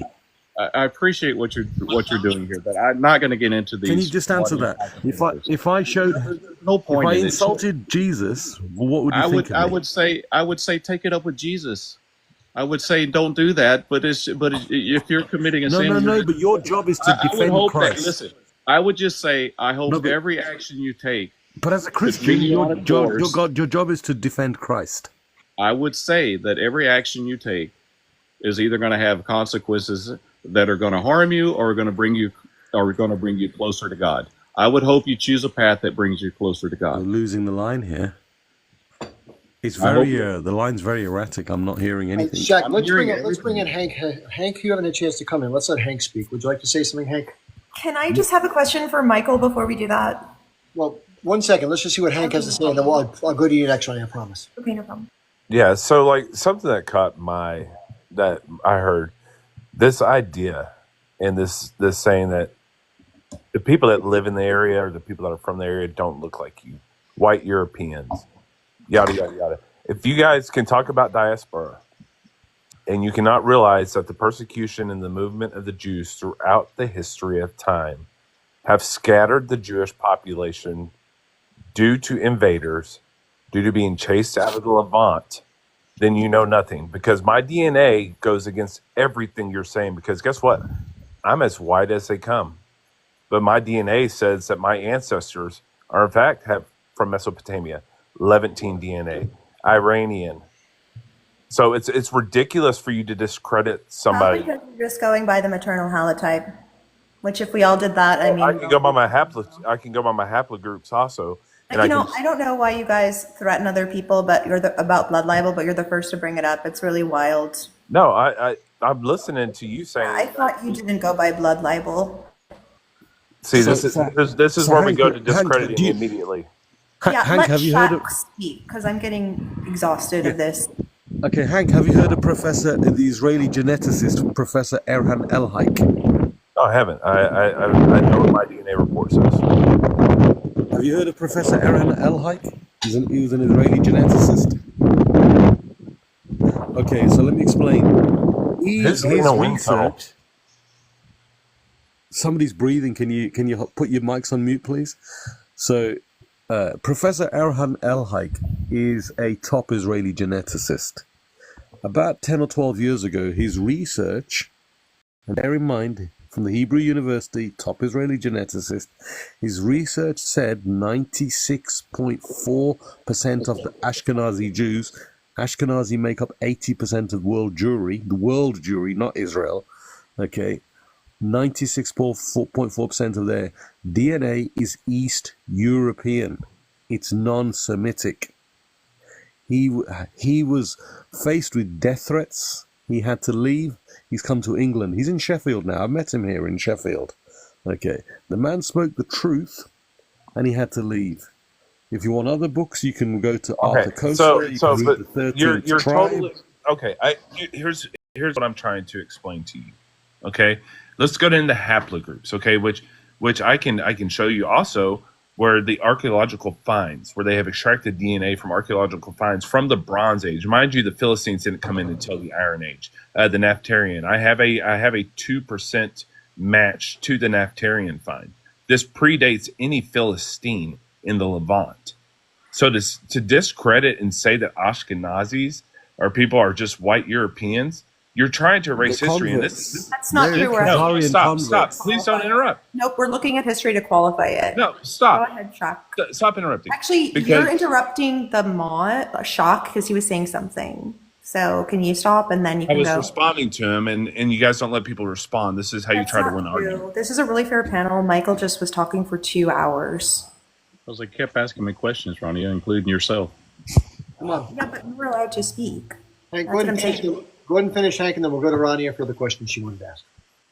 Yeah, so what I'm just saying is this is the continuance of exactly what we saw during World War II, where not only were the Jews try to exterminate the Jews, they try to exterminate any trace of history, just like they did in Warsaw, where they took the Jewish headstones and turned them into pavers to erase any trace of the Jewish people. This is a common denominator with the hatred for the Jews across the centuries, period.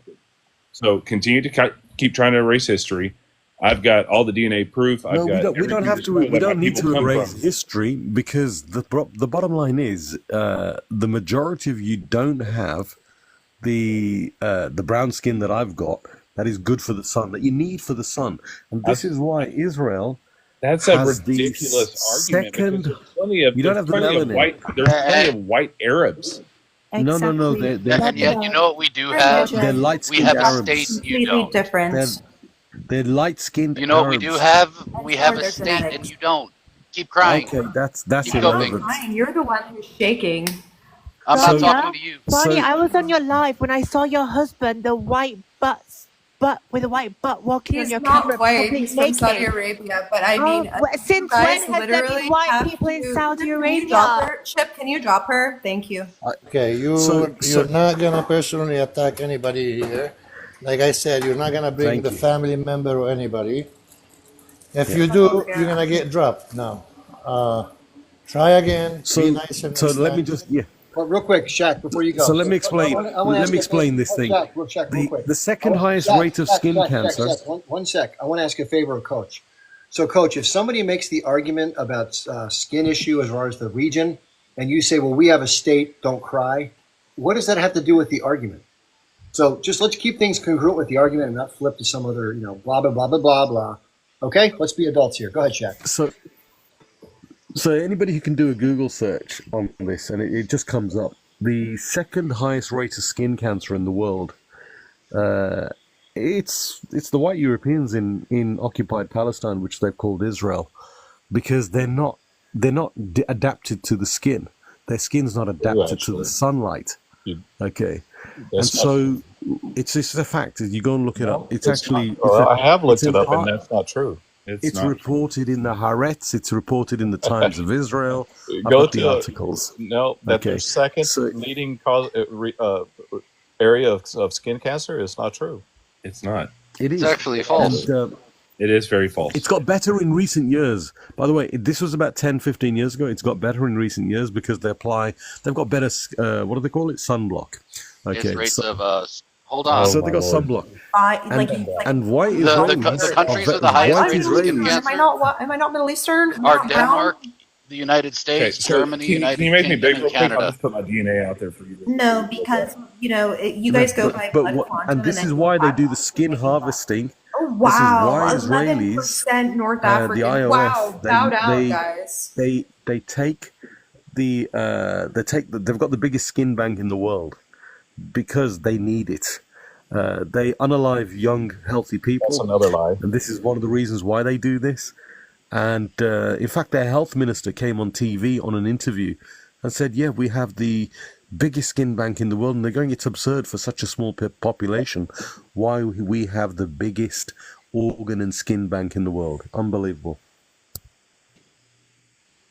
Or what's Ashkenazi DNA, the nucleus of the DNA, Guys, more in could you common. please, can you explain what's that? I am not wearing my guns. Can you explain to us what is this that you have up?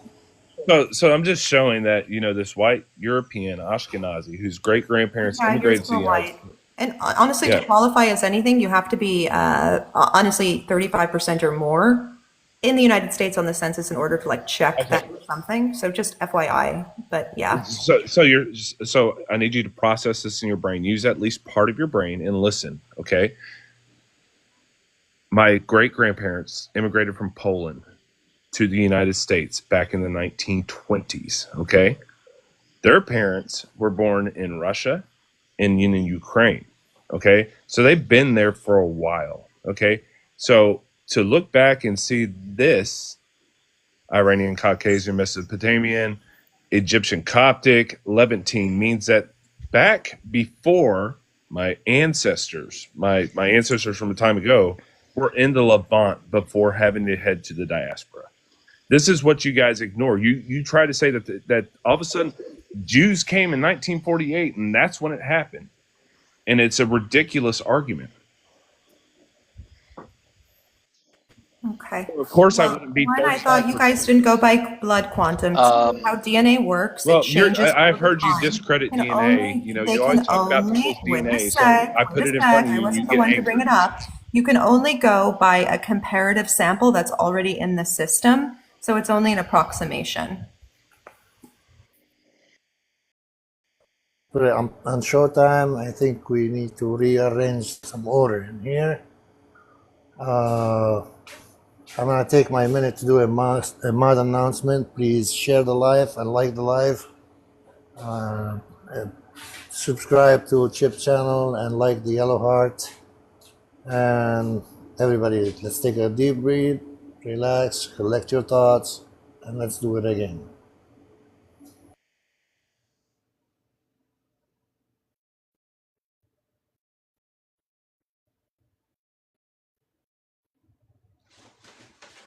So the nucleus of Ashkenazi DNA, it says you're 63% Ashkenazi DNA. There's more in common with the nucleus of the DNA to sample sites in Italy versus anywhere in the Middle East. In fact, after Italy during the Holy Roman Empire, we lose all genetic links to where this DNA came from. There's several different hypotheses, but none of them connect Ashkenazi people to the Middle East. It just doesn't happen. Then we have to go by, archaeology or this or that, or theories, historical theories and myths and lies, which you guys are great at.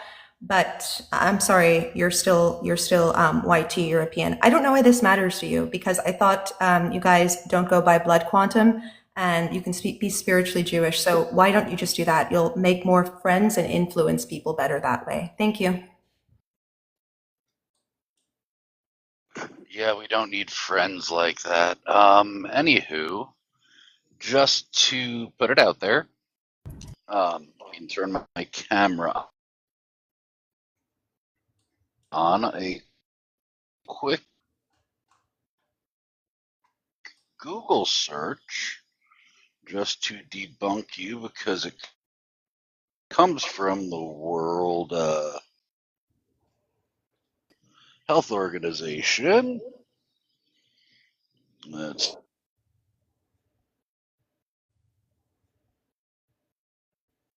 do this. Boom. Who has the highest skin cancer rates? Australia, followed by Denmark, the United States. Strange. Very strange, guys. It's about the fact that the Jews went back home after thousands of years. Y'all are still butthurt over it. Can't seem to get over it. But I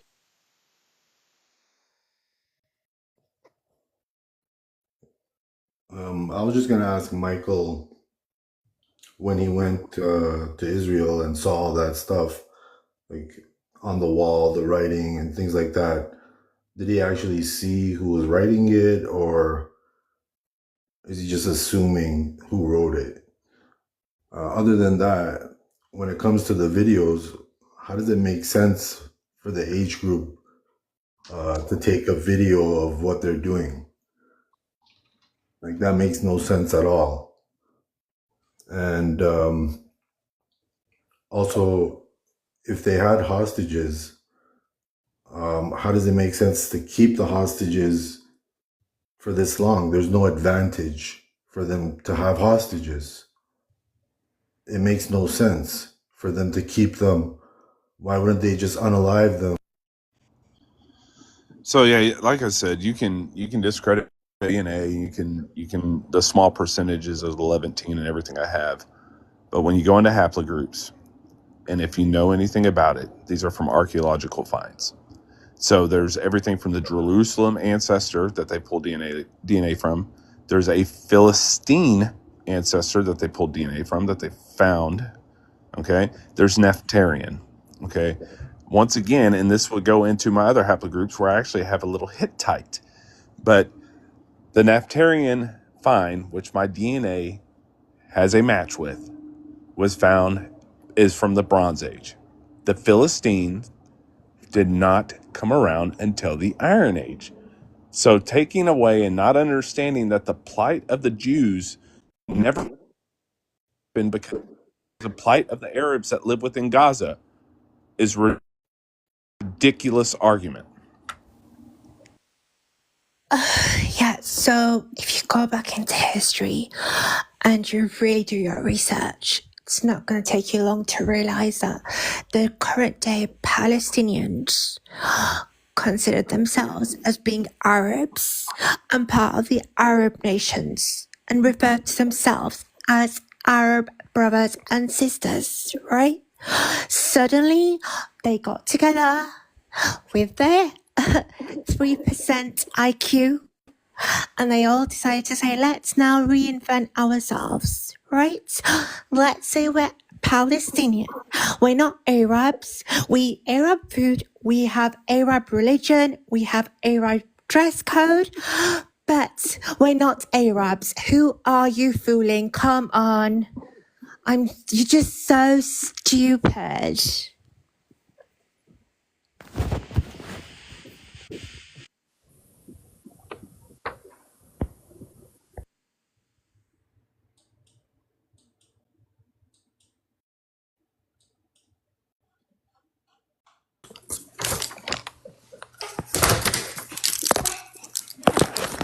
Hi, can y'all hear me? Yes. I just wanted Lot to of noise, a lot compliment of you, background Tip, noise. yesterday on that live. Okay. You brought up a lot of good points, and that's really all I had to say. But I like your live tonight too. Okay. Thank you very much. Appreciate you saying that.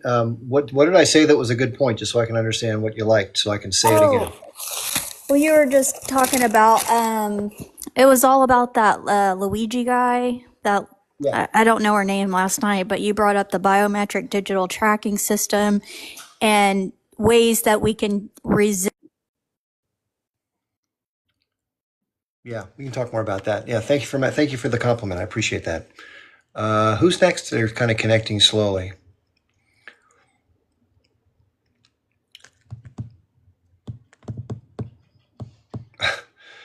Okay, Federico, so are you managing the showtime? Looks like this guest is not able to get through. Yeah.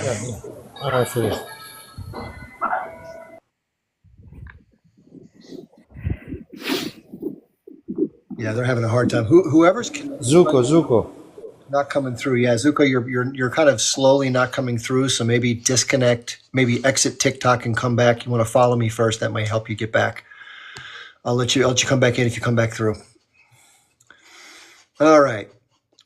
This person in the comments, the Sheikh Abu Meow person. Let me see if I can find them. What did they do that was They're just blocked? saying, like stuff that's slanderous, and I could just let it go, but I really don't appreciate it because the rest of the communities and Israeli communities embracing it and laughing about it. and it's really offensive. I'm It's not the sure. What is Nobody's FTD? laughing, Ronnie. Yeah, stop. It's like you guys pick up random shit off the internet. You did it to I blocked him. I blocked him. Chip. He's Bakalatha. personally going after personal attacks against Ronya. Okay, yeah, that's garbage. I'm Yeah, using attacks. might I just ask just a couple of questions? Sure. I think the only scientific view that we have right now of how long Jews have been in Israel is basically based on the artifacts that have been found. It is scientific, it's been proved. If we now use that as a baseline, okay, and then we talk about the diaspora, that means that, and I want to ask the question where did the first Jew arrive or came in Russia, in France, anywhere in Europe? Does anybody know? Because they did not start there. We all can agree that they started actually in, call it Mesopotamia, call it Israel today, but that's basically where they all started.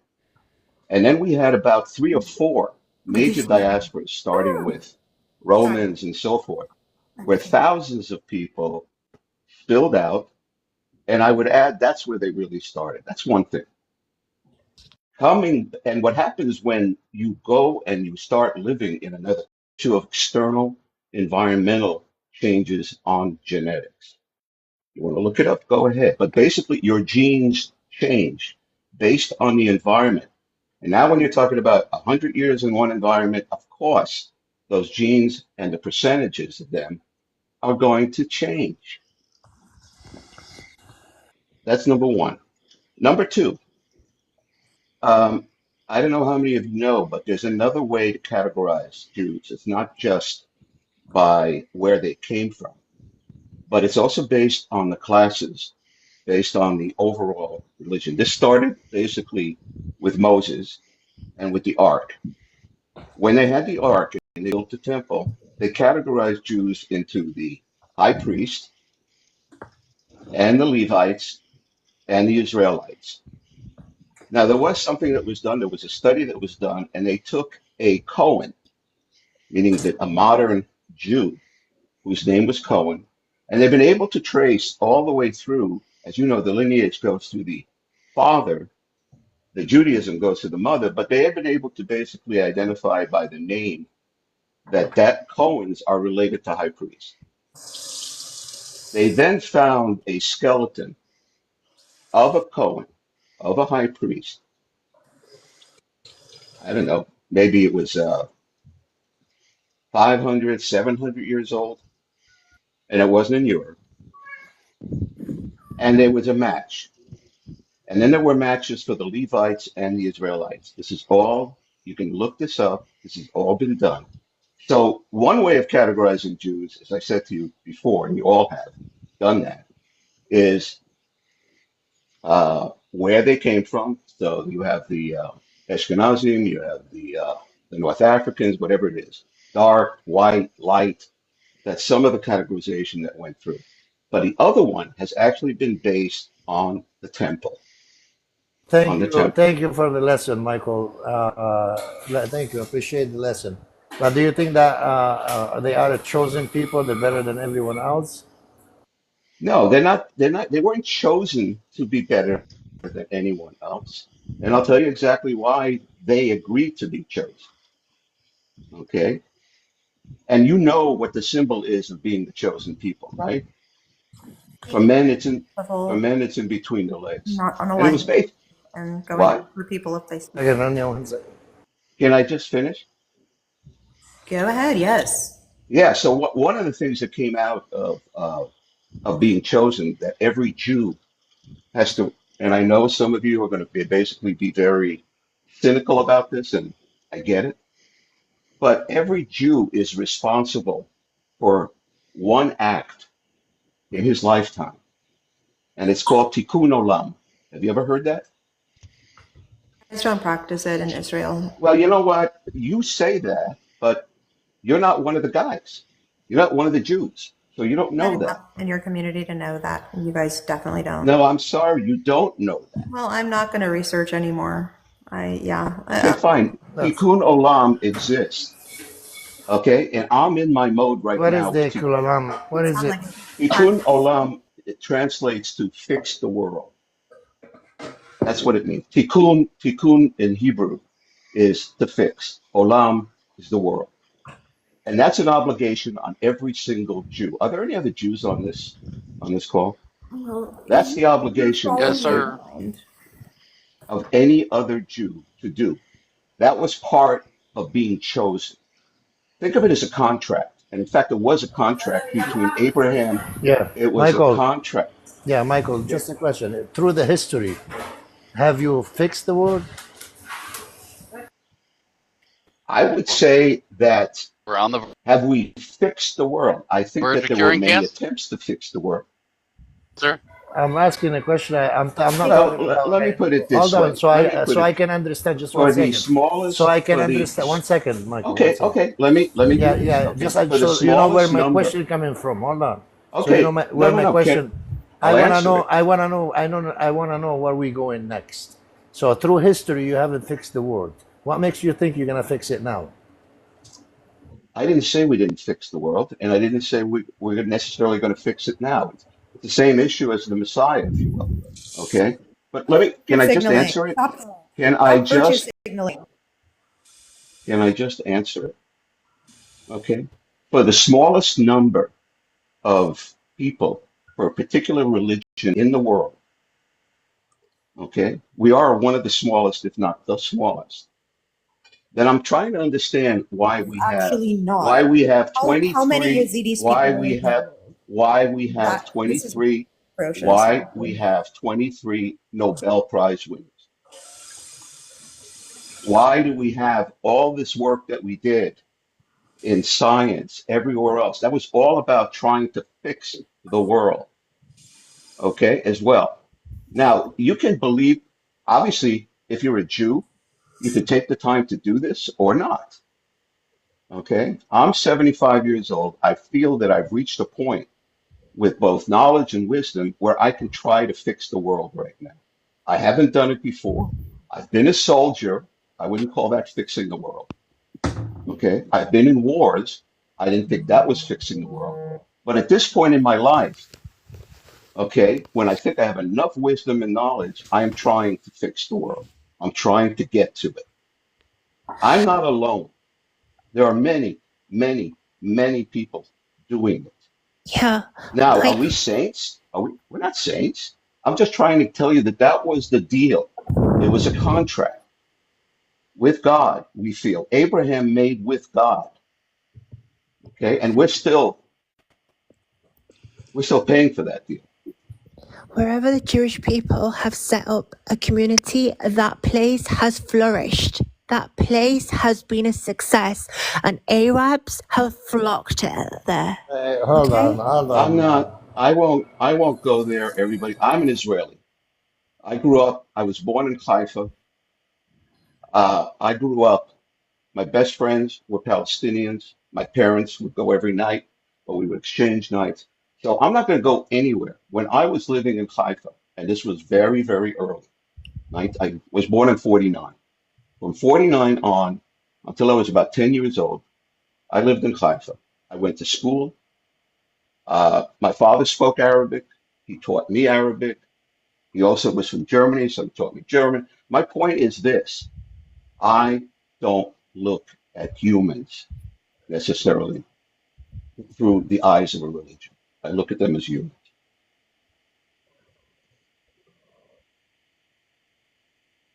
Look like. How do the Jews look like? Well, my mother was Jewish, so I'm Jewish. Hold on. That's what it You looks like. said that I wouldn't look at them in a Jewish eye. He's No, saying I that didn't he say that. views every No, that's human not as what a I said. human, not according to their label. I don't look I'm at trying them to as understand what Arab. he said. Just let him Oh, allow him to sorry. talk. Yeah. Sorry. So all I said was I don't use the optics of religion when I judge, when I look, when I want to talk, when I want to meet. Okay? I'm just looking As at them far as as human fixing the beings. world, can I say I'm something sorry? as far as fixing the world? Can I say something about this? As far as what? as far as whether Jews fixed the world. It's an obligation. It's an obligation. But can I comment on that? Oh, by all means. I'm sorry. Yeah. I didn't mean What to. qualifies you? To comment? Yes, on that topic. It doesn't No, matter. ma'am. It's an opinion. No, All of us have if it's just an opinions here. opinion, No, okay. ma'am. I'll just go I, with them. please let him talk. I'm No, sorry. because, sir, I respect you. You've had 75 years of wisdom to depart on us. This individual that just popped up to challenge you. The audacity. Who am I No, challenging? no. Let's let him speak There's first. no. Let's let him speak I first. We don't just know what he's said. Yeah. Let's hear him. I don't judge based on Okay. age or any of those things. Go ahead. So what I wanted to say that if you look at it this way, that throughout history, Jews created Islam, Jews created Christianity, Jews created Judaism, obviously, and therefore Jews have fixed the world partially. I mean, the majority of the world today is monotheistic, thanks to Jews. The majority of the world at least has some sort of morality. Otherwise, most of the Arabs would still be worshiping moon today. The Christian world, instead of Christianity, they would be, allowing gladiators to fight and having families. So I think if you look at it this way, I think Jews actually did fix the majority of the world. Maybe they didn't make the world perfect, but they did fix it. Let me again say that was the desire and the attempt. But I would also say the same thing, and you all know this. What are the two major causes of wars? All wars. Religion. I'll tell you, it's national borders and it's religion. You're absolutely right. It's national borders and religion. And war has never fixed anything. So, and believe me, I spent 5 years in the IDF fighting 2 wars. I know very much and very well what a war is. So I have never felt that war was a solution. It will never be a solution in the future. In fact, every time we have a war, I think it devolves us. Basically, we take a step back in evolution. That's my own feeling. You're right. Okay. But So if we want to continue to evolve as human beings, there are still a lot of areas for improvement. All the Jews are saying is that it is an obligation. If you want to be a Jew and you want to practice as a Jew, then practice as a human being and try to fix things.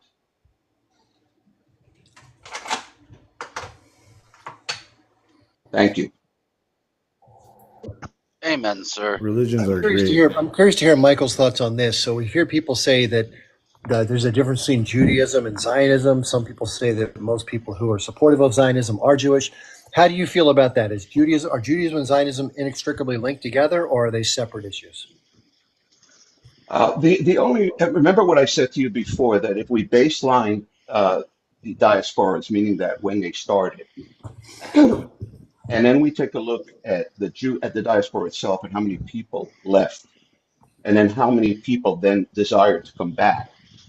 Zionism originally, I know that Zionism now has been, wow, it's been stretched and mangled and this and that, but the original intent of Zionism was to return home. It was the Jews only had one home. The other thing is that the Jews were stateless from the minute that they arrived in Europe. From the minute they arrived in Europe, they never had a state. As a matter of fact, because of the persecution and anti-Semitism, Jews were not allowed to own land. And therefore, we get into the merchants and the money and the bankers. But my point is, just take a look historically at the journey of the Jews from the point of the diaspora to the return back to Israel. Okay? They never had a state. Does this sound familiar? They never had a state. They were persecuted all the time. And more importantly, they were thrown out of countries. So even if they settled in a country, sooner or later they were thrown out. I talk about the Inquisition, I talk about England, I could talk about any of those things. If you look at the history of the Jews, and you were all talking about Christianity and Judaism and this and that. I know for a fact that even during the Crusades, okay, with the Crusaders going to help the Christians or to basically get rid of the Saracens, on the way there, they practiced on the Jews before they got there. Okay? Certain holidays, for some reason, created pogroms like Christmas and things like that. So there's always been kind of a bit of an ill will. The killing of Christ, all those things seem to have added up to this sense of here are stateless people. They're basically infidels. They're basically now they're into money because they can't own land.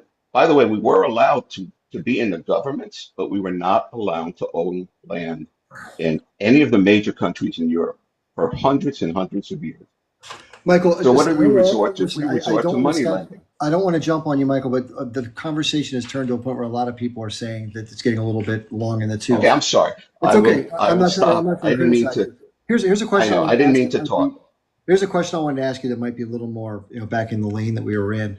So, not the fact that the Jewish people ended up having a state, which obviously people aspired to for self-determination and autonomy. Right. Do you think that it's illogical for those who are angered by the way it came to be and those who were adversely affected during its creation? Is it illogical or irrational for them to hold that type of anger, or do you think that makes sense?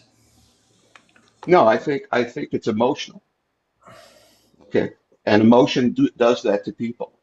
Uh, and there's obviously tremendous amount of still enormous amount of misinformation around that whole period. My parents lived through that whole period. Okay, they were there in '48. My father was one of the first pilots in the Israeli Air Force. My mother was a member of the underground. So they watched it and they did it along with the friends that they had. As I said to you before, we grew up in one community in Haifa. What I think happened was, for a lot of different reasons. No, I totally agree with some of their attitudes, some of their feelings, and all of that. But I don't think that today, that today is doing anything to move it forward. I don't think, by the way, any of this discussion that we just had about who's been there longer and who's indigenous, and I don't think any of those things matter anymore today. Do I want to see a Palestinian state? Yeah, I do. I do. Because to me, it was no different than when I was growing up. I had Palestinian neighbors. I could have just as well have had a Palestinian state too. Did I agree with the occupied territories? Absolutely not. If you took a vote of the soldiers that fought in the 1973 war in Yom Kippur, and I was one of them, we all, 80, 90% of us said we are not fighting for the occupied territories. We're defending ourselves against Syria, who attacked us, Egypt, who attacked us, and so forth. But we want those territories returned. That was 1973. Right.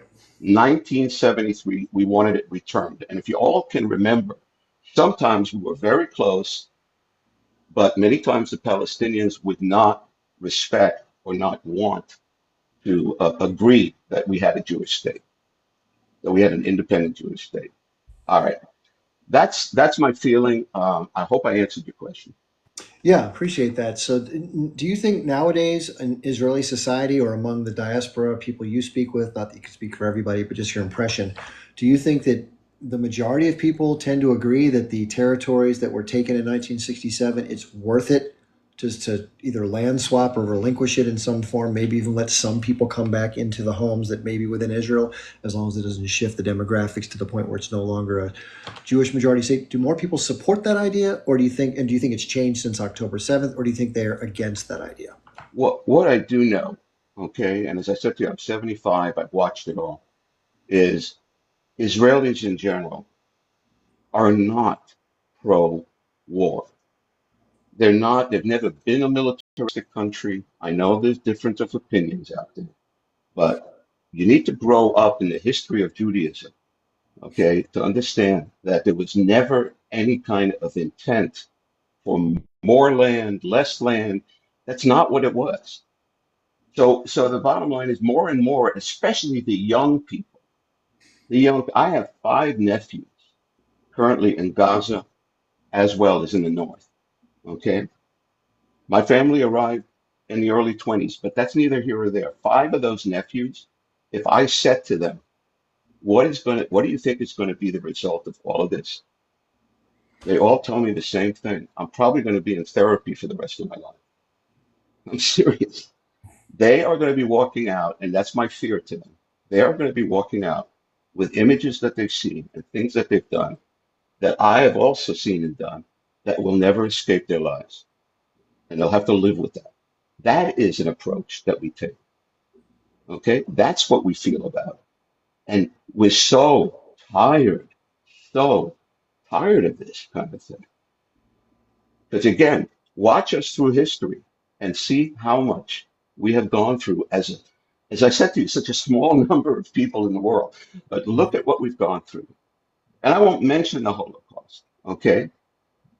But I'm just saying, we are tired of it. We're tired of all of this. Yeah, that's understandable. So, fast forwarding to present, obviously, I've been watching this. I'm younger than you are, but not by a huge margin. But I learned about this in 1989. I served in the military in 1990 or 1989 through 1993 in the Right. U.S. Army. I was in the first Gulf War. You know, obviously, you had your service earlier. But I agree. Seeing things like that and seeing horrible things in life just doesn't. It's a bad experience that no one should hopefully go through.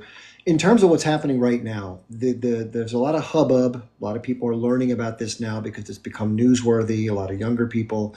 And by the way, the way people view this is stratified dramatically by age group. Obviously, people who are older, my group and older, tend to be very supportive of Israel. And the further down the ladder you go, as Jonathan Greenblatt from the ADL said, we have a generational problem. We have a TikTok problem. He actually said that in a recorded meeting. So obviously, do you think this is something that I talk about? I want to see your opinion. Obviously, with social media, we're here now talking this amazing set of devices which allows information to flow in ways it never could before. Do you think that the availability of information and the way it gets disseminated has changed the way people view the conflict? Absolutely. And it's not either side. It's this thing called misinformation. I teach a class in college right now. Okay. I actually teach two things. I teach AI, but I also teach all about critical thinking, critical reading, and all that. We have lost the ability to fully understand what people are Shut your saying to bitch us. asses up. Okay. Nice to see you there. I'm Please sorry, I continue. didn't. Sorry about that. Oh, okay. So I look at everything right now with community, and I think we've done it to ourselves too. I'm not taking any political or partisan sides here. I'm just saying that misinformation, as far as I'm concerned, misinformation won the election. Okay?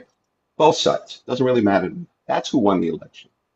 And when I teach high school students, okay, and I said, do you use logic at all when you look at something from the news? Do you use any kind of quantifiable analysis when you look at the news? Or do you just listen passively and never ask a question? The majority of them said, well, that's what TikTok does. It's entertainment.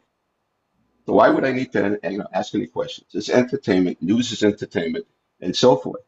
So I believe, and by the way, this is for reading too. I just believe we have lost the ability to know how to read. I'm not saying that reading English, but how to read to understand.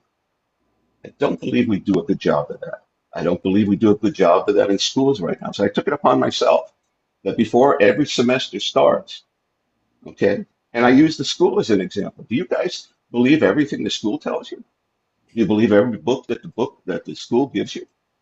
Do you question it? Why don't you question it? So it's all about going back and using things. I don't think they even teach logic anymore, do they? So that's kind of where I'm at with what's going on right now with the news and what's going on with Israelis and young Israelis and young people today. God bless them; they can do 8 things at one time, but are they doing any one of those things really, really well? Well, I have a question for you. So you have explained the Israeli side of the story of the children. So based on what you said, can I say that the increased amount of resistance through the years that justify the amount of stuff they see? You said you have 4 nephews that they serve, and they told you they're gonna be in therapy through their life. So, do you Yes. think the increased amount of resistance that you guys facing from the Palestinian is due to the amount of stuff they go through? I'm going to tell you a little story. Okay. When I served in the Army, we had some missions every once in a while.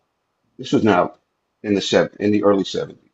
And every once in a while, in all fairness, we had to do some intelligence gathering. And what we would do is we would go across, I don't know, into the West Bank, whatever. We would go into Gaza, whatever it is. We dressed up. We went into somebody's home. We paid them for the time. Okay. And we asked them if it was okay if we just observed. All right. We didn't do anything else. So one day, a 6-year-old boy opens the door and we ask him, can we just speak to your parents? We're just going to, ask you if we can just stay here for a little while just to observe what's going on and all that, and then we'll be out of here. He said, no, you can't come in. 6-year-old boy. Imagine what he's looking at. He's looking at about 10 guys. We all have our faces painted. We all big with guns and this and that. And this 6-year-old kid says, no, leave my home.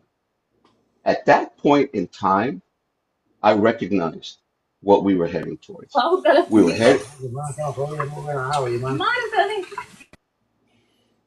heading towards a world where a 6-year-old kid has the bravery, or I don't even know if it was bravery, but had enough hate in him, okay, that he was not going to let us I would say into bravery. his house. I would say bravery because the kids All don't right, hate. fine. Yeah. That's fine. That's fine. Okay. But you also have to look at yourselves too. Okay. And when I say that is I've been through enough villages and Arab towns to go through the schools and see what exactly the education has been. And you've got to admit that many times the education has been about hatred towards the Jews. So it works both ways, okay? No, But Michael, just a second. So you tell me you went to this guy's house. You guys it went was to his house. You right, knocked on his door, and you wanted right. to stay in his house. Like, what are you telling me? That's due to indoctrination of school of hate. Like, I don't Okay. understand. What I'm trying to understand. You So go he into had, somebody's house. Obviously, if he told you no, because he went through that before, or he heard the story that you guys done it other places before. So I would call it. mm, It's not hate. This is because of what you guys did before. The result yeah. became the No, bravery of that little kid. the kid was brave. I'm not suggesting that. You can Can hate I me as much respond as to you that? want, but it Can I takes respond to that, bravery. please? You can hate me as much as you want, but it takes bravery, okay, to stand in front of me and simply say, get out of here. You don't belong here. Now, what I said is documented. It's available. There are copies of all these books, copies of all of these school books and everything, where you have a typical trope of a Jew with a big nose and all of this. Look, all I'm saying is it's there.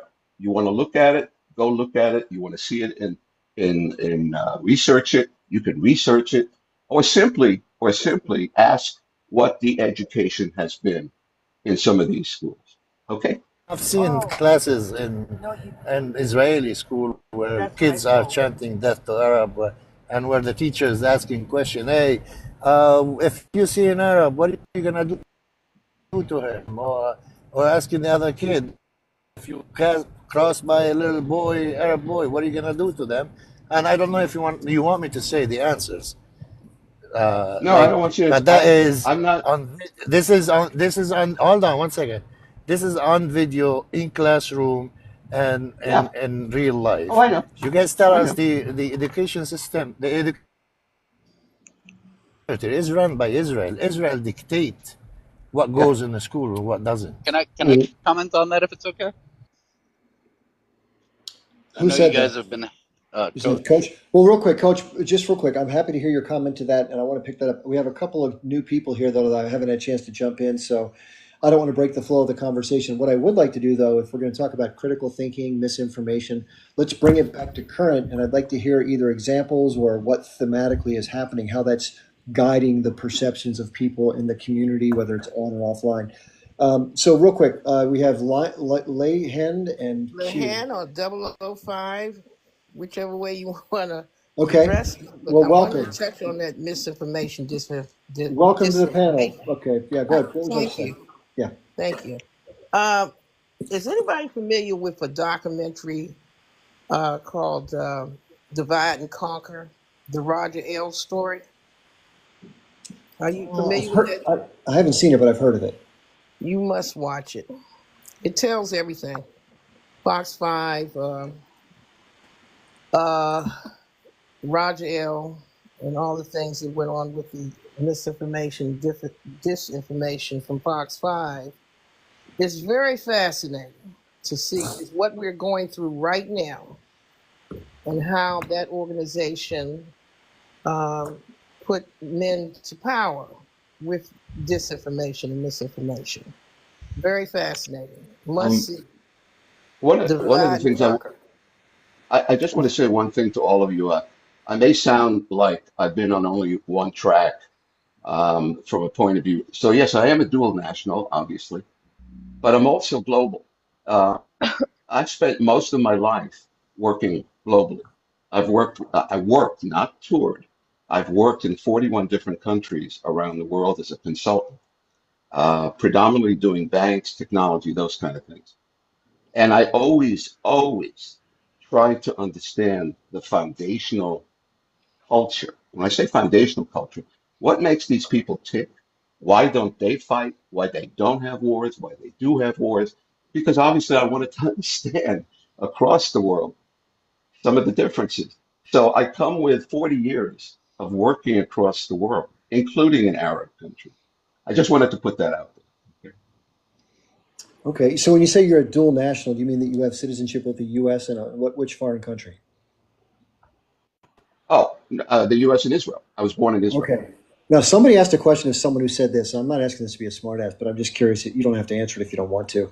But if a war ever did break out between the United States and Israel, if you were a man of, draftable age or fighting age, which side would you fight for?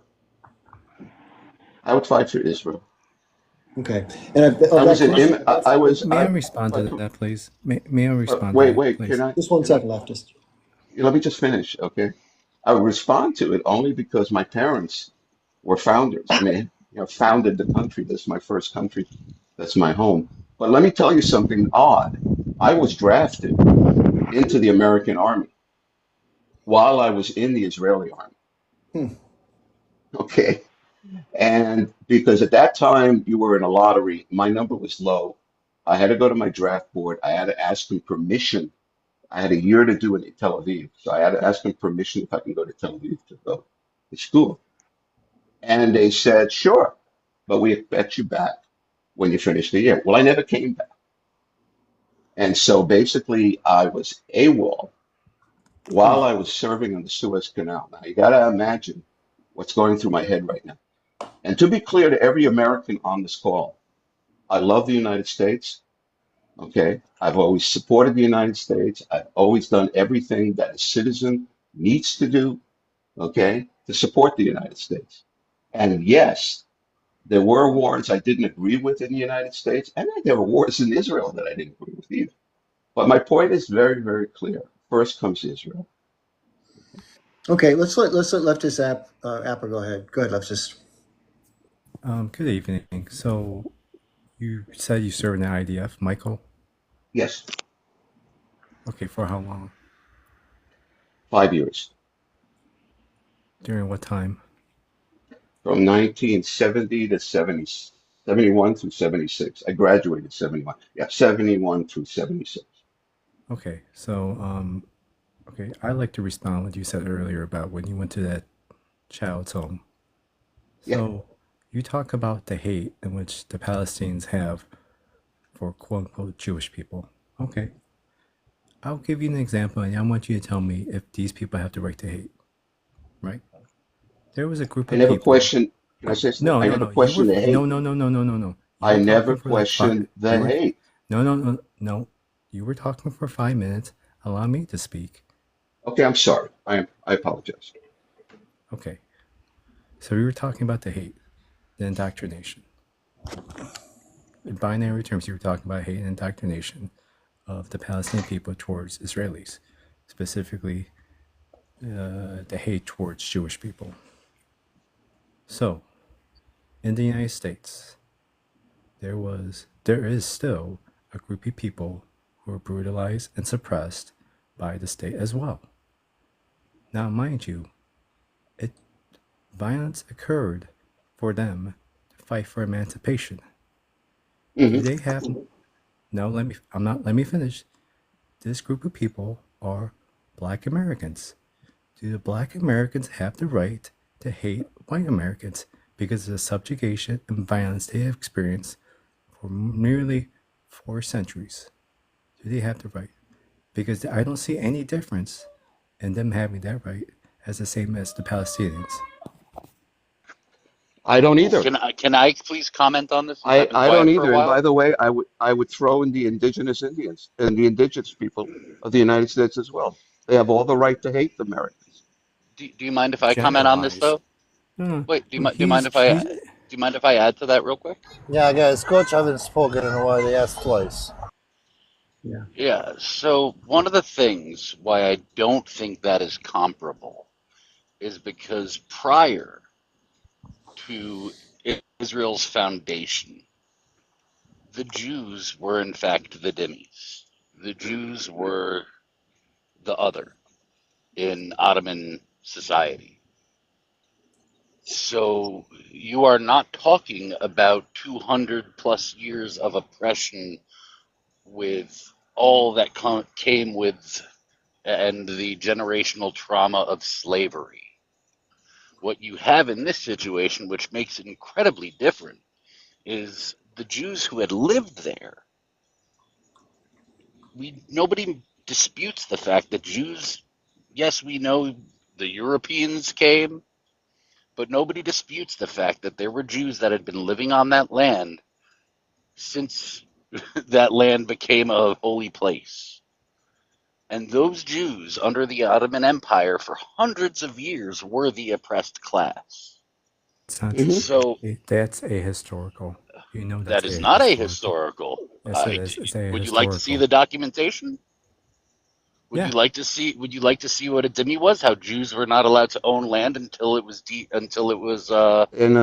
privatized. That Jews were In a not allowed to build a home higher in a than a Muslim's home. That a Jew was not allowed to build a temple higher than a That's not mosque. true. That's not true It at is all. true. No, it's not. You do know This that's is nobody ahistorical. disputes these facts, dude. What are I'm you undisputing. talking I'm about? undisputing it because you're suggesting that anti-Semitism was of unique to the Middle East. It When you know wasn't. for No, a this fact. wasn't. I'm not talking anti-Semitism. This has nothing to do with how you feel about Jewish people. This has everything to do with the law of the land at the time. I'm not worried about if they were racist to Jews or not. I don't care. It's just the laws were that Jews could not own property. Jews could not build temples higher than a mosque. They had hell. It was under the Ottoman society that they created the freaking emblem that the Yazidis created, or that the Yazidis then borrowed, I should say. What? Yes. No, it's not. The Yes, it swastika did not is. come from. No, Okay, not the that's swastika, the Guys, yellow star. that's Jews had to that's wear a not. yellow star You in are Ottoman. that's Oh my that's God, dude. ahistorical. No, Yes, it is guys, not. is. can I just say something, guys, before you go any further? I don't think we're trying to compare, okay, worse or better or worse. I would tell you that in about a month or two, we're going to celebrate the Jews being slaves in Egypt and then seeking their freedom. Do you want to compare the Jews in Egypt being slaves to the slaves in the United States? I don't think you can do that. No, That's not what I'm Personally, talking about, no, though. no, He's no, trying to make a I know you're not. comparison I that the know you're not. Palestinians are the no. that You're the not Palestinians understanding. have the same kind of generational trauma as black people do. No, When that's not what I'm I'm saying. sorry, there's no That's comparison. not what I'm saying. You need to look. There is nuance to what I'm saying. The man below me, Michael, suggested that they are being indoctrinated because they just have this hate towards Jewish people, when there's historical materialism to why they have this hate, because of oppression, because of subjugation. And I gave an example to Black Americans to which they have this understandable hatefulness, which is of white supremacy. And what Palestinians are experiencing right now is a form of supremacy. Is it true or not? It's absolutely not. No, because the Jews the are black not people. white. I'm sorry, the Jews black not people white. in America did not have a choice that they rejected for their emancipation. I'm sorry, but You there said is that they have. zero What? comparison. I'm not making a comparison. You are assuming You're I'm making a trying to draw. You're literally trying to draw a comparison to why black people in America should like don't like white supremacy to some sort of correlation to why Palestinians. You're literally making the comparison, and I am Yes. telling you the What two is this? situations could not be further from comparable because Okay, just the coach. because Just coach. there have been Just coach. times throughout Just history, coach. multiple times Judge throughout coach. history, Judge that coach. they have Listen. had the option What to option? have sovereignty and turned it down. No, that's not true. Are you talking about the Yasser Arafat and Clinton Accords? Because you know for a fact. I'm talking about 1947. I'm talking about the Sykes-Picot Agreement. I'm talking about the federal plan that they rejected. You I'm mean? talking about Okay. 2008. Okay, There have been 7 times. Let me respond to that. Let me respond to that. So you mentioned those past accords, right? Those past accords and agreements. Before you respond, just guys, if you don't mind, it's a very productive conversation. So if you guys don't mind, everybody in the comment on the panel, tap Chip's screen, bring the live up, invite some more people in, let's interact more. It's a very productive conversation, and most importantly, there is no cussing or attacking personally and all that stuff. So please bring at least the likes to 60,000 and the shares to 200. I want to speak, please. There was another guy on this live before, and he lied a lot about Israel. Okay, so one of the lies he Hey, said Israel. let Lefty finish because I interrupted him for the mod announcement. He's away from his phone. Okay, so this guy tried to relate Israel to groups like ISIS. So not only Israel not related to ISIS, I there don't is know there, what you're talking about. I've been there on is this panel. Muslim Nobody tried to do that. there is Muslim Arab, Muslim Arab that live in Israel that called himself Palestinian.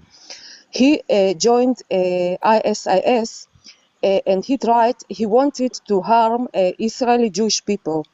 And Israel caught him, and he was arrested. You can go Google it in Israeli news in English. Okay, it was a few months ago. So Israel has no connection, maybe only some Muslim Arabs that live in Israel and consider themselves Palestinian. Maybe some of them have some they join ISIS with a goal to harm Israeli Jewish people. So this is one point. The second point, Jews are not white Europeans. Jewish nation origin from Middle East, from Judea, from Kingdom of Israel and Judea. They were exiled few times by few colonizers, like after Bar Kokhba revolt about 2,000 years ago, Romans unalived many Jews. Okay, they ruined Jewish temple, and they exiled. אנחנו דיברנו על זה כבר, באמת, עברנו את כל זה. Okay, so I don't know if you also mentioned that most of the Arabs that became Palestinian in 1964, they were not Palestinian before 1964. They were just Arabs. And Mary, before, if you don't want me to deny your no, Judaism, hold on please don't. one second. No, I can't interrupt you. Hold on, I can't interrupt you and I can mute you. So what I'm trying to say is, if you don't want me to deny your existence in that land and all of that, do not deny the existence of my ancestors, because I am, as a Lebanese. Hold on, one second. my ancestors, as the Lebanese and the ancestors of the Palestinians, at one point of their life, they were the Jews of the land. If we converted to Islam and Christianity, No, and you we were not hold Jew, you on, are Arab. hold on, and we were Arabized, then we learned to speak Arabic, and the language became Arabic, does not negate our belonging to Let me that land. finish. You, So you don't don't say let the me Arab finish. came. Don't say the Arab came. We Don't were there. let me finish. I'm Sim- speaking. Go to my page. Go to my page. I have doco. Not a talk speeches like you, lies. You're not Jews. You're not never Jews. You are Arabs. Okay? The one Go that to my came on the page. boat from Germany, you know? We're not the one that No, came on the boat and came to Palestine, and the yes, but Palestinian before the welcomed us in Palestine, yes, but okay? before We were the there when you came. Can, We're the one that welcomed you, not you okay? not welcome Jews. You We not are the welcome one can, Jews. that took you You didn't in. want Jews. We are the one Let that me took you finish. in, and we protected you. So stop. Listen, a listen, minute, listen. Let me Don't a finish. call minute, me a can I, liar. Just that you make up guys, lies, it doesn't make Let me a me liar. finish. Go to my a page. minute, Go a go minute, to my can I just, page and watch the doco. One moment. Go to my page. Go to my page. I have doco. Doco. By the way, Al Jazeera made this doco, and there are also documents. There's proof that before 1917 there were So you were born in 200,000. Nigeria. You were born in Nigeria, and you are indigenous to Palestine. Let me speak. No, are you Nigerian? I can Let me recognize your speak. accent. Are Let you me speak. Nigerian? No, I'm not Nigerian. Let me speak. Ah, let me speak. Before 1917, okay, it's documented. Okay, the amount of population in British Mandate of Palestine was 200,000 people. Most of them, okay, were Muslims, because most of Jews before that point of history were or unalived or exiled to another countries. And there were also Christians. Okay, please let me finish. I Okay, know, and but you've been going on. after 1917, about 500,000 For the Arabs came history from lesson. Syria. So can I just say something real quick? Because I don't get on TikTok a lot. All right. By the way, I'm sorry, what was your name that was on before? Miri? Miri, yeah, obviously I'm the one who spoke to you in Hebrew because I needed you to understand what the rest of the people were had really done already, had already talked about. That's all I did. But I'm trying to ask everybody here, what have these arguments done to move this along or forward, to move this whole issue of Israel, the wars and everything? I get on here, I don't know, maybe once every 3 months or something, and guess what? It's the same discussions. It's the same thing. And people are dying. I Listen, say, I hear people, this discussion. wait. People are dying and we haven't solved anything. Before you were on, I said there are two reasons, two major factors of war. One is religion, and the other one is borders. That's it. And as I also said something else, every time we do have a war, we take a step back in our evolution as a species.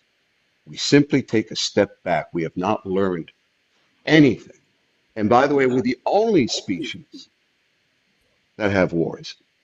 Okay? So what I'm getting at is why do we keep comparing lengths of time and who was here first and who did this Uh, and who did that when none of that let is moving the conversation forward? Miri, do you have an answer? Don't give me facts. Do you have an answer for what we can Okay, do yes, to I have take an a answer. step I have an forward in answer. evolution? All right, what? I have an answer. It's not. There's a reason why I'm speaking about facts. That 500,000 Arabs, about 500,000 Arab people from Syria, Jordan, Egypt, Yemen, and other places. I have doco on my page. It's documented. Also, the number of the population before 1917. It's documented. So how does Okay. this help us evolve? He asked you a question. So You did Okay. not answer. So what is the point of the age group resistance? Do you know why they call it resistance against occupation? It's not against occupation of Gaza because Israel don't occupy Gaza. They call occupation all we the land of Israel. They call occupation, they want all the land. They want I know. Islamic Caliphate. They don't want I Jews know. on this land since 1947. It's their goal My from point 1947. They don't want Jews at all on this land. You did my not answer point the is question if at you all. add it up, my point is if you add it up in all the wars in this tiny little area of the world, okay? Number one, all of the wars were related to the two things I said. It was either territory or it was religion. And if we are ever going to, I'm Israeli. I was born in Israel. I grew up with the idea that, oh, finally we have a home. Forget all of that. Forget all of that. By the way, my son wanted to join the IDF, and I basically did not allow him to, nor did I want him to, because I said, when you come out of a war, and I don't care who you are, you're damaged goods for the rest of your life. And I said, I don't want your life to ever have that. And I think, Chip, you know what I'm talking about. So, you know, so if I could prevent you from going to any war, I will do that. That's my feeling. And we are not moving forward. Nothing is moving forward. Okay? We have all done brutal things. If you start from the premise that war is wrong, all wars are wrong. If that's the premise, then you can't go anywhere. You can't go anywhere. Is Michael, everybody So following me? I not just mentioned the fact, and it is documented fact that about 500,000 Arab people came after I 1917. never go I again. just not mentioned this for no reason. I Yeah, mentioned I this because it was never their land. It was never Arab they state. It was came never because Arab country, but their leaders brainwashed all right. them with lies. They brainwashed these people, these kids in yeah, Gaza and in West Bank. They brainwash these kids with fake history, You with didn't lies, understand him at In all. You did and not they understand what he said. brainwash them that they in should all analyze all Jews and but take all the Mary, land. Mary, This is what Mary, they teach the kids. Mary, you know what this is? This is what I call interpretation. Our Torah is a one book of major interpretation. That's what I do. That's what I believe it is. Yes, you could say it's the word of God, but then what God did, and I think it may have been a smart God, okay, is he said, you know what, guys, I am not going to tell you what all of this means. I'm going to let you interpret it. That's why for the Torah, and frankly for the same thing for any religious book, you will find thousands of additional interpretations. And that's what we're doing right now with history. That's not what we're doing with history right now. You can interpret it one way, he can interpret it another way, but at the end of the day, interpretations don't move you forward. They just basically say things in a different way. And it's time for us to stop doing this, because it's not going anywhere. And Stop people are what? dying. Stop what? Israel Stop. didn't start any war. Israel didn't start any war. You can't say Israel stop because Israel don't start it. The All right, age look. group started it. They want Were all the you land. They excuse don't me, want Jews here. They want to annihilate all Jews. Mary, have you ever been in a war? What? Have you ever been in a war? No, I Have you wasn't ever? in the war. All right, can I tell you something? When you fight a war, everybody thinks, and Chip, bear me if I'm wrong or right. When you go into a war, the first thing you think about, okay, is staying alive. Politics is out of the question. You don't think about your religion. You don't think about anything else, okay? Patriotism, all of that, that's all wonderful things to do and talk about. But if you're in combat, respond to Michael. if you're in combat, I don't think about history. I don't think about persecutions. I don't think about suppressions. I'm trying to stay alive and I'm trying to complete a mission. So my Michael, if I point is didn't, this. The essence of war is wrong, and it does not accomplish anything. I've learned that lesson at least.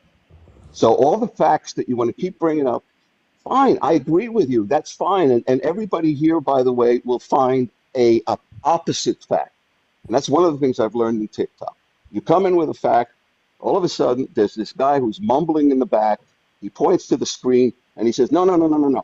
This is the fact. And then basically 5 people attack you because you had your fact and they had their fact. And at the end of the day, what did we accomplish? Did we figure out what we're going to do next? No. Did we figure out how we can stop it next time? No. None of those things. So, as I said to you before, I finally have the ability at 75 to speak my mind. And that's what I'm doing. Okay? Michael, I'm speaking my mind. if you don't mind, let me just enter here. First of all, Chip, I want to thank you for having me on. Just to introduce myself. You guys can call me Q. I was born in Gaza, raised in Gaza. Now I don't live there. I speak English pretty well, and I consider myself to be educated on this matter, as I have to be and I need to be. One thing that Mary said a while back, she said that the Arabs were actually turned into Palestinians in the 1970s or something like that. The identity Palestinian, sure, it came in 1970, but Arab, you guys love to call us Arabs. Yes, the Arabs were living in the land beforehand, and the Arabs always lived in that land. So did the Jews. No, I'm not not denying. always. Not always. This is lie. This is This was is Jewish lie. land, and Let him finish, this is please. was Jewish land. Mary, he's right. He's right. It's even in the Torah. It's in all of our holy books that we were never there alone. Thank you, Michael. We were never Yeah, there but they alone. weren't Arabs, dude. At least be intellectually honest. What? Yes, that we were Well, always there. I don't care. Listen, I don't care if they were Michael, Philistines. I just I don't told care. you there are documentation that tell that 500,000 Arabs came from Syria, Jordan, Egypt, Yemen, Saudi, Morocco. Right. What can't you understand? There were 200,000 people before 1917. Do you There understand were that the 1 million population people in fluctuates, Mary? 1947. Mary, You do you can you understand tell? that the Not number Can you of people in 1 the land million fluctuates? people in 1947.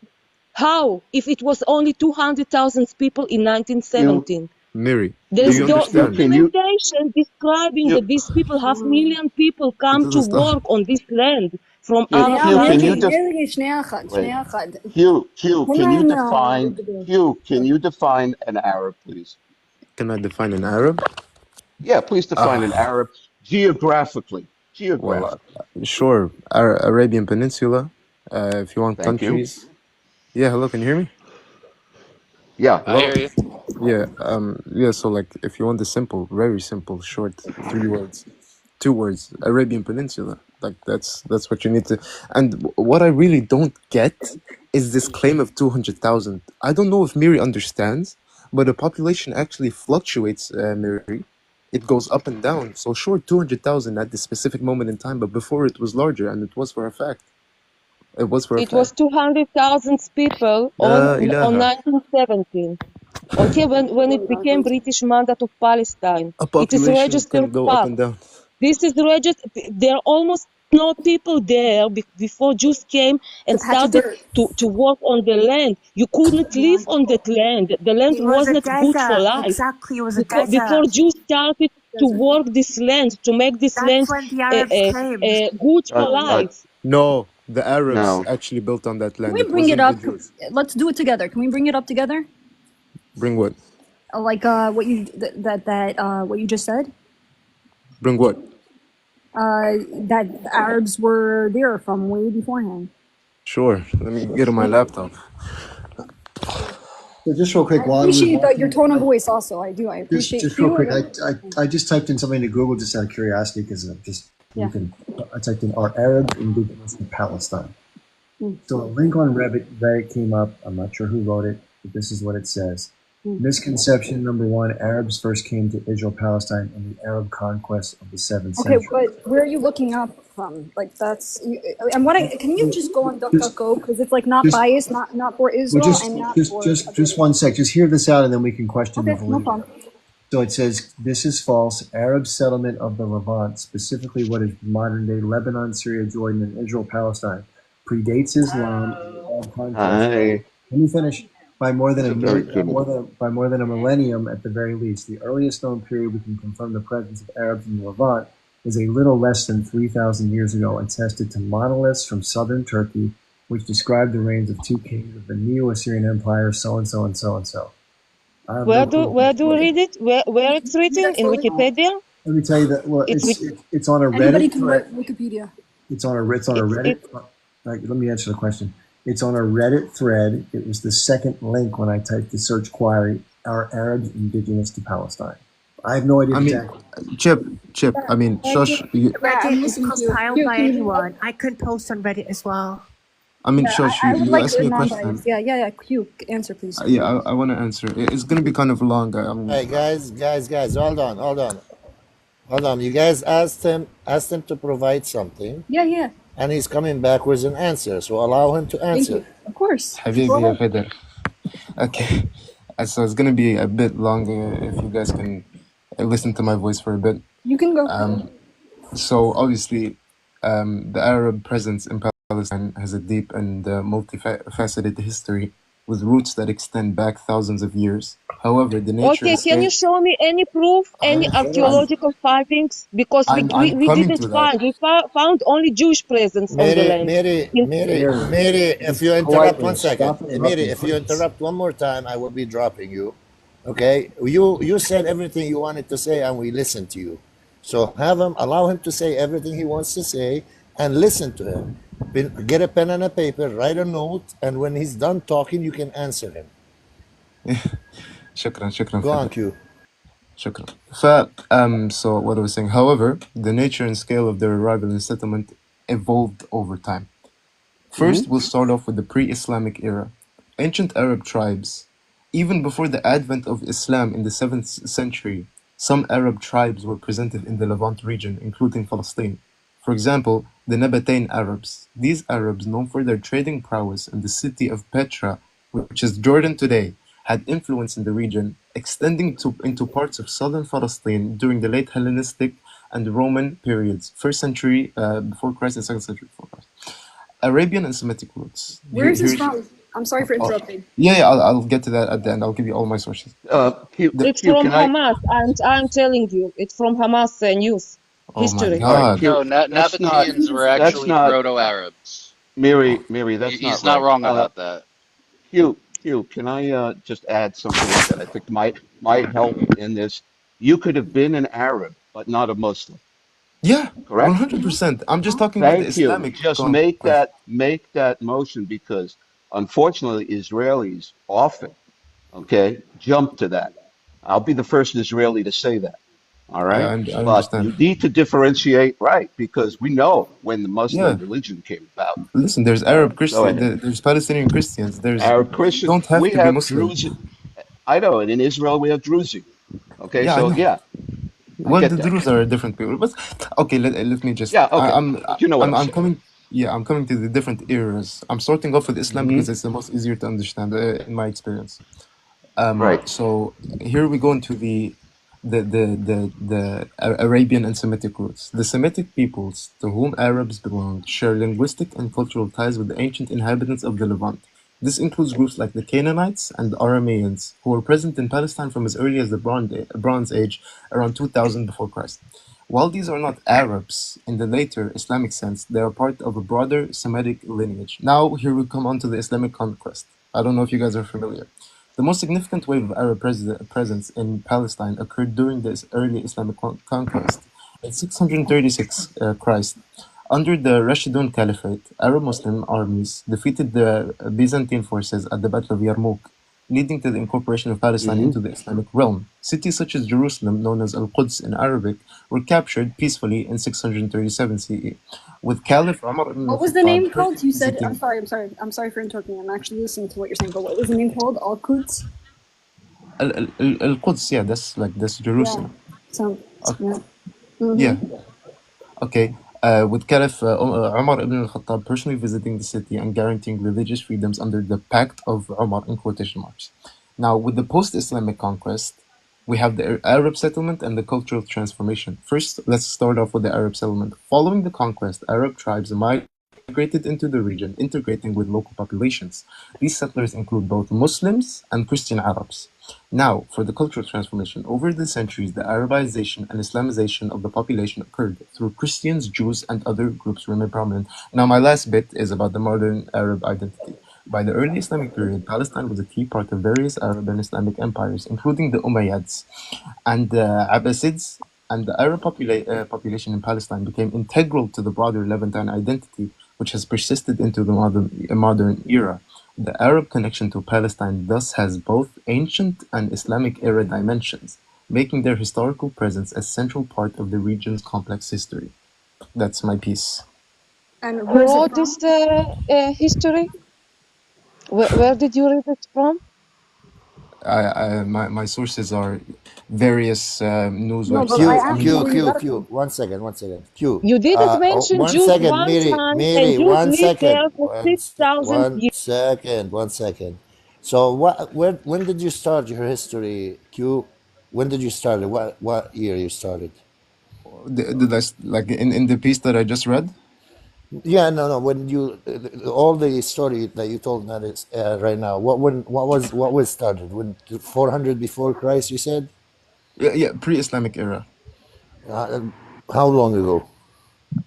I spoke about the Bronze Age, which was 2000 before Christ, 2000 years ago. Okay, where are 2000 before Jews? Christ. Hold on, Didn't mention Jews. Mary, I'm coming to you, Mary. انت Mary, عربي can you يا start فهد؟ لحظة شوي حبيبي بس. Mary, can you start telling us the history starting 2000 in the Bronze era? Because you have origin, no. Jews, Don't Jewish tell me. people, Hold Jewish on. I don't want to nation. hear. I don't want to hear the Jews. I want to hear the history you know of that land starting in the Bronze era, like you spoke. He didn't say Listen, the Muslim existed or not. it He just told us the yes. history. Can you Okay, tell us the let's start history? from Canaanites. Let's start from Canaanites. What Okay, year was that? What year was that? Hebrews, What year? Hebrews, What year? Hebrews. What year were the Canaanites there? I'm speaking about 5,000-6,000 Well, years you ago. are talking to a guy that he just explained Hebrews, history. let me Hold speak. on, Let me Miri. speak. You No, are not we're not. Canaanites. You came from I am not gonna allow surrounding you. countries. Listen, if you're gonna participate to that conversation, to this conversation, you have to participate in an intellectual way. Okay, so just because you can yap and and your voice is loud, it doesn't mean that you're gonna take over the panel. Now, Q sat there and gave us 15 minutes of education. Can you do the same thing? Can you educate us for 15 minutes? Yes, That's what he said, not even close to education. He didn't mention Jews once. He didn't And mention all the anybody. He didn't We're mention speaking about the anybody. Arabs, not the Jews. Yeah. Yeah. all the archaeological findings on this land, speaking about Jews, about Israel, all the archaeological Nobody findings on denied the this land, existence of Jews. Nobody go is and denying. search Listen, archaeological Miri, findings. Miri, It's Miri, speaking about Jews, Miri, about Israel, Miri. about Judea. It doesn't speak about Arabs at all. You see, when he spoke, he didn't deny the existence of the Jews, while you're here denying the existence of the Palestinians. But what I'm asking you is to educate us the way you know history. Tell us what you know about history. Not attack anybody. Just tell us how much Okay, I knowledge, have a question. how much knowledge you have. Show us the knowledge I you have a have. question. Who gave this land named Palestine, Syria, Palestina? Who gave this name? Yeah, where was it from? We don't care about the names. We care why don't on the inhabitants. Hold on. You want hold a on. simple answer? The Romans. Hold on. No, hold on. We're talking about the All right, the inhabitants. Romans. After that are the Jews. Miri, we're talking about the inhabitants of the land. Forget about the name. Yeah, Name we are. changes. We are talking about the inhabitants of the land, right? So where did it come from?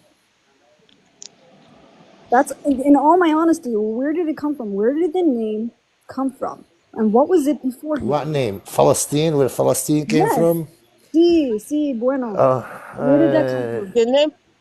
Okay. Do you want some education? I can do it, Federico. Just Yeah, a go second, on. everybody. Whoa, time out, The time name out. Time Palestine. out. Hold The on. name One sec, Palestine. guys. One sec. One sec. Okay. One sec. This is a question I have to ask. If a source comes from the Times of Israel, is that considered to have some legitimacy, not being some slanted Palestinian article? Is that No, fair to say that? it's not legit, Chip. Sorry to say. Never Okay, from well, the TOI.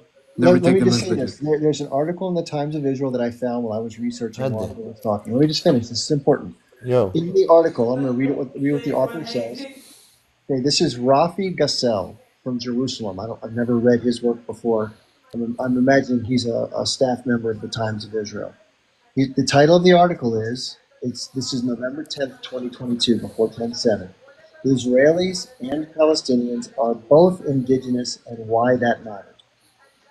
So I supposed to believe some fake history of the Arab, okay, that don't mention any archaeological findings. You go to Israel, go to Jerusalem, go to Israeli cities, Tzfat and other Mitzada, other Israeli cities. You won't find one archaeological findings related to Arabs, Mary, all related to Mary, Jews and to Israel. Mary. I'm Jewish. I'm an advocate for Israel. But what he said about the Nabateans were absolutely what we call proto-Arabs, because back then people were nomadic. Right. And the Yes, but they Nabateans, didn't live because there. They didn't because live in the area of Israel. Yes, They were they did. traveling in No, this area. they listen, were. listen. Excuse me. They were Bedouins, and the Yeah, Bedouins Bedouins, moved Bedouins. around. And the Bedouins moved around. They went all the way to Saudi Arabia, back up again. They went wherever their animals Correct. needed. Okay, so let's not, guys. I will repeat what I said earlier. I agree with you. After this argument that we've had, does anybody feel that we moved the needle? Well, Michael, I love this question. I really do. These TikTok lives, we actually are a needle in the haystack in the whole situation. These TikTok lives are for education of people like Mary, no offense, that don't actually understand the history. Q, do you mind if I make a comment to you Yeah, to go try ahead, to go pull the ahead. conversation back It's to not my panel. You yeah, can say. just to bring the conversation back to where I think Chip wanted it to go. Oh. And also tying it in with what just happened. Well, Coach. I think as somebody from Gaza who's lived there, who grew up there, part of the reason why I think, and this is maybe hopefully to help, as Michael said, move the needle.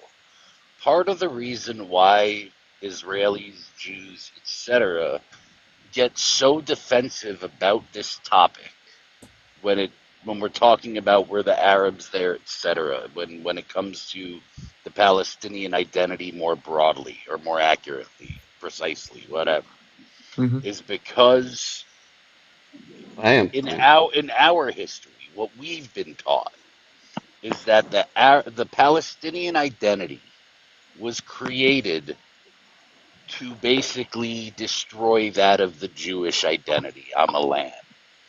And that Coach. is so, to just give you a little bit of insight as to why people get so frustrated, and you were one of the first people who I've ever met on this platform to say, yeah, so we started identifying as Palestinians in the 60s and 70s, so what?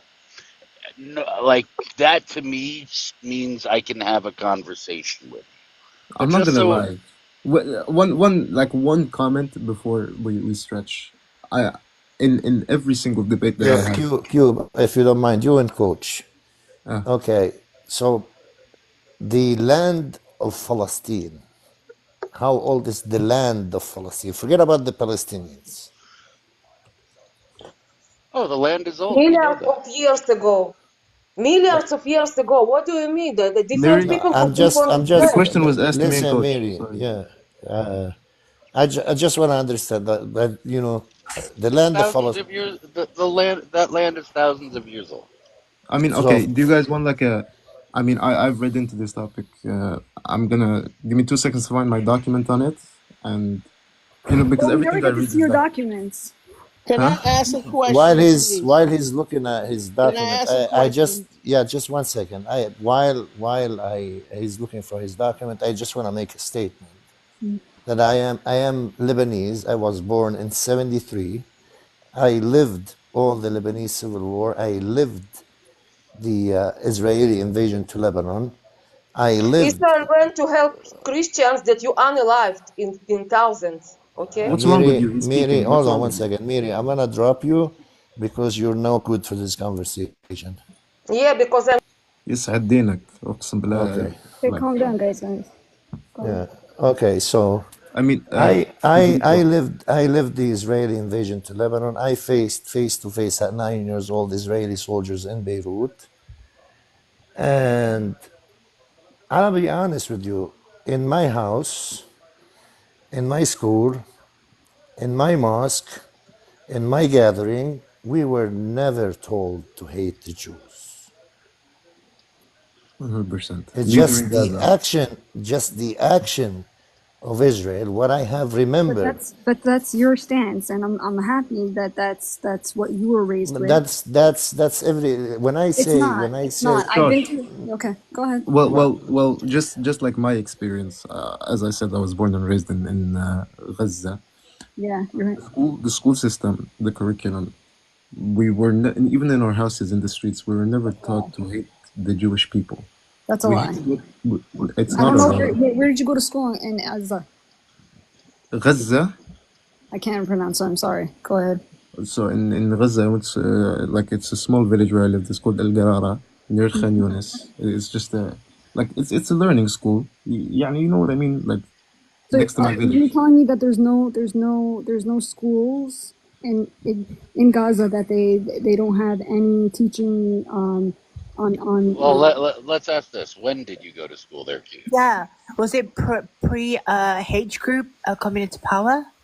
Yeah, that is No. a great question. I mean, well, when you the hold on, wait. Was it before 2005? Did you go to school? No. After? Yeah, after. And how can you be so sure of every school? Did you visit every village and school and town? I lived in the If you don't mind, usually when this is taught in school, it's a cultural thing. Everybody knows, everybody talks about it. There is probably, I would say, where they do small gathering here and there, and they talk. It's the same what happens in everywhere. You have the extremists, then they make classes and they start shouting and calling names and all of that. But this is not the majority. It's not the trend in the country. Like I said, in Lebanon, we live Christians, Muslims, and everybody together. We live together. We don't hate each other. And by the way, everything you see on the TV, That's you. What do you mean? That's me. That's you. Well, what I It's think the society. It's the society I was raised in. Frederic, I think the difference is that since about 2007, 2008, there has, and I mean, you can just look at the UN. The UN's done articles about it. There has been instances, many of them, where we're finding UNRWA schools especially that have education course materials Coach, that I know are where this is quite Coach, listen, anti-Semitic.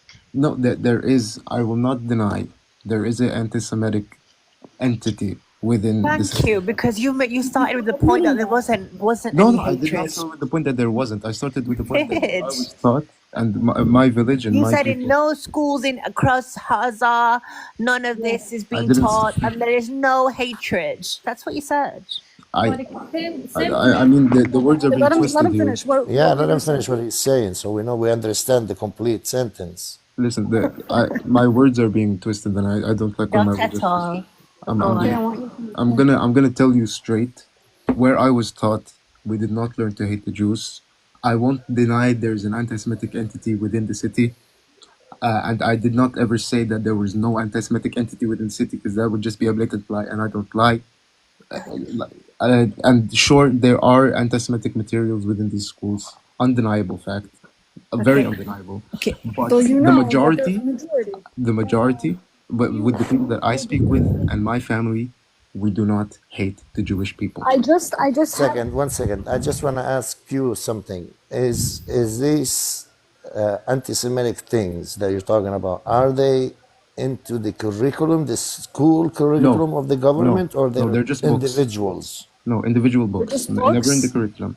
Just Okay, books. can I respond to the just books? So you see what's going on right now in even America, and it literally starts with the Just Books, and then it slowly makes its way into the internet, No, and but with the teachers the point here and is there. the point is that it's not part of the The point, curriculum. That's the point.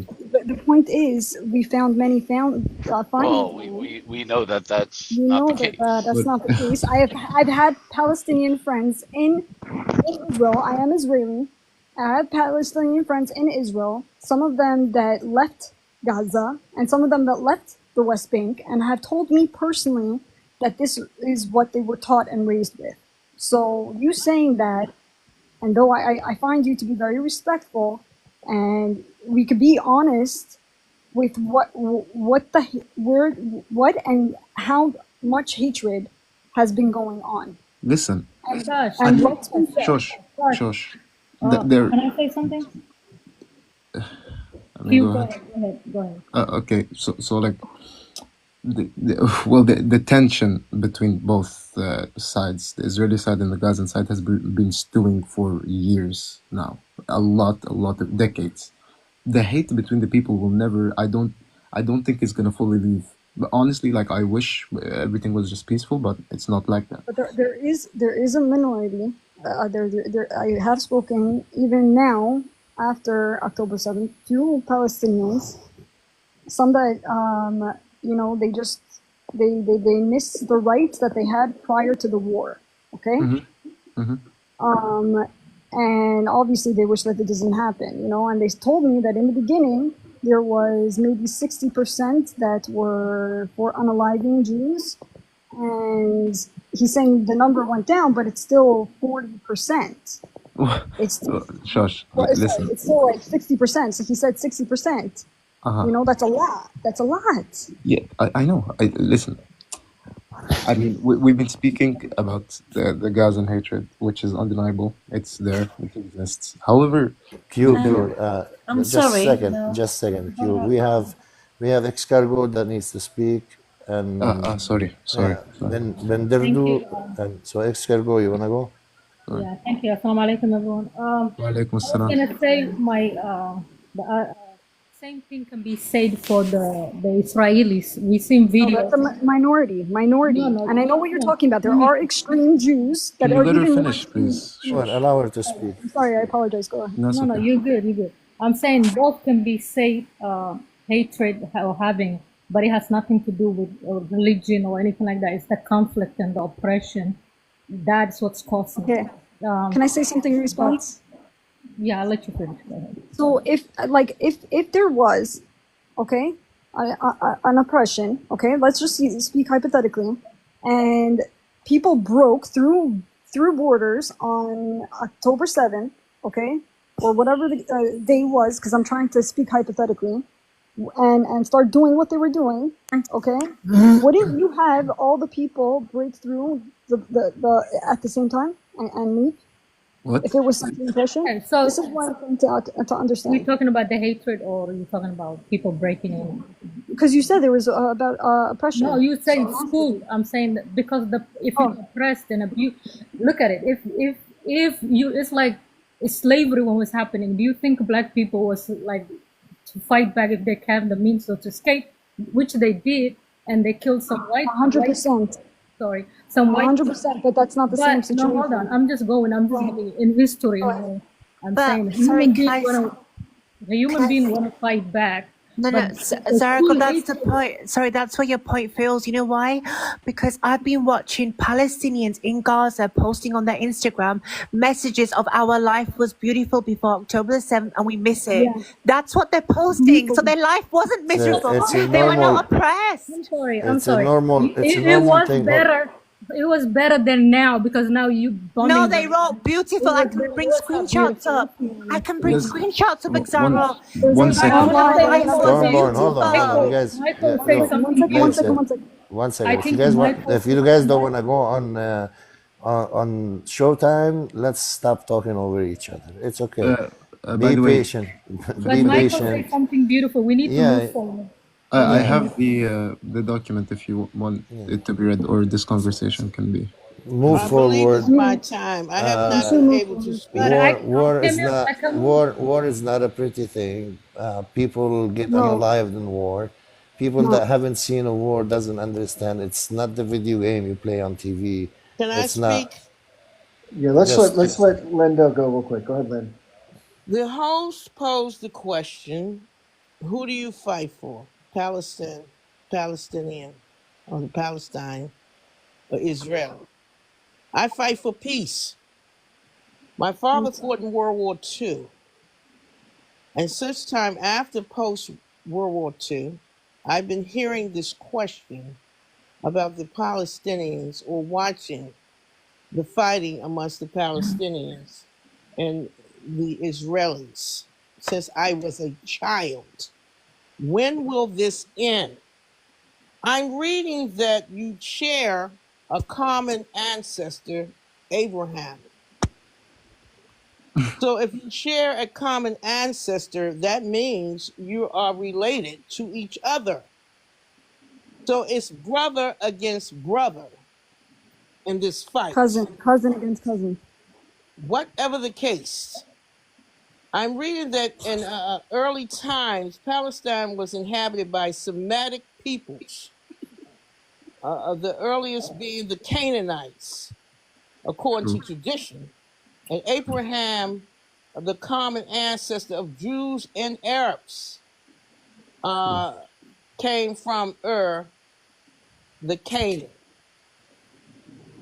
When the tribes of Israel came to Palestine after the captivity in Egypt, they were united into the kingdom by King David in 1000 BC.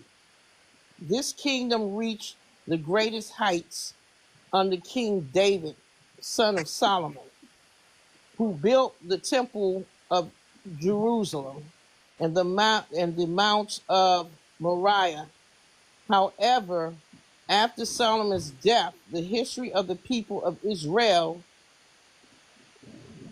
the two kingdoms of Israel and Honey, Judah. take a back seat. Just chill out. Who are you talking I to? think you need to What? sit down. No, I don't. This is such a Because peaceful conversation. Why would you do that? Why yes, would that guy come up here? and he jumps in Yeah, because my thinking is like the problems here in the United States with the diversity of peoples in here and the constant bickering and fighting amongst one another. We need to come to some common ground. Enough is enough of the fighting in these regions, because the people who suffer the most are women and children. Yep. I am so disheartened by the fighting since I was a child. This has been going on. The fighting between the Israelis and the Palestinians. One claims that they are more entitled to a land than the other. There has never been any type of coming to agreements, which is so disheartening. We constantly are fighting all over the world because one people's claim of a land, and I just wish it would stop. Claymore basically was. Because, ma'am, being a woman, don't you want the Of course, fighting to 1,000%. stop because of our I children, for the wish I sake could of wave a all wand of and our everything. children on this earth? We must stop. Yeah, it's affecting our children. We Absolutely. must stop. It's true. It's a simple answer. We must stop. But unfortunately, it will probably not stop as long as there's money in this war. And Israel economy is dependent on being at war all the time. If it wasn't for war, there wouldn't There's be no oil. more false a statement that I've ever heard in my entire life. Okay. That's the truth. And as far as keeping people to hold on, I don't know where you're guys, getting that guys, from. guys, one second. Please Let's go hold back. on. Let him finish. Like we said, Let me finish no what I one was is gonna saying. say. 1 second, Pulaski. No one is gonna tell you what you wanna hear. You're gonna hear an all the way opposite side of what you wanna hear. It doesn't mean that he can't say it. You can let him speak, let him say what he wants to say, and then you can debunk him one at a time, whatever.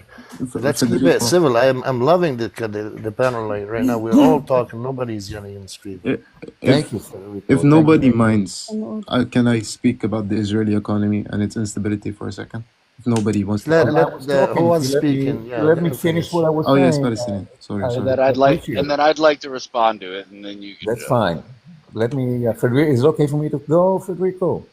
Go on, Habibi. Okay, go ahead. So, and earlier, so I said what I said about there's money in this war for Israel only. They are the ones that are sucking money out of America in the billions of dollars every year. Without the American money, there wouldn't be no Israel. The economy would collapse. It's this apartheid regime That's will. not our subject. Oh my That's not. god. You're telling This us something. apartheid, all shut Yeah. the fuck up. Let me finish what I was Okay, you saying. see, there's already No yelling. cursing, no See cursing, this? no You see this behavior? Yeah. I was born You and raised think in just Israel. I served in the IDF. okay? I know what I'm talking I about. don't. I know No, I what I'm don't no. talking think you about. are speaking from any point of truth whatsoever, There sir. you Thank go. you. Either Thank you, whoever's either. offering. Thank you. I Let's let appreciate him it. finish, please. Come on, everybody. No, I mean, the thing is, He said, he's "Shut the f up." that guy is lying. it's not about his lying or not. He used profanity words, which is something we don't want to use.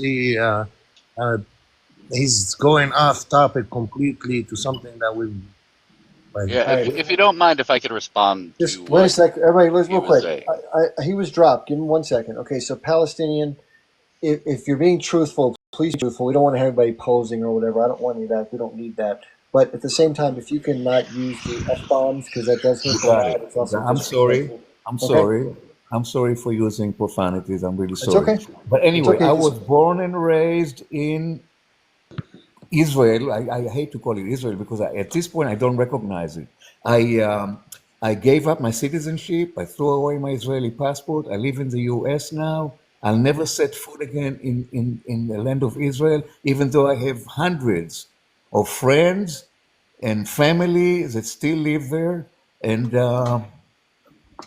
I cannot in good conscience go back to this genocidal society.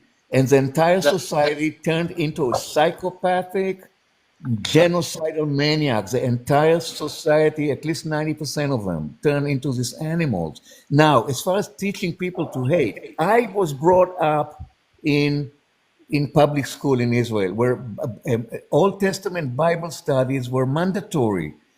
And and I remember they did teach us to hate. You're all projecting about the Palestinian teach the kids to hate. I remember being taught to hate. I remember being taught in fourth grade. Part of it was Torah studies in Genesis, and then we jumped over to the Amalek that was described in Samuel 1, chapter 15, verse 3, Samuel 1, and verse 3. about the genociding the Amaleks. You can look it up. Go and see what it says. And this is what is exactly what Israel is doing right now. They're following God's orders as spelled out what's the name of that book? Samuel 1, chapter 15, verse 3. Go read it. Go read it. I think the Jewish religion, the fact that they did not accept the Messiah, Christ, is abomination, because he was a true Messiah. He brought a new testament to the world Israel is no more. They may be the chosen people, but they're chosen to bring light to humanity, and they're bringing nothing but darkness. They're bringing nothing but darkness and evil. okay, can I please go? He's been Also on a calls us Jews. 5-minute That's how monologue. he is Jewish. But please, accept Go his for it. opinion, accept what he says. Yeah, Not no, based totally. on I'm not Go ahead gonna and answer. I'm not real gonna Yeah, quick attack that's him. fine. Just before his Coach goes, argument. Coach, 1 second. I'm not trying to stop you. Coach is going to go next. We have several people that are waiting in the queue that want to come in. We have 3 people. Is it possible that if anybody's finishing up, if you want to cycle down voluntarily, otherwise I'm going to have to rotate some folks that have been here a little I while. say what I had to say about peace and Okay. stopping these atrocities, Okay. and I will drop down.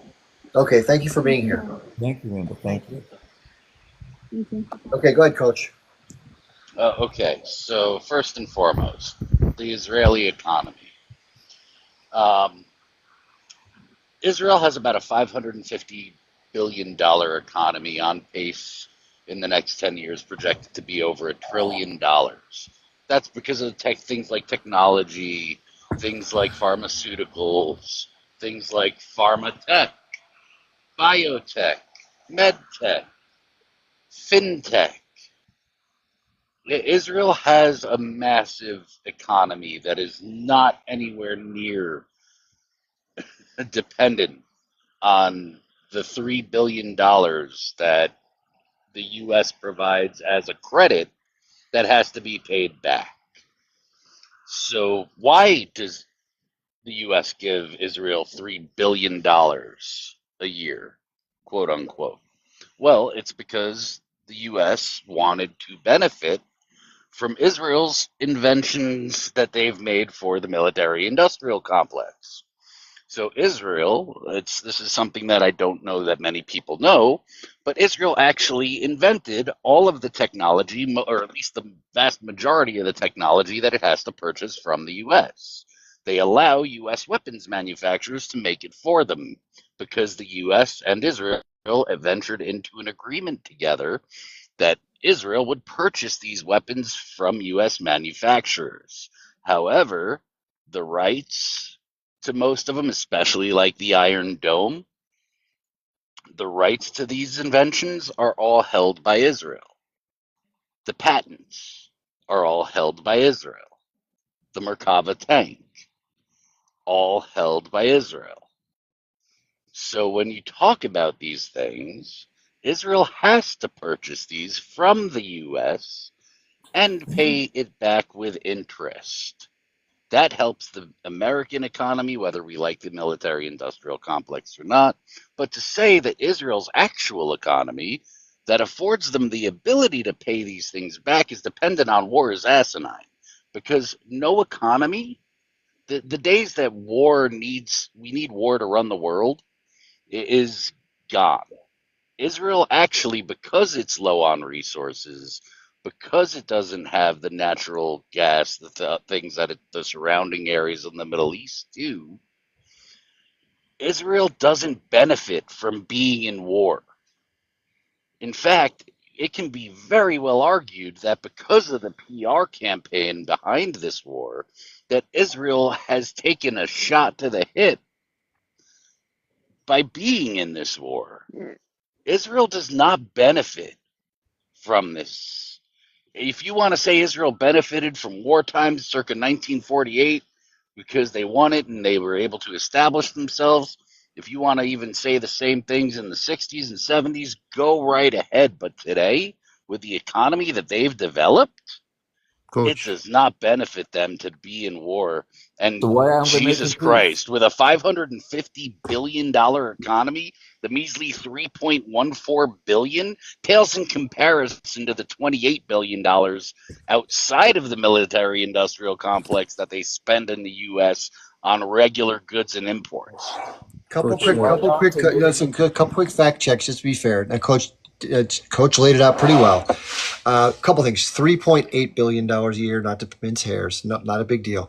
This year alone, $34.6 billion has been sent to Israel during the conflict. That's the congressional budget. You can look at the office and verify that. Final point: the money that the United States gives Israel annually is done in what's called vouchers. It's not that it does not get paid back. Israel is required to spend it on U.S. weapons. So they don't have to pay for those weapons. That's part of their budget. They don't have to expend on weaponry. So that's how it works. And Coach is right. In conjunction with that, there is a contract that stipulates that Israel must purchase additional armaments only from U.S. weapons manufacturers. That's the fact check. Okay, but Israel never pays for it. That's a point. It's given to them as a grant, and they have to pay. So it's not. So Israel will be bankrupt without this American aid, military aid, and $550 billion also economy. They'd be bankrupt over $3 they billion. will be Are you bankrupt out of your mind? with all the people that are in the reserves and cannot work in high tech, with thousands of high techs leaving the country right now because they don't want to be in a perpetual state of war. All the reservists, they destroy their lives. People are abandoning their homes in the north. They're living in hotels.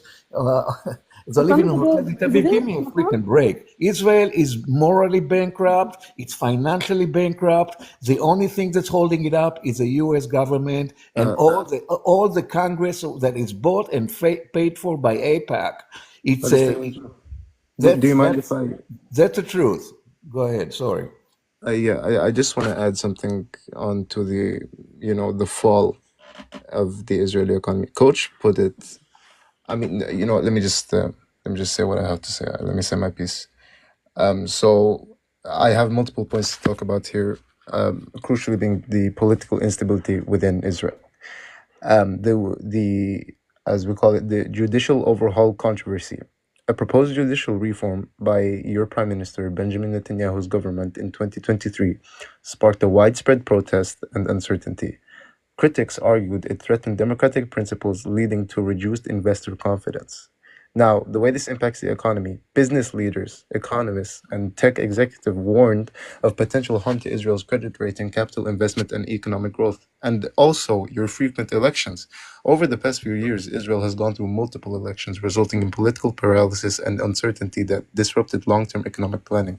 Now, Israel Are you reading off of ChatGPT? No. These are sources. Like I have so many pages of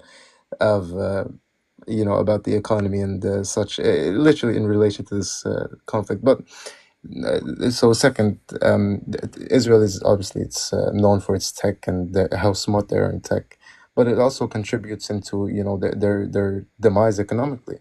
So the tech industry as a pillar, the tech sector accounts for a significant portion of Israel's GDP and exports, earning the nickname startup nation. However, rising global interest rates, a slowdown in venture capital funding, and concerns over domestic stability have led to declining investment in this sector.